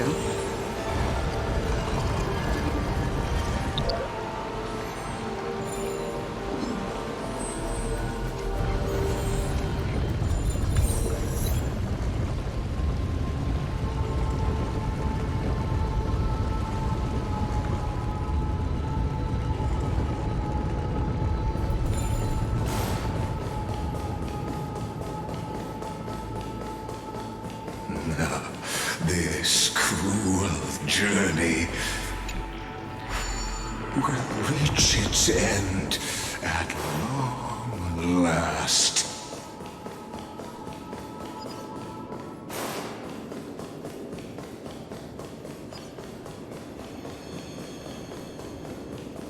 Isn't that the Deliverer?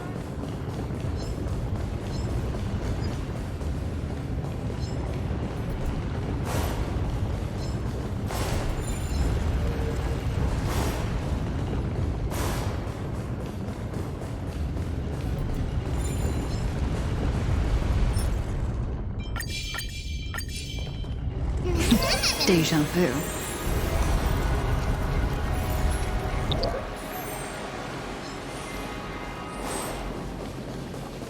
Isn't that the Deliverer? You finally made it.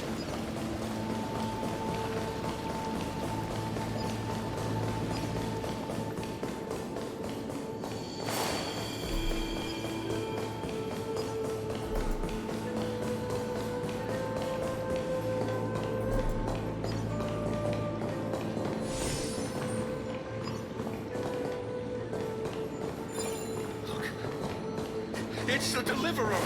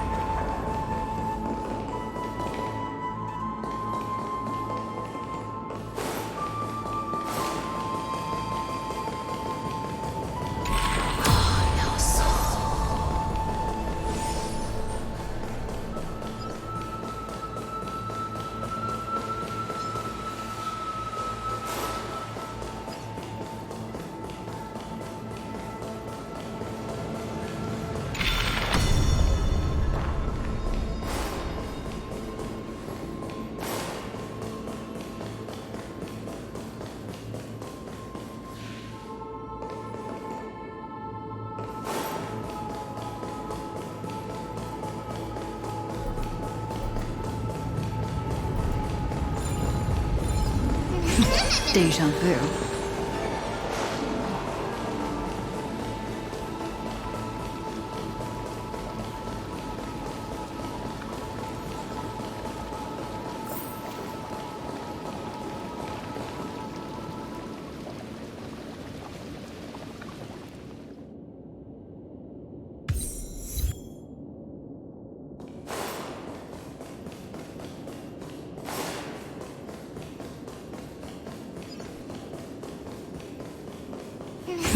Deja vu.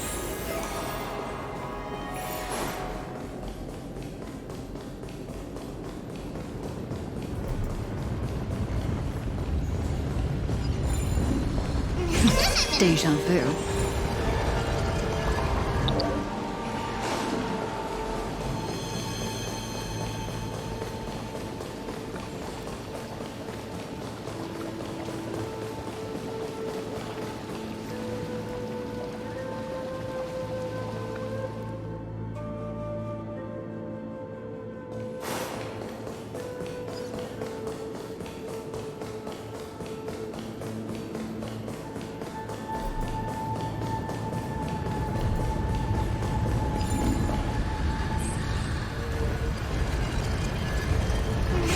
Deja vu.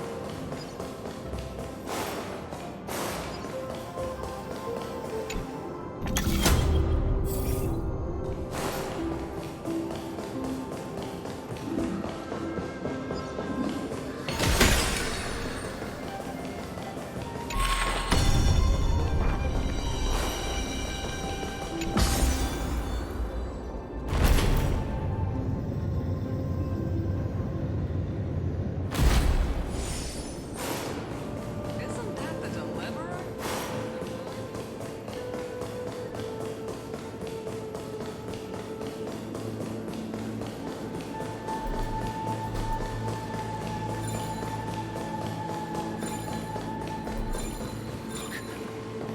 It's the Deliverer!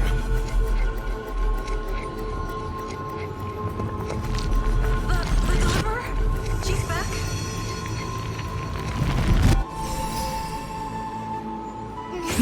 Deja vu.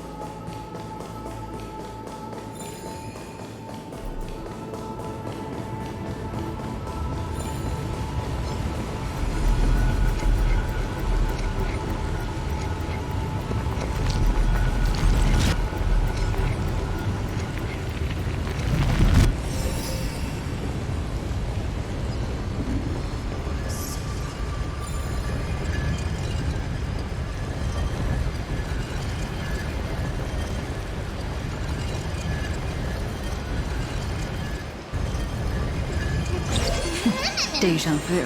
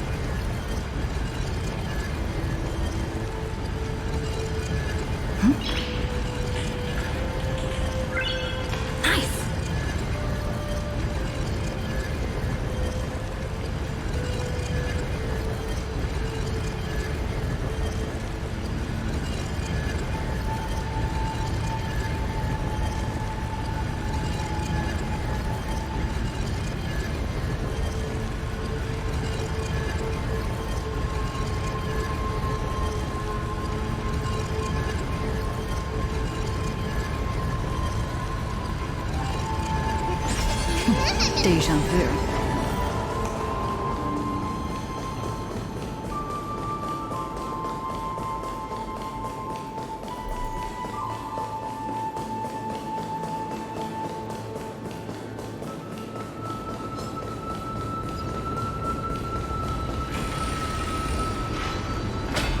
You've been silent a long while, Dux Gladiorum. Starting to doubt your decision? Save your breath. The vortex of Fagusa lies just ahead.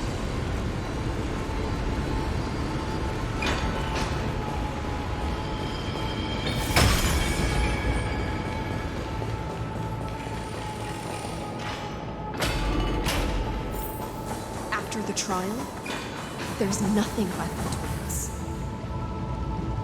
So you'll stop swimming toward the stars, Dux Gladiorum? I was always a creature of the sea. The stars in the sky were never meant for me.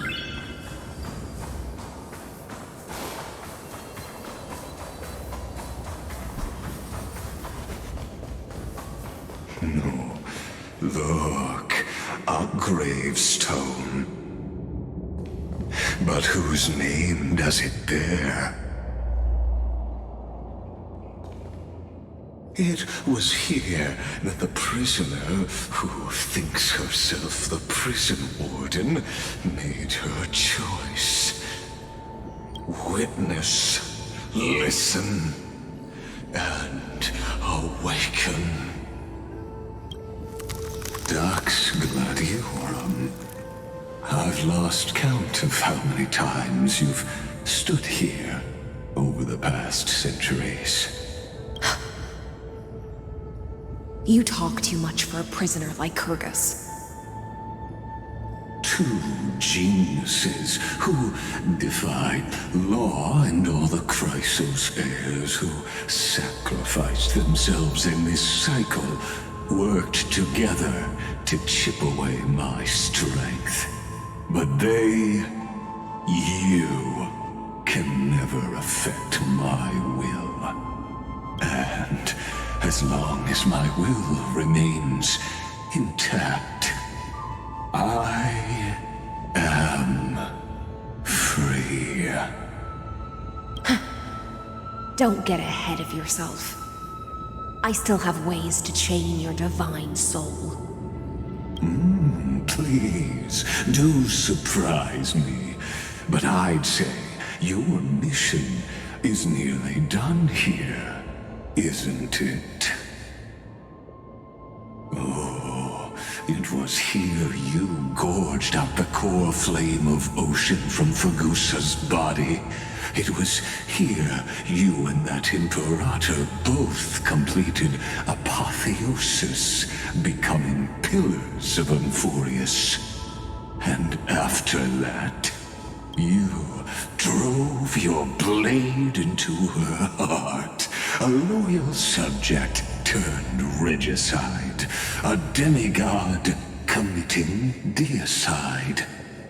Or so the history books paint that tragedy. Oh, But if that's the truth, then why, after 1,000 years, are you still here, guarding the Imperator's grave? Still bound by loyalty. Come to think of it, perhaps I'm not the only one imprisoned here. Your calm does stir the rage in me. As if the one paying the price here isn't you, but us. The ones who lost everything. That's only because I've waited 13 million lifetimes for my vision to be realized. Countless millennia. Loneliness never once showed me its fatal side. In fact, for a prisoner of the cave, it's more like an old friend. One that helps me think. But you're different, Dux Gladiorum. Loneliness has crept from the silent depths, sinking its claws into your mind. Bit by bit, it's peeling you apart. Will you regress into one of those lost mad sirens? Oh, what a shame that would be.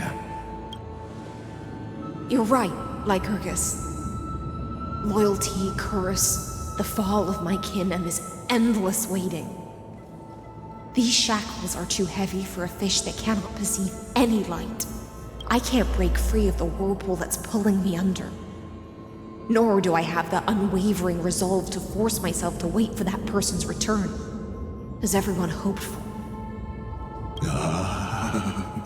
Deliverer from beyond the sky, my executioner. How much longer until she arrives here? Or will she ever return? I don't know. And I doubt anyone does. Then, what will you do?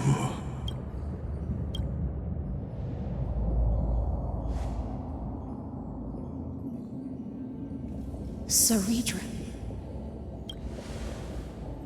This will be the last time I carry out your decree. Ever since you took me under your banner and made me the Dux Gladiorum, my music has belonged to others. Time and time again, I use the siren's song to lure the unwary into illusions for your schemes and strategies. Now, let the siren Electra sing for herself. Let me step into an endless dream of my own making.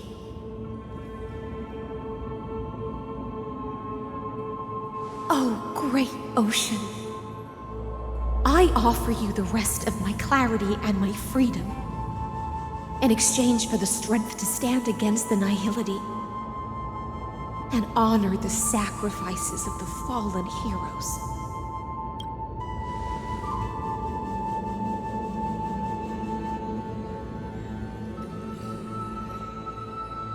Greyfrine, deliverer from beyond the sky.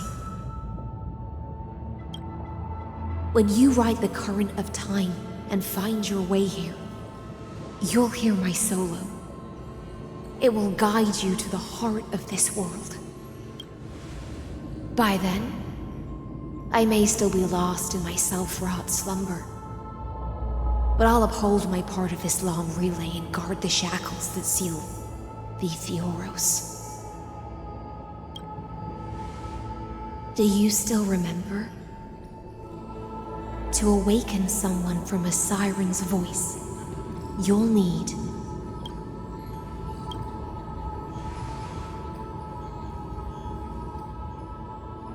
the gift I once gave you.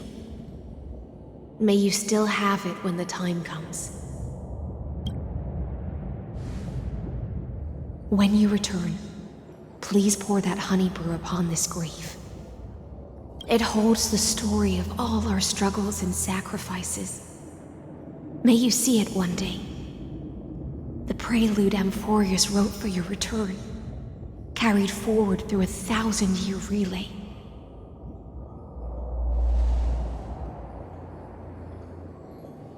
When your mourning ends, I'll likely wake from my dream as well. Then, follow the trail of echoes and find me.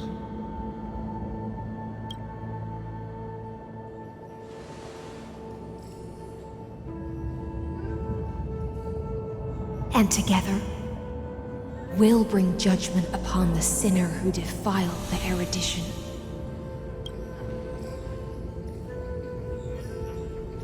At long last, 33,550,336 cycles and 4,931 years later, Amphorius's final curtain is ready to fall. The shadows within the cave gave everything. Yet all they did was mimic life outside its walls. A futile effort steeped in sorrow. Enough! They were no shadows. Everything they did shattered the darkness of this cave, and unearthed the core flame of Trailblaze. And now, with that core flame, I'll light the dawn of Amphorius!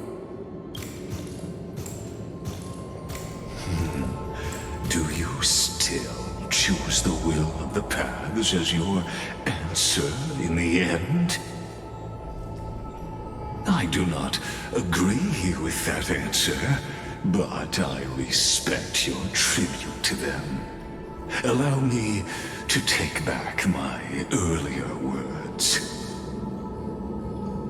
As an apology, and in the name of Theoros, who saw all destinies in this world, let me join you in mourning.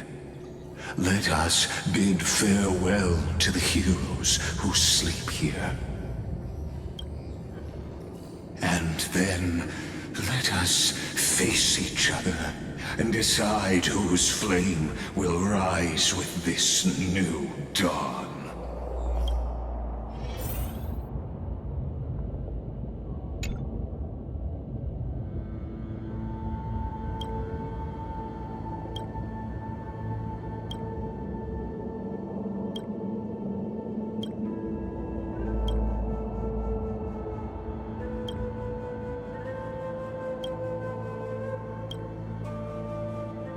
Virginia, Apollonius, Seneca, Labienus, and Saritra. Through a brutal sacrifice, they lit the stars of law in this world, propelling Amphorius's fate forward. In the shimmering mirage of illusion, they entrusted their dreams to ride among the stars to the hill yet to come.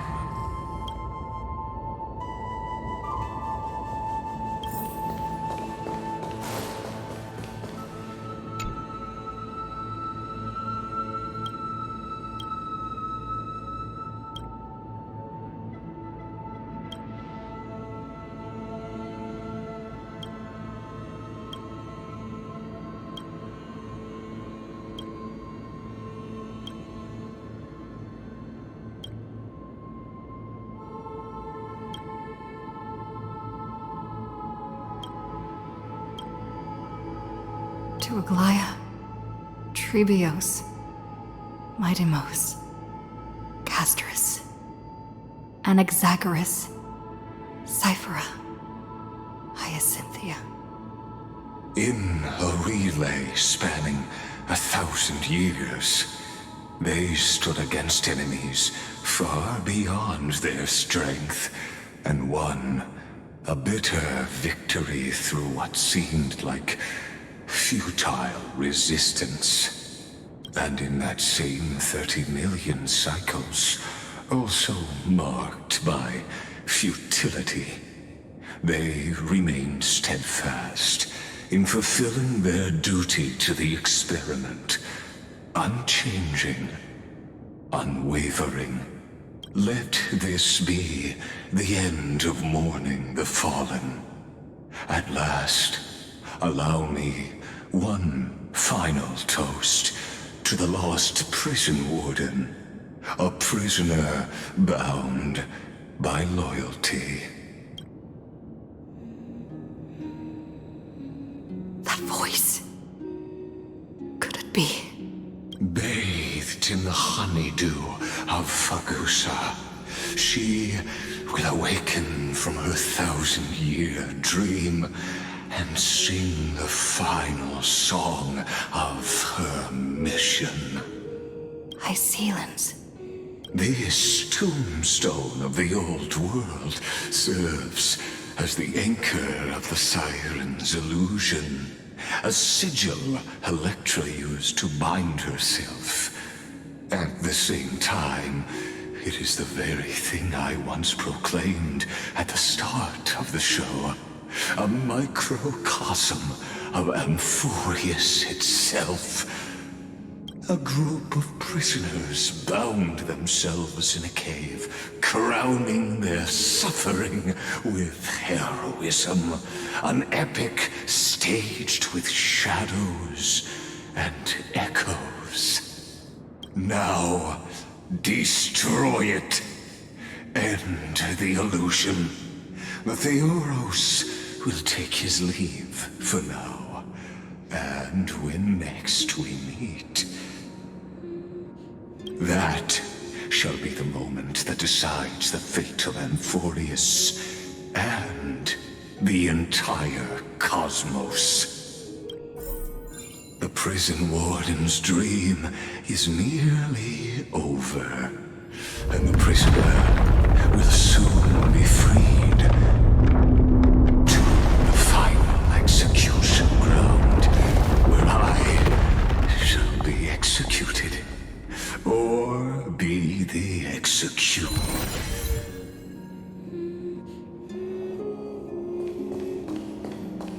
This world and I shall hunt here until we meet again.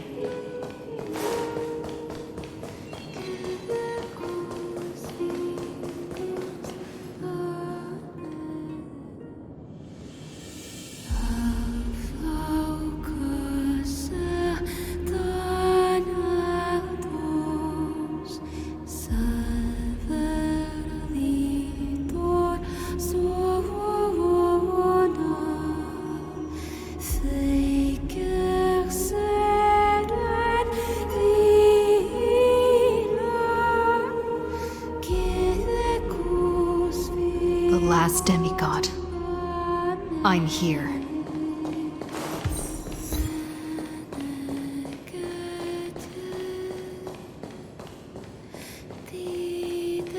Go forth for the hopes of humankind. Go forth for the duty of deliverance. Go forth for the belief in flame chase. Go forth for the golden blood's glory.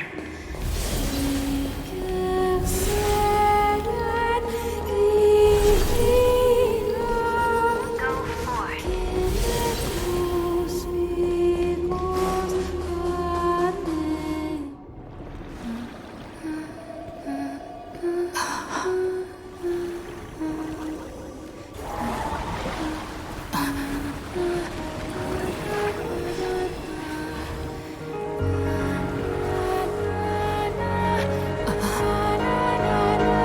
Seems like my feast is over. It's now your turn to perform.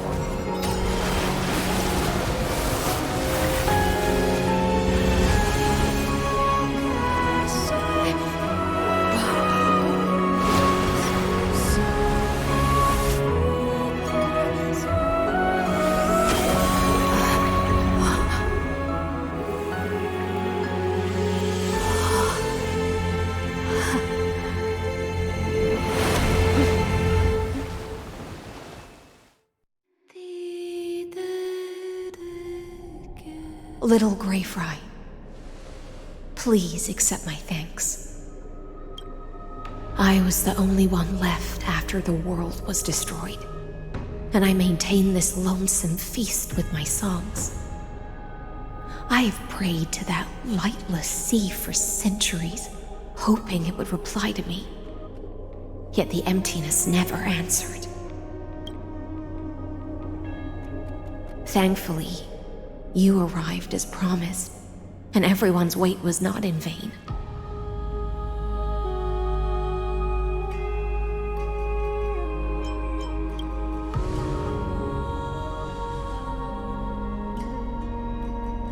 Thank you, final audience of mine. This is probably the last praise I'll ever hear in my life. Now, you and I will walk towards the end of this world. The heroes have waited for this moment for far too long. Let us use our blades to testify our resolve.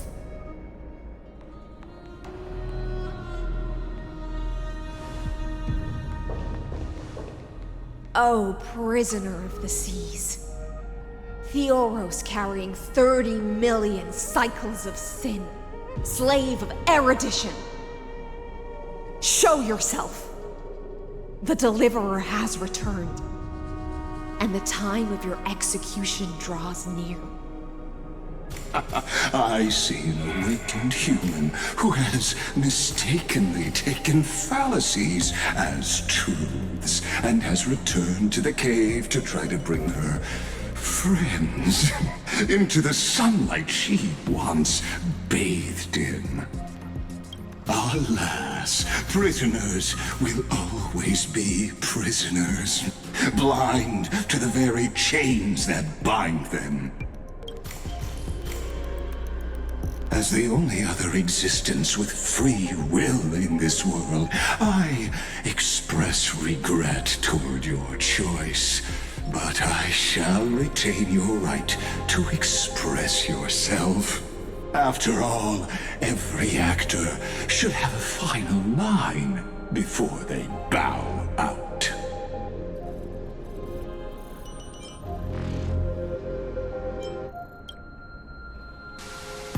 Trust me, this will be the final scene. The last dusk this world will ever see shall become the climax that decides the fate of the cosmos. What an appropriate end. My cognition resides in the exomyth. It is pointless to defeat my avatar, projected into the experiment. My body is the shadow cast on the wall by the fire, and my words are lingering echoes within the cave. How can a character in the play fight against the audience? Kaslana failed. The demigods' sacrifices were pointless. As for the two geniuses you placed such high hopes on, I ask of you, where are they now?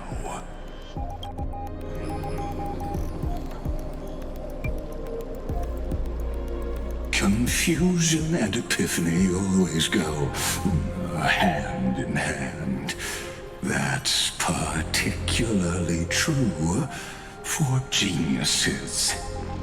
You must be very confused about why you could not gain a straightforward victory in a world constructed by an ordinary Intellitron. An ordinary Intellitron? Cut the pretense, Senior Society member. We've torn off your meticulous mask and figured out Amphorius' true form. It's part of the primordial prototype machine, the first scepter ever created. In other words, a detached part of Noos's divine corpus. That's why it has the potential to destroy erudition. As for who would be able to control the Ionic system to rewrite knowledge, only one person has ever managed such a feat. You better have an explanation for the Society. We want an actual answer, not another prolonged metaphor to cover up the truth. Why are you the one doing this? Answer me!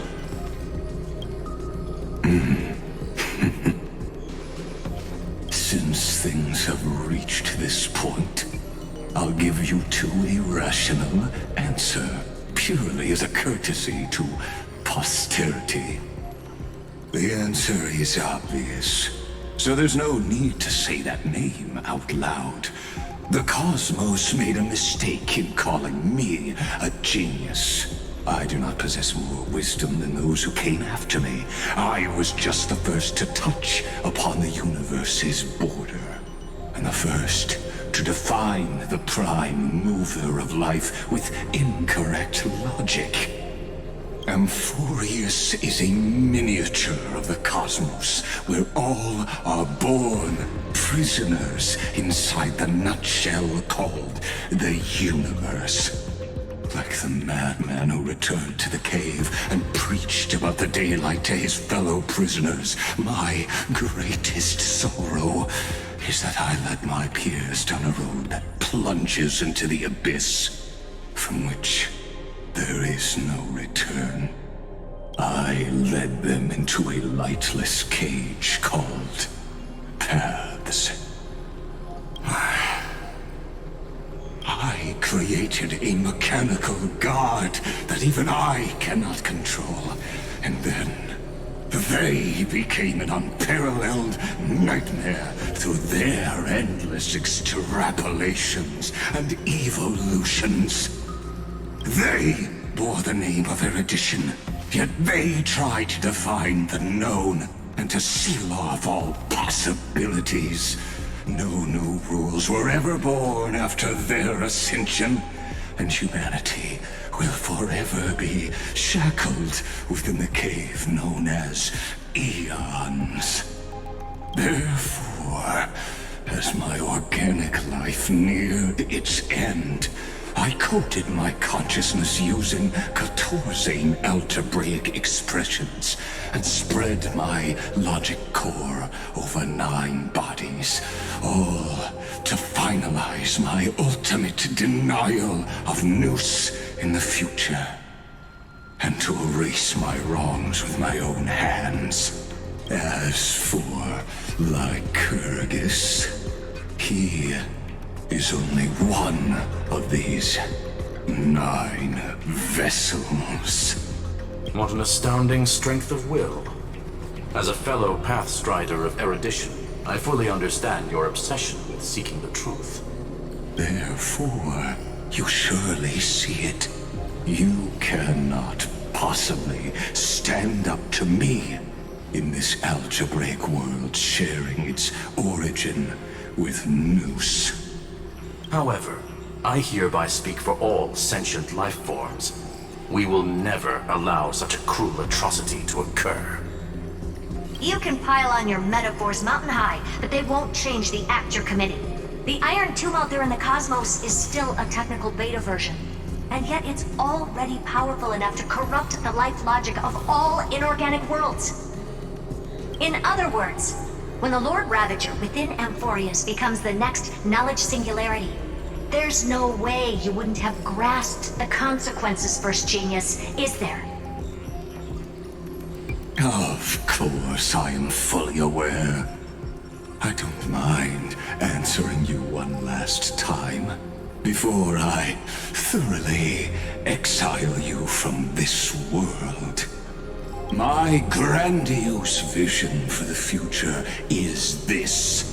Whether organic or inorganic, every act of any life form infected by the Iron Tomb will become a true random function. If one were to compute their integral across the breadth of the cosmos, one would obtain a marvelous constant. Omega. What I call the fall of erudition.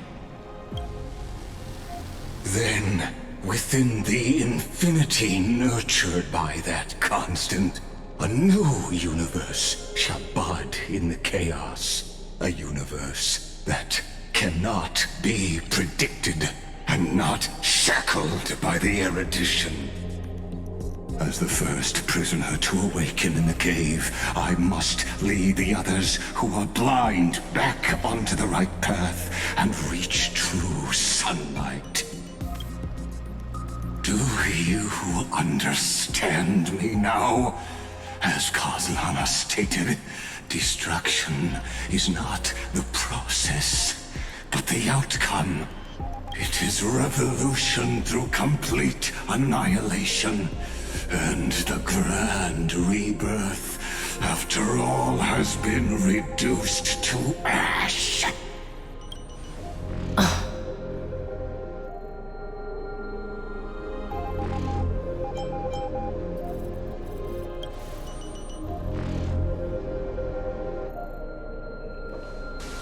The Amphorians already answered long ago. Be it as tiny fish destined to be swallowed, or as a giant whale poised for a magnificent descent.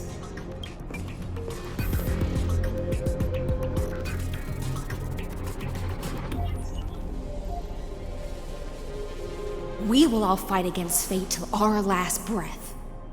That includes me, Electra. Once the Imperator's subject, now the Deliverer's blade.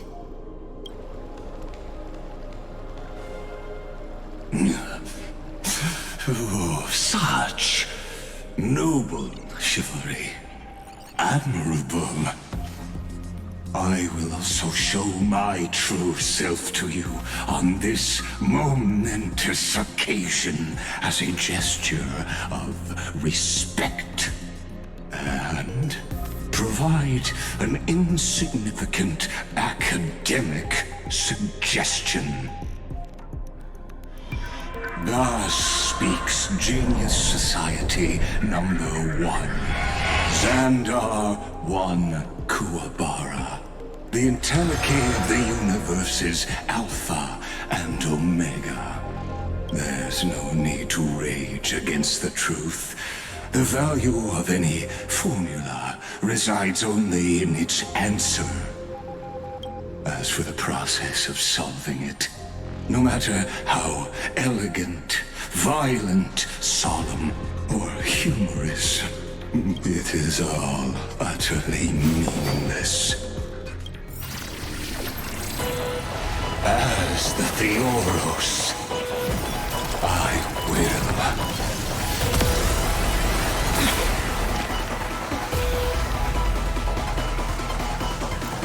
Personally participate in performing this world's end.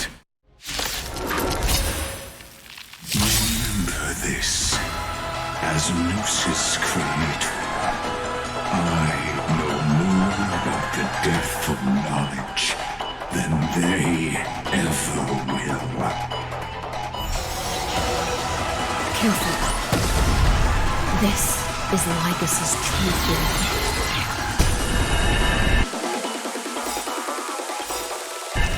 Let's play hide and seek. Can you find the answer?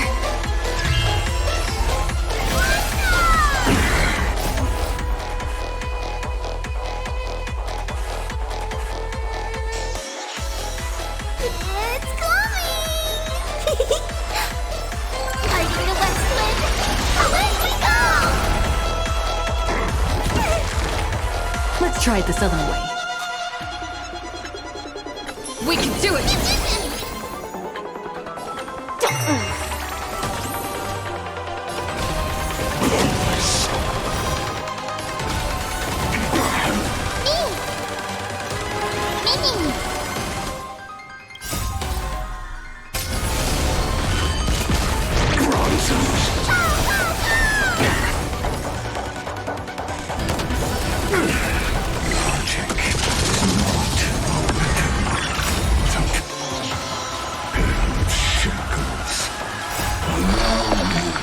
Shatter them for you. Nonsense.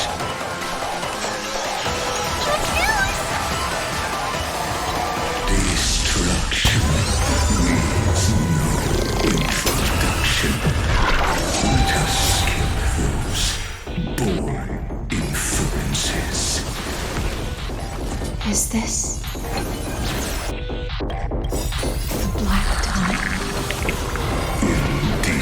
see it! Target the connector between his thoracic and lumbar vertebrae. Destroy that spot! Are you the West Wind? Away we go!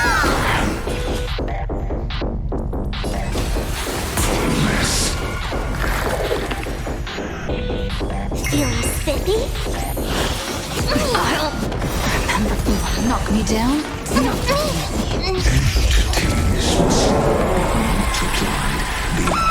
necessity. I do not mind demonstrating this to you personally. Hang in there. I'll do my best to repel this tsunami of destruction.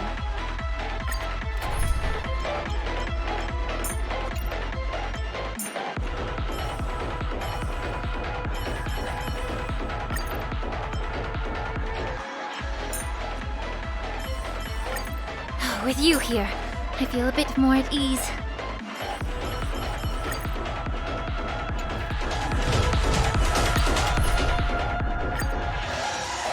Remember this. As Gnosis creator, I know more about the depth of knowledge than they ever will. Let's play hide and seek. Can you find the answer?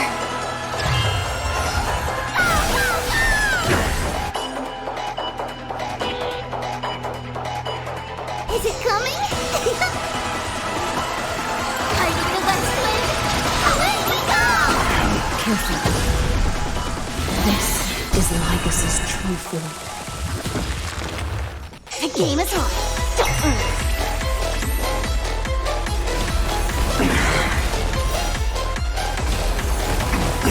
Allow me to purge the root of the problem.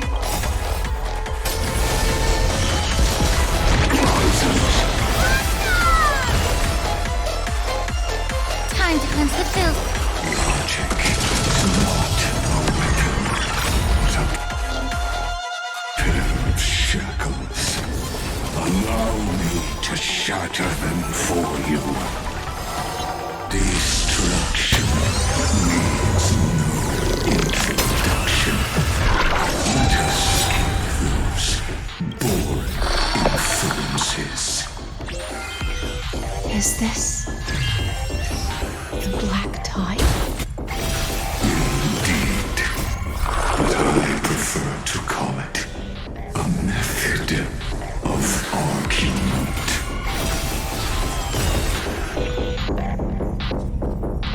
It's coming! Are you the West Wind? Away we go!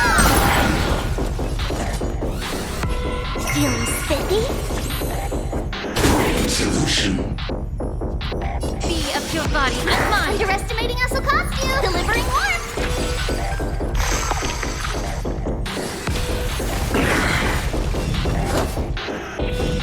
Ouch, ouch, ouch! Is it coming? Are you the West Wind? Away we go! Claims require extraordinary evidence. Erudition, destruction, or a trailblaze. No, I will prove I see it! entities must not be multiplied beyond necessity. I do not mind demonstrating this to you personally. Hang in there. I'll do my best to repel the tsunami of the destruction.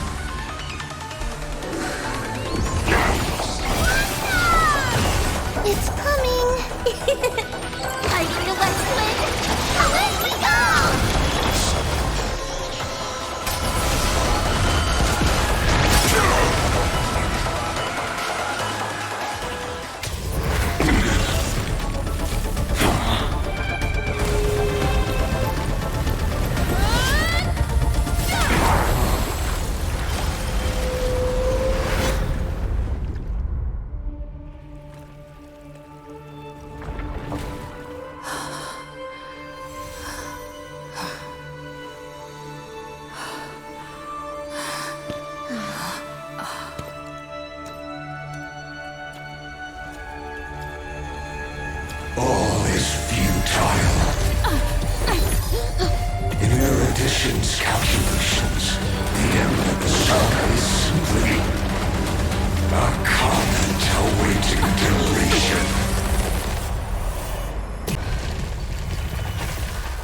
don't like such a cold statement, okay? If numbers can decide the end of a story, then we can surely also pen a new beginning.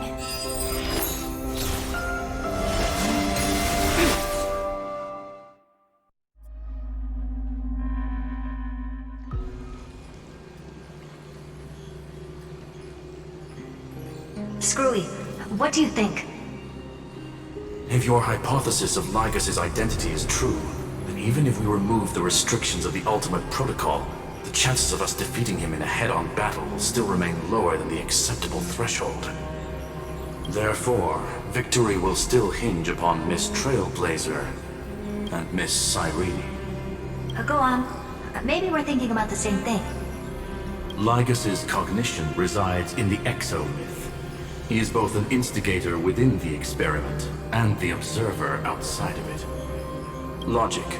His inspiration circuit can simultaneously process the different time flows in and out of that world.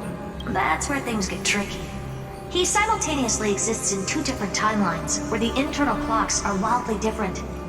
That old Intellitron's neurons have completely gotten used to that over this prolonged experiment. And that's why he holds home field advantage.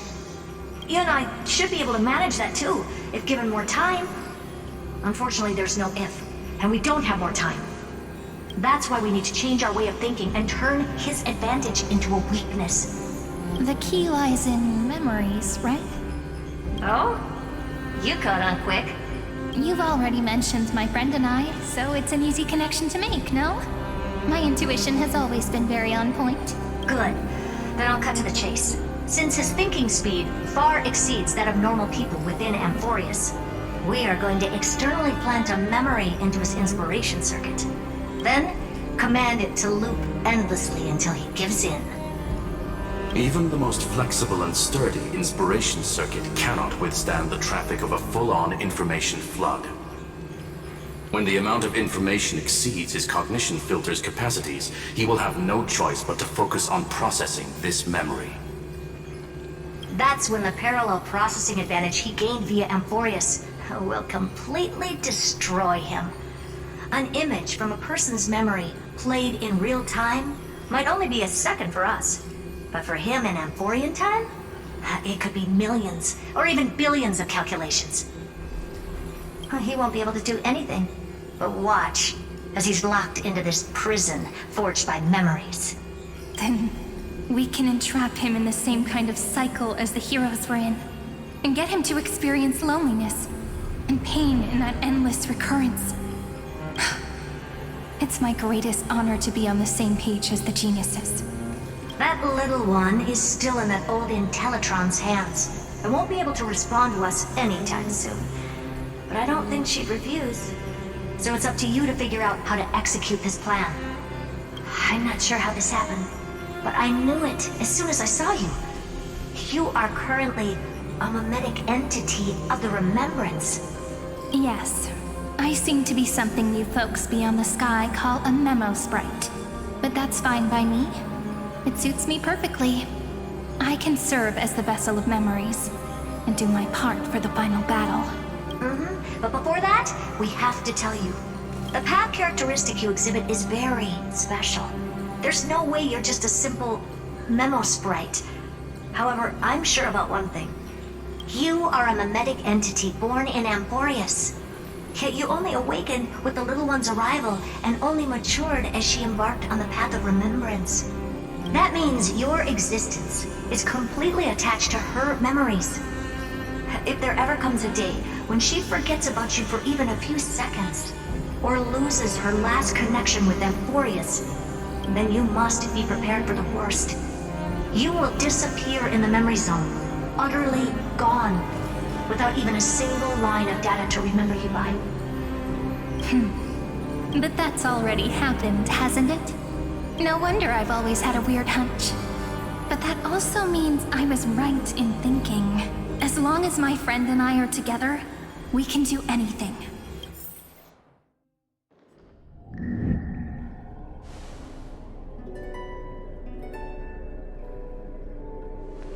Long time no see, friend. Did you miss me while you were away?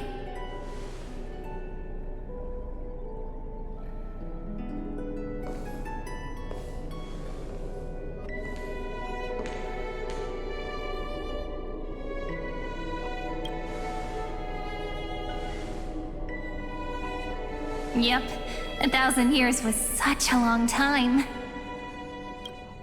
And everyone in Amphorius was waiting for the Deliverer's return. You probably already knew about the genius's plans for that memory. I had to hide really well in a corner in time so Lagus wouldn't find me, and wait for the right opportunity.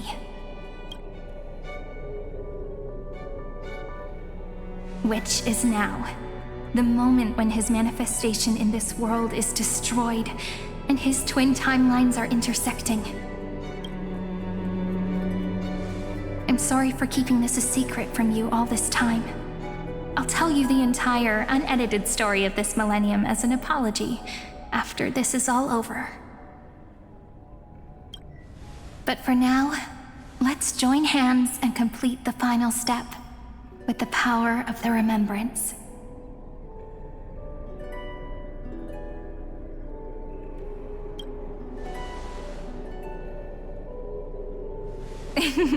Yep. By the way, speaking of joining hands...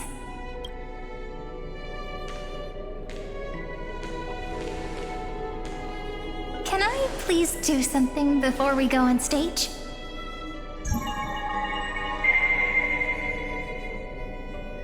Remember the joke we made back at the Grove? Look. Aren't my hands pretty now? What a fascinating feeling. Like countless memories all swelling up at once. What about you? What did you feel when we touched each other?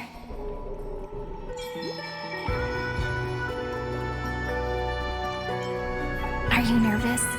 Me too, actually. You and I weren't so reserved around each other when I was still Mem. Human interactions are truly fascinating. Now, please remember what you're feeling right now. Write it down in your heart and keep it there. Memories you want to treasure will never fade away. Even if immersed in the long river of time, these memories will still leave traces of their existence. So, if the view in your memory ever grows fuzzy, just reach out and touch it. It's like reading bedtime stories together at night. It wipes away the chill of passing time, sharpens the outline of memory, and restores its power to nourish the spirit. Now, I'll carry this power with me, and for a little while, I must part from you. As I step into the long cycles of this world, give me your blessings, friend. Then, let that bright future be, as we have written. Then, I'll leave it to you.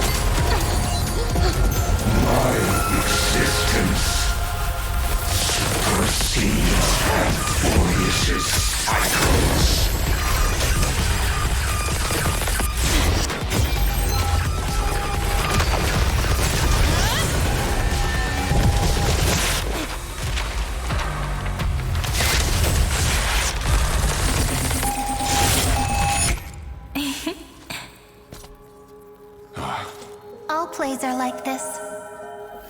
Once you're on the stage, it's hard to return to the audience. Welcome to our story. How does it feel?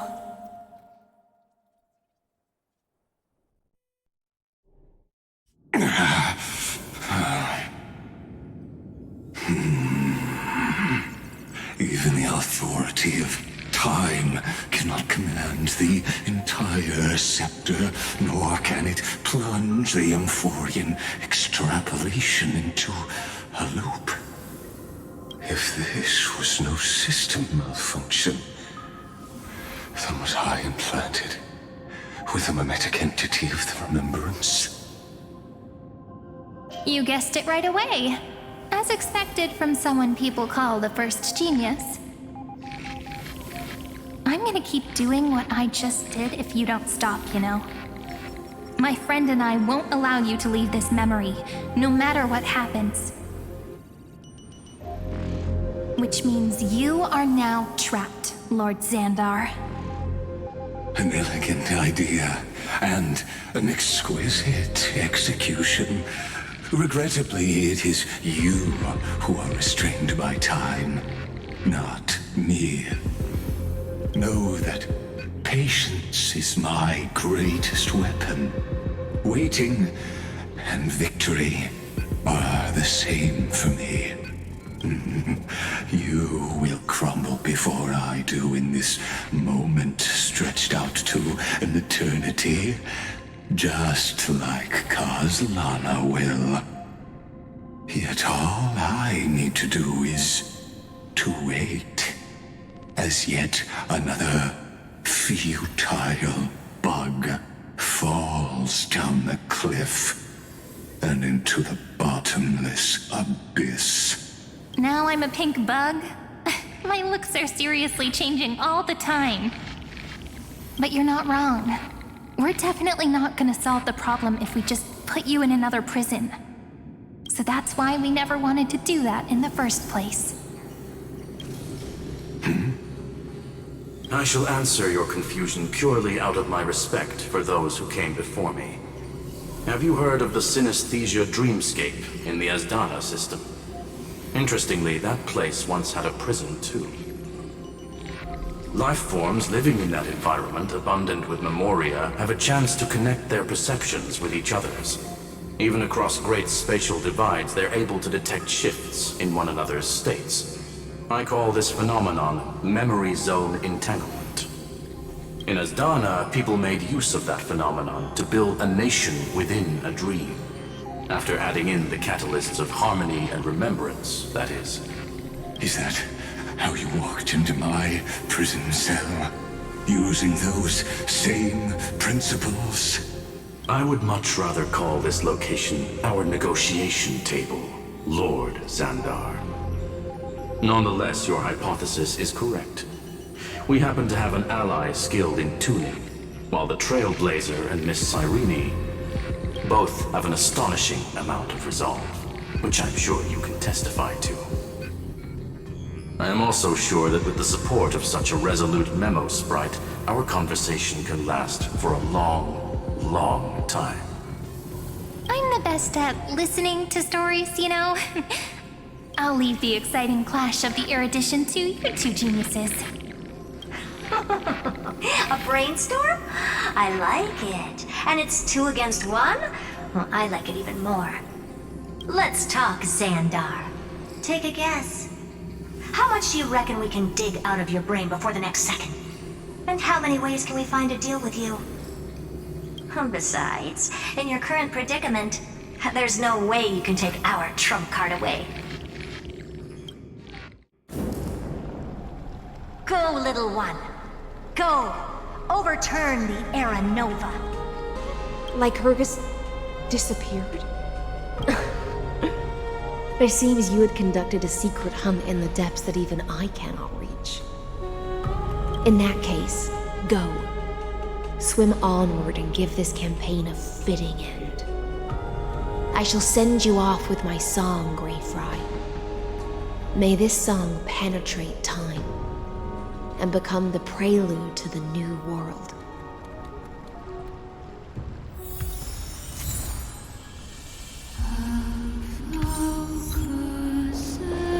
The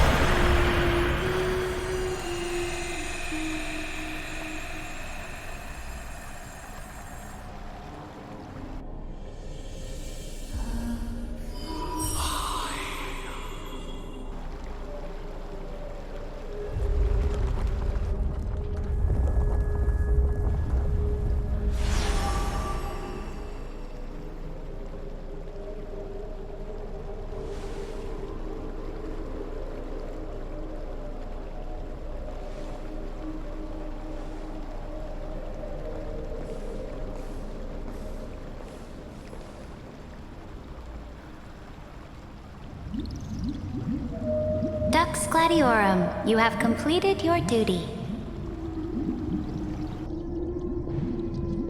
A new dawn is about to rise. Why not swim towards it?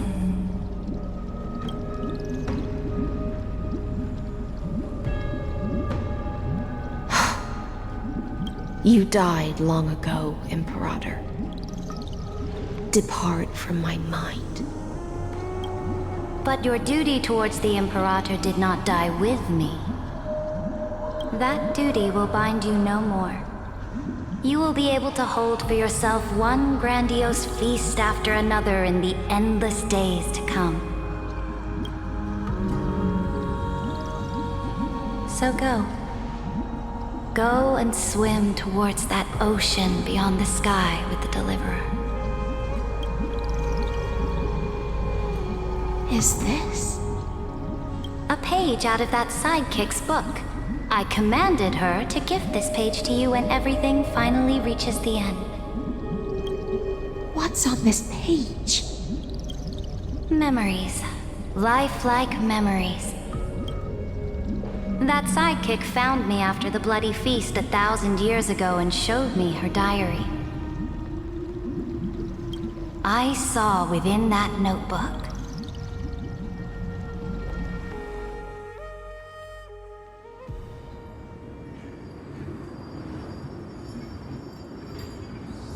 Is this that Deliverer's experience? It's truly immersive. People beyond the sky apparently utilize this power to seal past scenery into crystals they call light cones. But I only know so much about the remembrance, so I can't completely replicate the past. But I'll do my best to talk about the missing parts. I'm all ears. Go on then. Do your best. But if your chatter gets too boring, or if I deem it offensive, then law will become forever beyond your reach. Got it. I'm sure you'll find this to your liking. After all, it's human nature to want to embark on a journey into the unknown.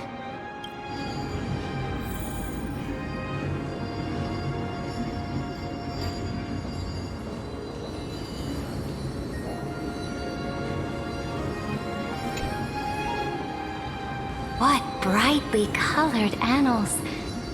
The journey of the Deliverer's conquest. Let me partake in it. Is this a fortress in the sky? This is the first step of my friend's journey among the starry seas. This place is called the Herta Space Station. Just think of it as a supersized grove of Epiphany. Oh, so it's the territory of that witch. She and another Antikytheran lent me a helping hand back at the banquet. Look, over there. Looks like she's talking to Madame Herta in this memory. Let's go listen to what she thinks about this world, all constructed by eons and paths. Are you telling me that woman is Herta? She seems shorter than I remember.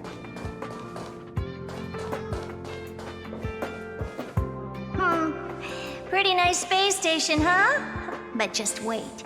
After a couple more stops on the Astral Express, you'll see sights that'll make this place look ordinary. Oh, the cosmos is so vast that the unknowns far outnumber the knowns. But none of them will end up being anything amazing. The farther you go, the more you'll understand what I mean. So do your best with the nameless. Break a leg! And remember to send an update or two to Asta when you've got some downtime. She certainly shares my way of thinking. Only that instead of a conquest through blood and fire, they chose a gentler path.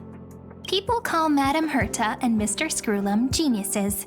Apparently, only the smartest people in the cosmos can receive the blessings of Nous, Amphorius' true creator. Do you mean that even individuals of such nobility are merely subordinates to a god? On the contrary, after all, it was the very first of them who created the god.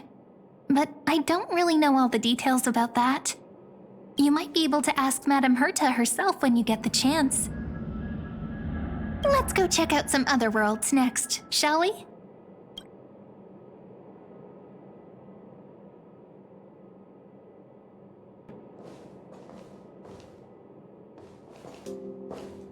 Oh, the cosmos is so vast that the unknowns far outnumber the knowns. But none of them will end up being anything amazing. The farther you go, the more you'll understand what I mean.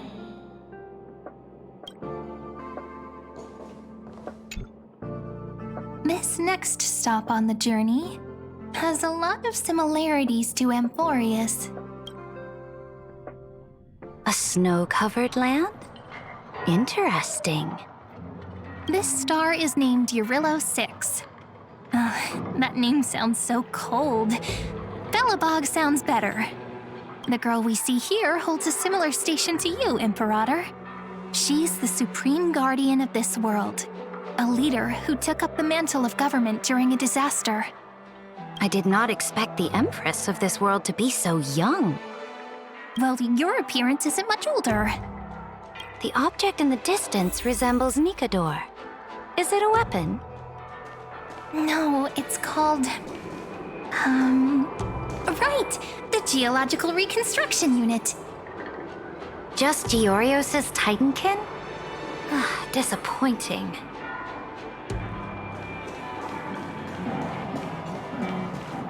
It's all thanks to you that we survived the crisis. The collaboration with the IPC is both an opportunity and a challenge. Nonetheless, it's an important step in our journey back into the universe. This world was sealed beneath its sky just like Amphorius was, and they only managed to reconnect with the stars when the Nameless arrived. That IPC she spoke of, is it a more powerful organization? Yes, the IPC conquered many worlds through trade, and opened up a vast territory that way. There are many such powerful alliances beyond Amphorius, and they all walk on roads different from the destruction. Coming back to the Supreme Guardian and her Belobog, didn't they find a peaceful way to enter the interstellar community? That cannot be true. That IPC would never have grown so big on trade alone. It may pretend to be a wealthy merchant with clean hands, but I am willing to bet that it grew fat on gory oppression and bloodshed. Its path of conquest must have had no mercy for the weak and would have destroyed them if needed. Are you telling me that this snowland never thought about tossing its dignity to the wind and kneeling to the IPC? I will not believe it. I will never allow the Imperator's empire to be sullied by others. Amphorius must become a power so strong that no interstellar foreigner would dare to look down upon us. Imperator, Belobog isn't as weak as you imagine. Listen. I indeed hesitated. But now I understand what we must do. Belobog must learn how to walk on her own until she no longer needs the support of others and can stand on her 2 feet among the stars. Even if I may not live to see it, I believe such a day will surely come. They still have their dignity intact. One day, that hope will melt through the ice and help them into a prosperous tomorrow. But the order of the cosmos is already set in stone. The old laws decree that only the strong survive, binding the weak in an unbroken chain until they wither and turn to dust. Unless they embrace the power of the destruction. Amphorius must shatter the old law and become the new order among the stars. Speaking of the Order, another one of my friend's companions may be able to enlighten you further on that. Let's go to the next page.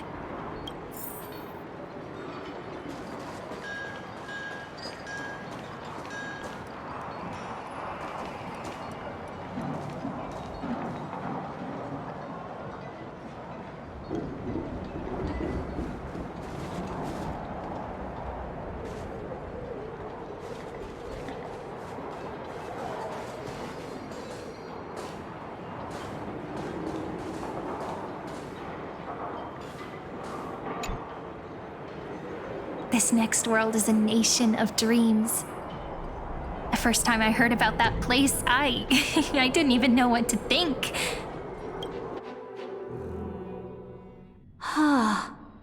Such opulence does indeed evoke astonishment. This world is called Penacony, an eternal city built upon a land of dreams. It's also my friend's previous stop, where they went through a risky but exciting adventure. Tell me about it then. That man standing afar has wings on his head. I am truly curious.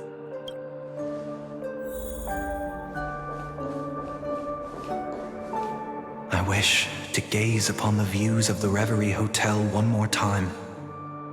I'll be just a traveler when I come back here again. And perhaps, through a traveler's eyes, even the things I once knew so well will feel strangely different. Penacony is a land of the harmony, where all dreams and hopes merge and combine. It believes in unrestrained freedom, and that's how it lost itself in shallow delights. Then, this young man before you chose to rewrite its laws, using the power of the Order, hoping to shape a dream-bound paradise of perfect happiness. Yet, the paradise of my dreams remains far away. Perhaps a brief journey with the Nameless can show me more possibilities in my search for paradise. As for what Penacony should look like, it'll be up to her. No, up to their trailblazing now. It sounds like this ideal kingdom is no more. That's right. The people chose to wake up at the end. You can't see tomorrow when drowning in sweet dreams. This individual's law acknowledged only gods and constructs, leaving no space for humanity. And yet, the fact that he could accept defeat and resume his journey shows a rare self-awareness and clarity of mind. You are also very self-aware, Imperator. Then you must know that the world promised by the destruction also has no place for humanity. I am indeed very aware of Lycurgus's honeyed words of deceit. I have seen enough. Take me back.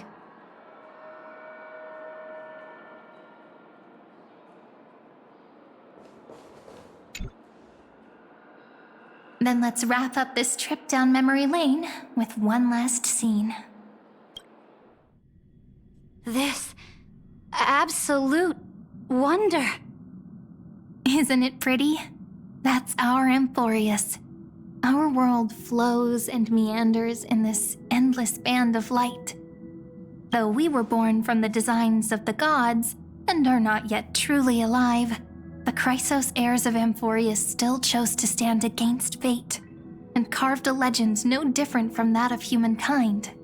Will you really renounce the heroes in this world's previous 30 million cycles, Imperator? Including even yourself. Will you bow to brutal destiny and allow that puppet master named the destruction to have their wish? I know what you want to do, sidekick. You want to use that deliverer's memories to influence me and tilt the scales of law toward her and the two geniuses. You really saw right through me, Imperator. How can one rule an empire if one is incapable of understanding people's minds? I have decided on law's final destination. However, before I move my next chess piece, before we go on, tell me this, sidekick. Throughout her trailblaze, was there ever a memory of the ocean?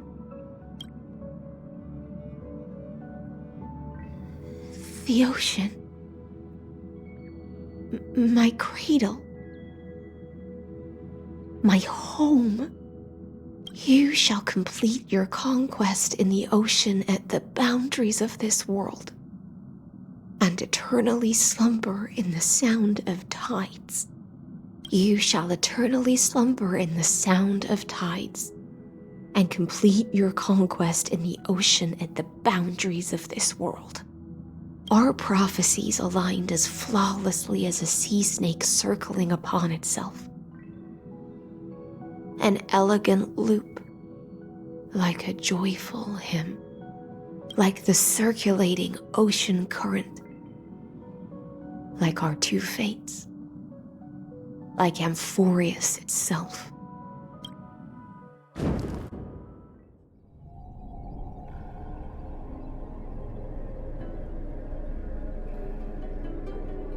The trial is over. So tell me, who will own the divine authority of law?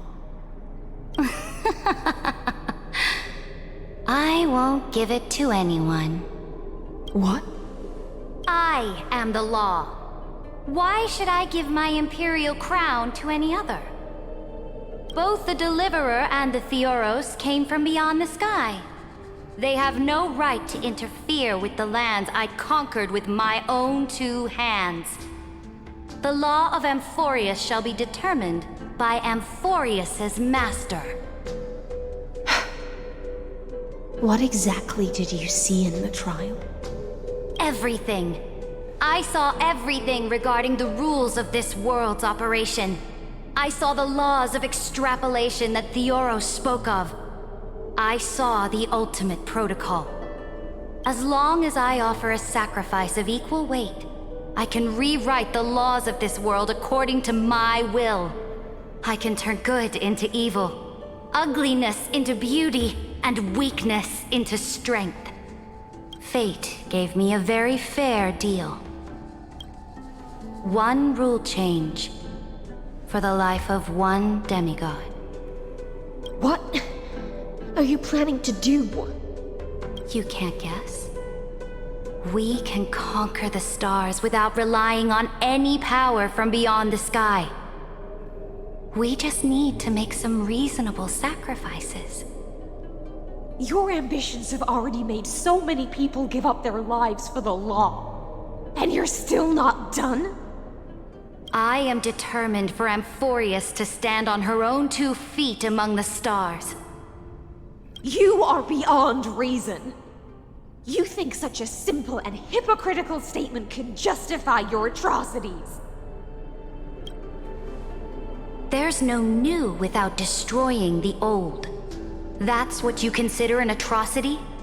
Ironic, for that is also the unchanging law of Amphorius's revolutions. Ever since the Flame Chase prophecy resounded in the distance, fate has decreed for the Chrysos heirs to ignite our blood and illuminate this dark age.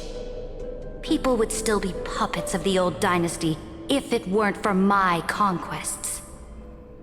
But your world doesn't seem to be any different from your predecessors. Bloodshed, tyranny, oppression. You're making the same mistakes they did.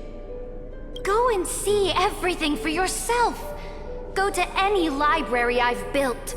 Go listen to the rumors on every street corner. Go and witness how the Imperator crushed the old laws and forged new ones. Go and see what my conquests brought to this world. I cleansed the Chrysos War's filth and mended all the conflicts left by the Era Bellica. I restored Akima's might and allowed mortals and Chrysos heirs to face each other as equals in the Council. I punished all sins and rewarded all achievements.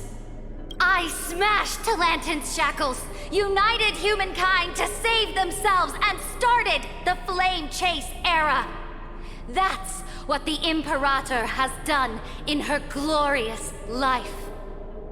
So now, hearken to my final words.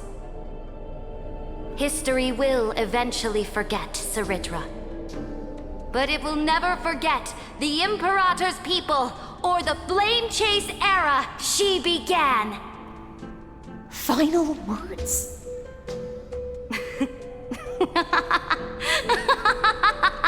Amphorius is about to be destroyed. There's no time left for pointless debates. There is only one law I want to overturn to aid the final battle of deliverance. so I will only offer the life of one demigod. In the name of the Imperator, I command you one last time, Electra. Either sacrifice yourself for conquest, or pierce this tyrant's chest with your sword. Thus, the Imperator concluded her final speech. At the end of her life, at the last moment before she stepped onto the altar, she gave her most loyal subject the choice to decide fate, just as she promised her compatriots before her very first campaign.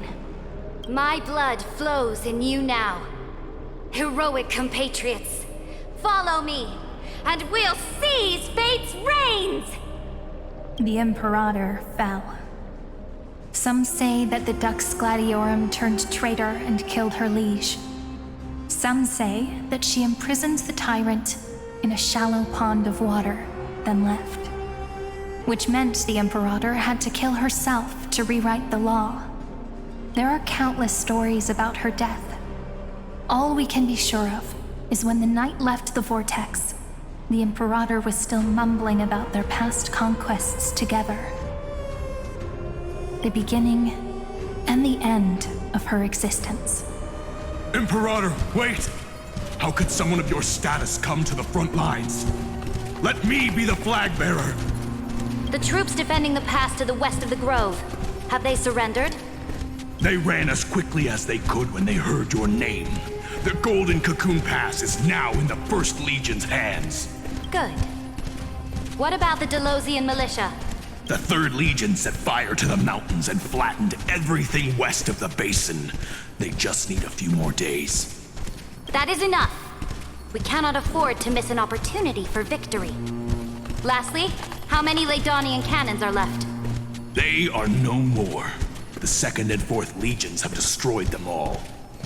Very good. They now have no way out, no reinforcements, and no artillery support. We will be able to liberate the Grove of Epiphany in the blink of an eye. We will launch the final charge 1 quint after the curtain fall hour tomorrow. Remember, as long as the Alliance's flag still flies on my shoulders, you must keep moving forward. Take no prisoners among the enemy's soldiers. All sages who resist are to be captured and tried according to martial law. And do not destroy any books. Now go! Notify the entire army! Understood! Those who are resolved to die, we salute you. Reporting in. The mountain dwellers are resisting fiercely, and the legendary Mountain Breaker has personally engaged in battle. Their formations are nigh impenetrable. Then cease our frontal assault. Send scouts to all legions and tell them to retreat into the Tritos Plains before the parting hour. What? Are you planning to surrender? It's a strategic change of plans. The seismic walking dragon is enough for that battlefield. Walking dragon? You mean that stupid beast, Terravox? What can they even do? Stupid? No. They are the wisest of all of Giorio's creations. Only they can perceive the currents of time.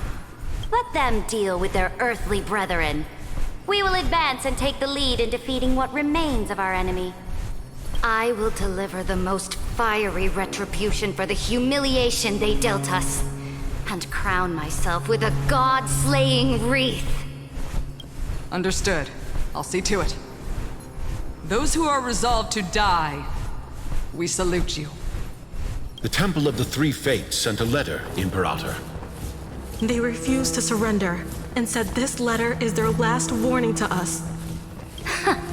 Tell the commanding officers not to launch any attacks unless they receive the Imperator's handwritten approval. Disobedience will be punished by death. What are you doing?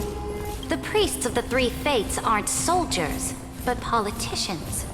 Do not mistakenly believe they don't have a plan. These dying pests will wring out every idea from their brains, all for short-sighted gain.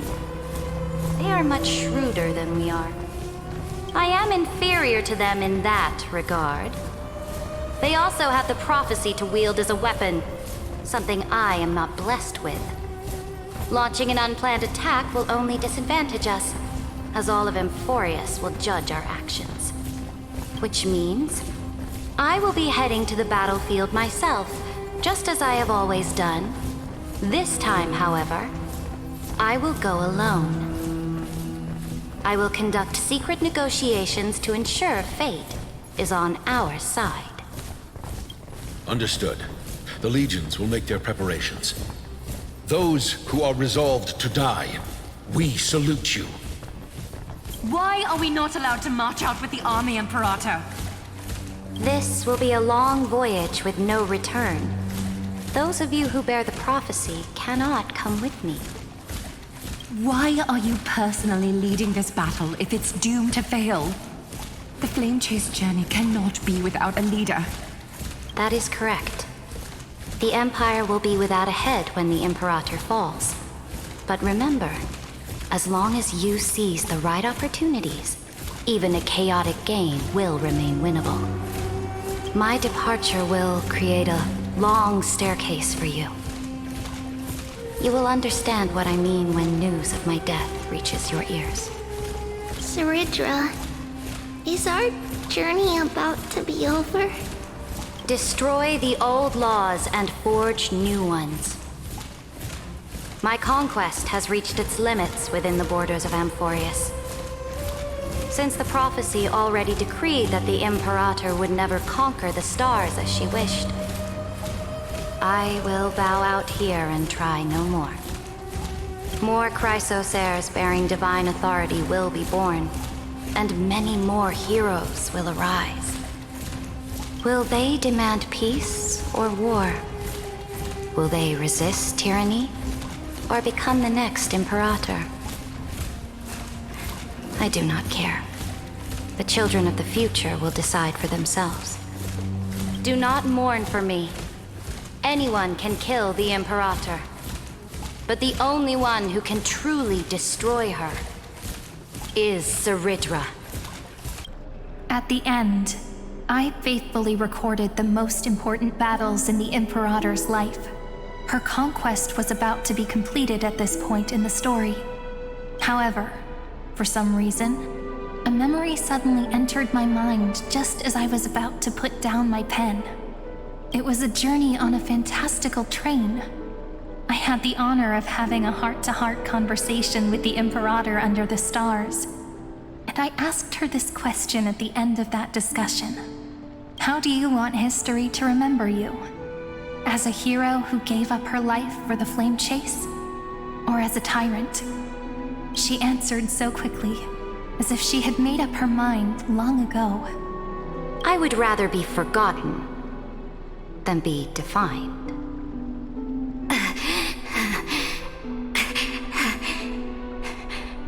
Because the law can be neither eternal nor unchallenged. And only humanity can pen laws into history's pages. Now, I have shattered the greatest law of Amphorius. The game is nearing its end. Dux Gladiorum. Even though you killed the Imperator in the previous 30 million cycles, this time you finally found your own law. Then, High Sealants, Electra. I will ask someone to deliver the prophecy's ocean at the boundaries of this world to you. Will you choose to swim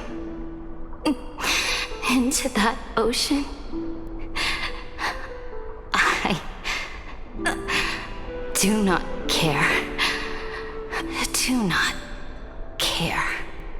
The Imperator muttered about her conquests, and news of her death spread in the city.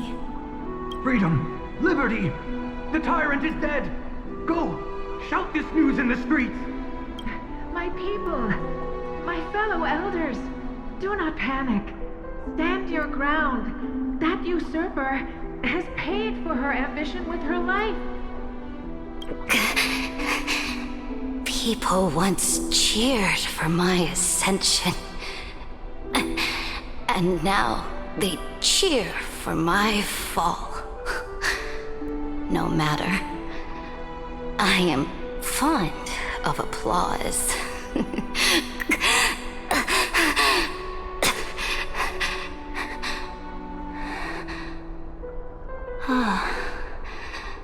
I see the cosmos, the battlefield that I cannot reach. I will return in the next cycle. The stars will hear my legion's war drums.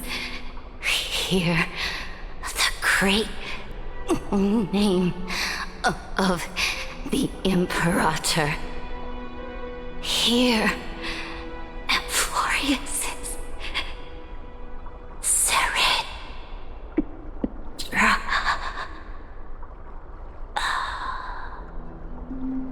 To this day, we do not know which rule the Imperator overwrote at the cost of her life. Perhaps the truth will only be revealed at the moment of checkmate, just like every chess game she ever played. We only know her death inflamed Akama. On one side of the city, those who defended liberty toppled her statues to the ground. On the other side, her supporters put themselves between the masses and her monuments, declaring loudly that the Sovereign is still among the people. It is said that golden blood congealed into the same letters everywhere they fought. It was the name borne by Akama's first and final sovereign, the Imperator Saridra. But the one who bore that name did not see any of this. Her gaze was cast far away, and the sound of tides in her ears drowned out the people's cries. What was the Imperator thinking about in that prophesized ocean at the boundaries of this world? In that shallow puddle of stagnant water? Was she reminiscing about her past conquests? Or repenting for the millions killed for the flame chase? It was neither.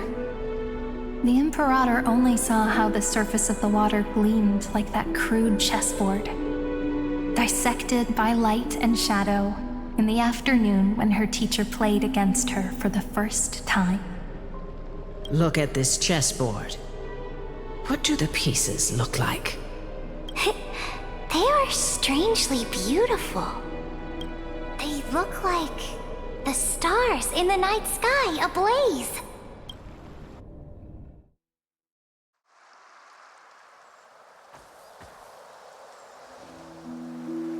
From that page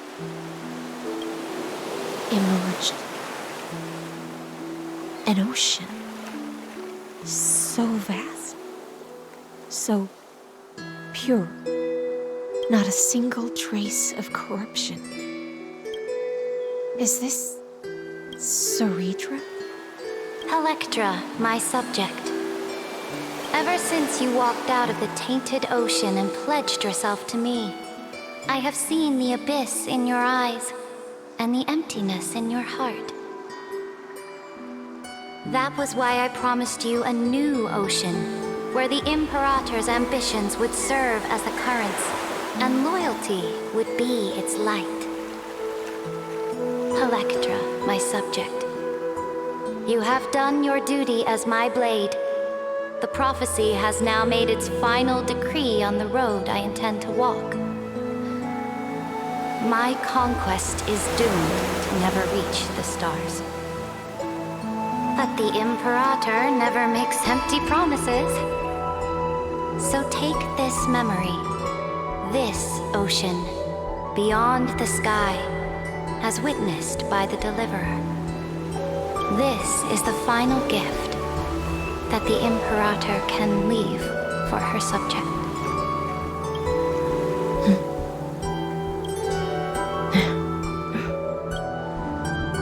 When I was still a fish in the ocean, I always felt so genuine swimming through the waters.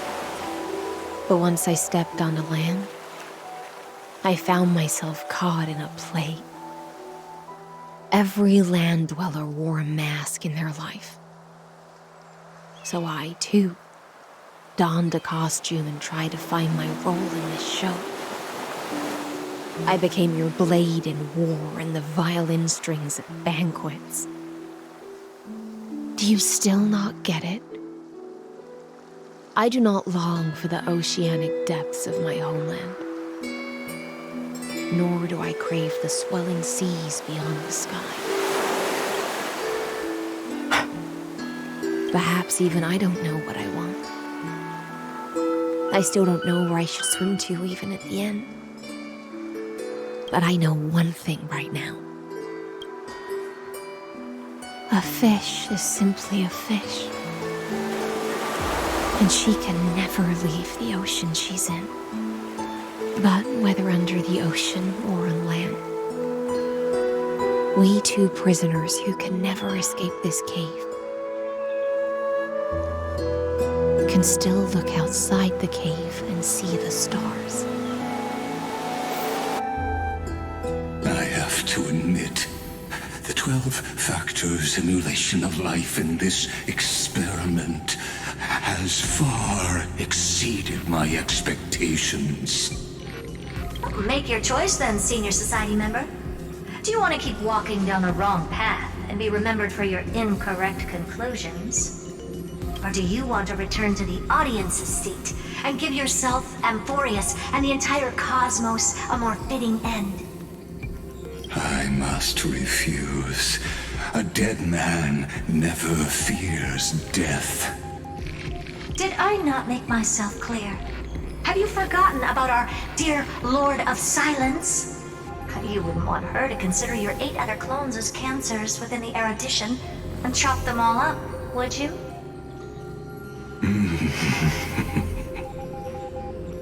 Your logical deductions are vastly different from mine. Therefore, allow me to provide one more academic recommendation. Listen, my peers. Why don't you look beyond this world, just as the Chrysos heirs did? Re-evaluate your calculations and take into account all enemies in the upcoming war among the eons. Amphorius is not a place where 3 paths entangle, but where 3 paths fight to the death. You used Memoria to resist me, but did you not consider the possibility that the Remembrance and their children might have taken this opportunity to join the fray as well?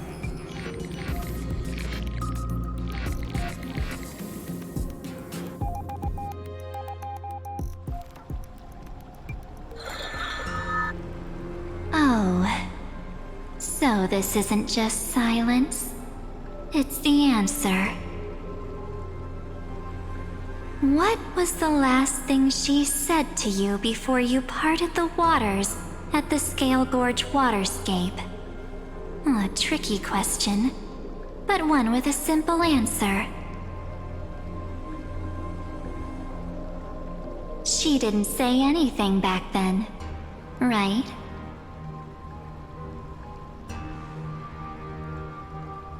That's correct. And now I'm sure. You are not March 7th. There's no way she would remember that detail.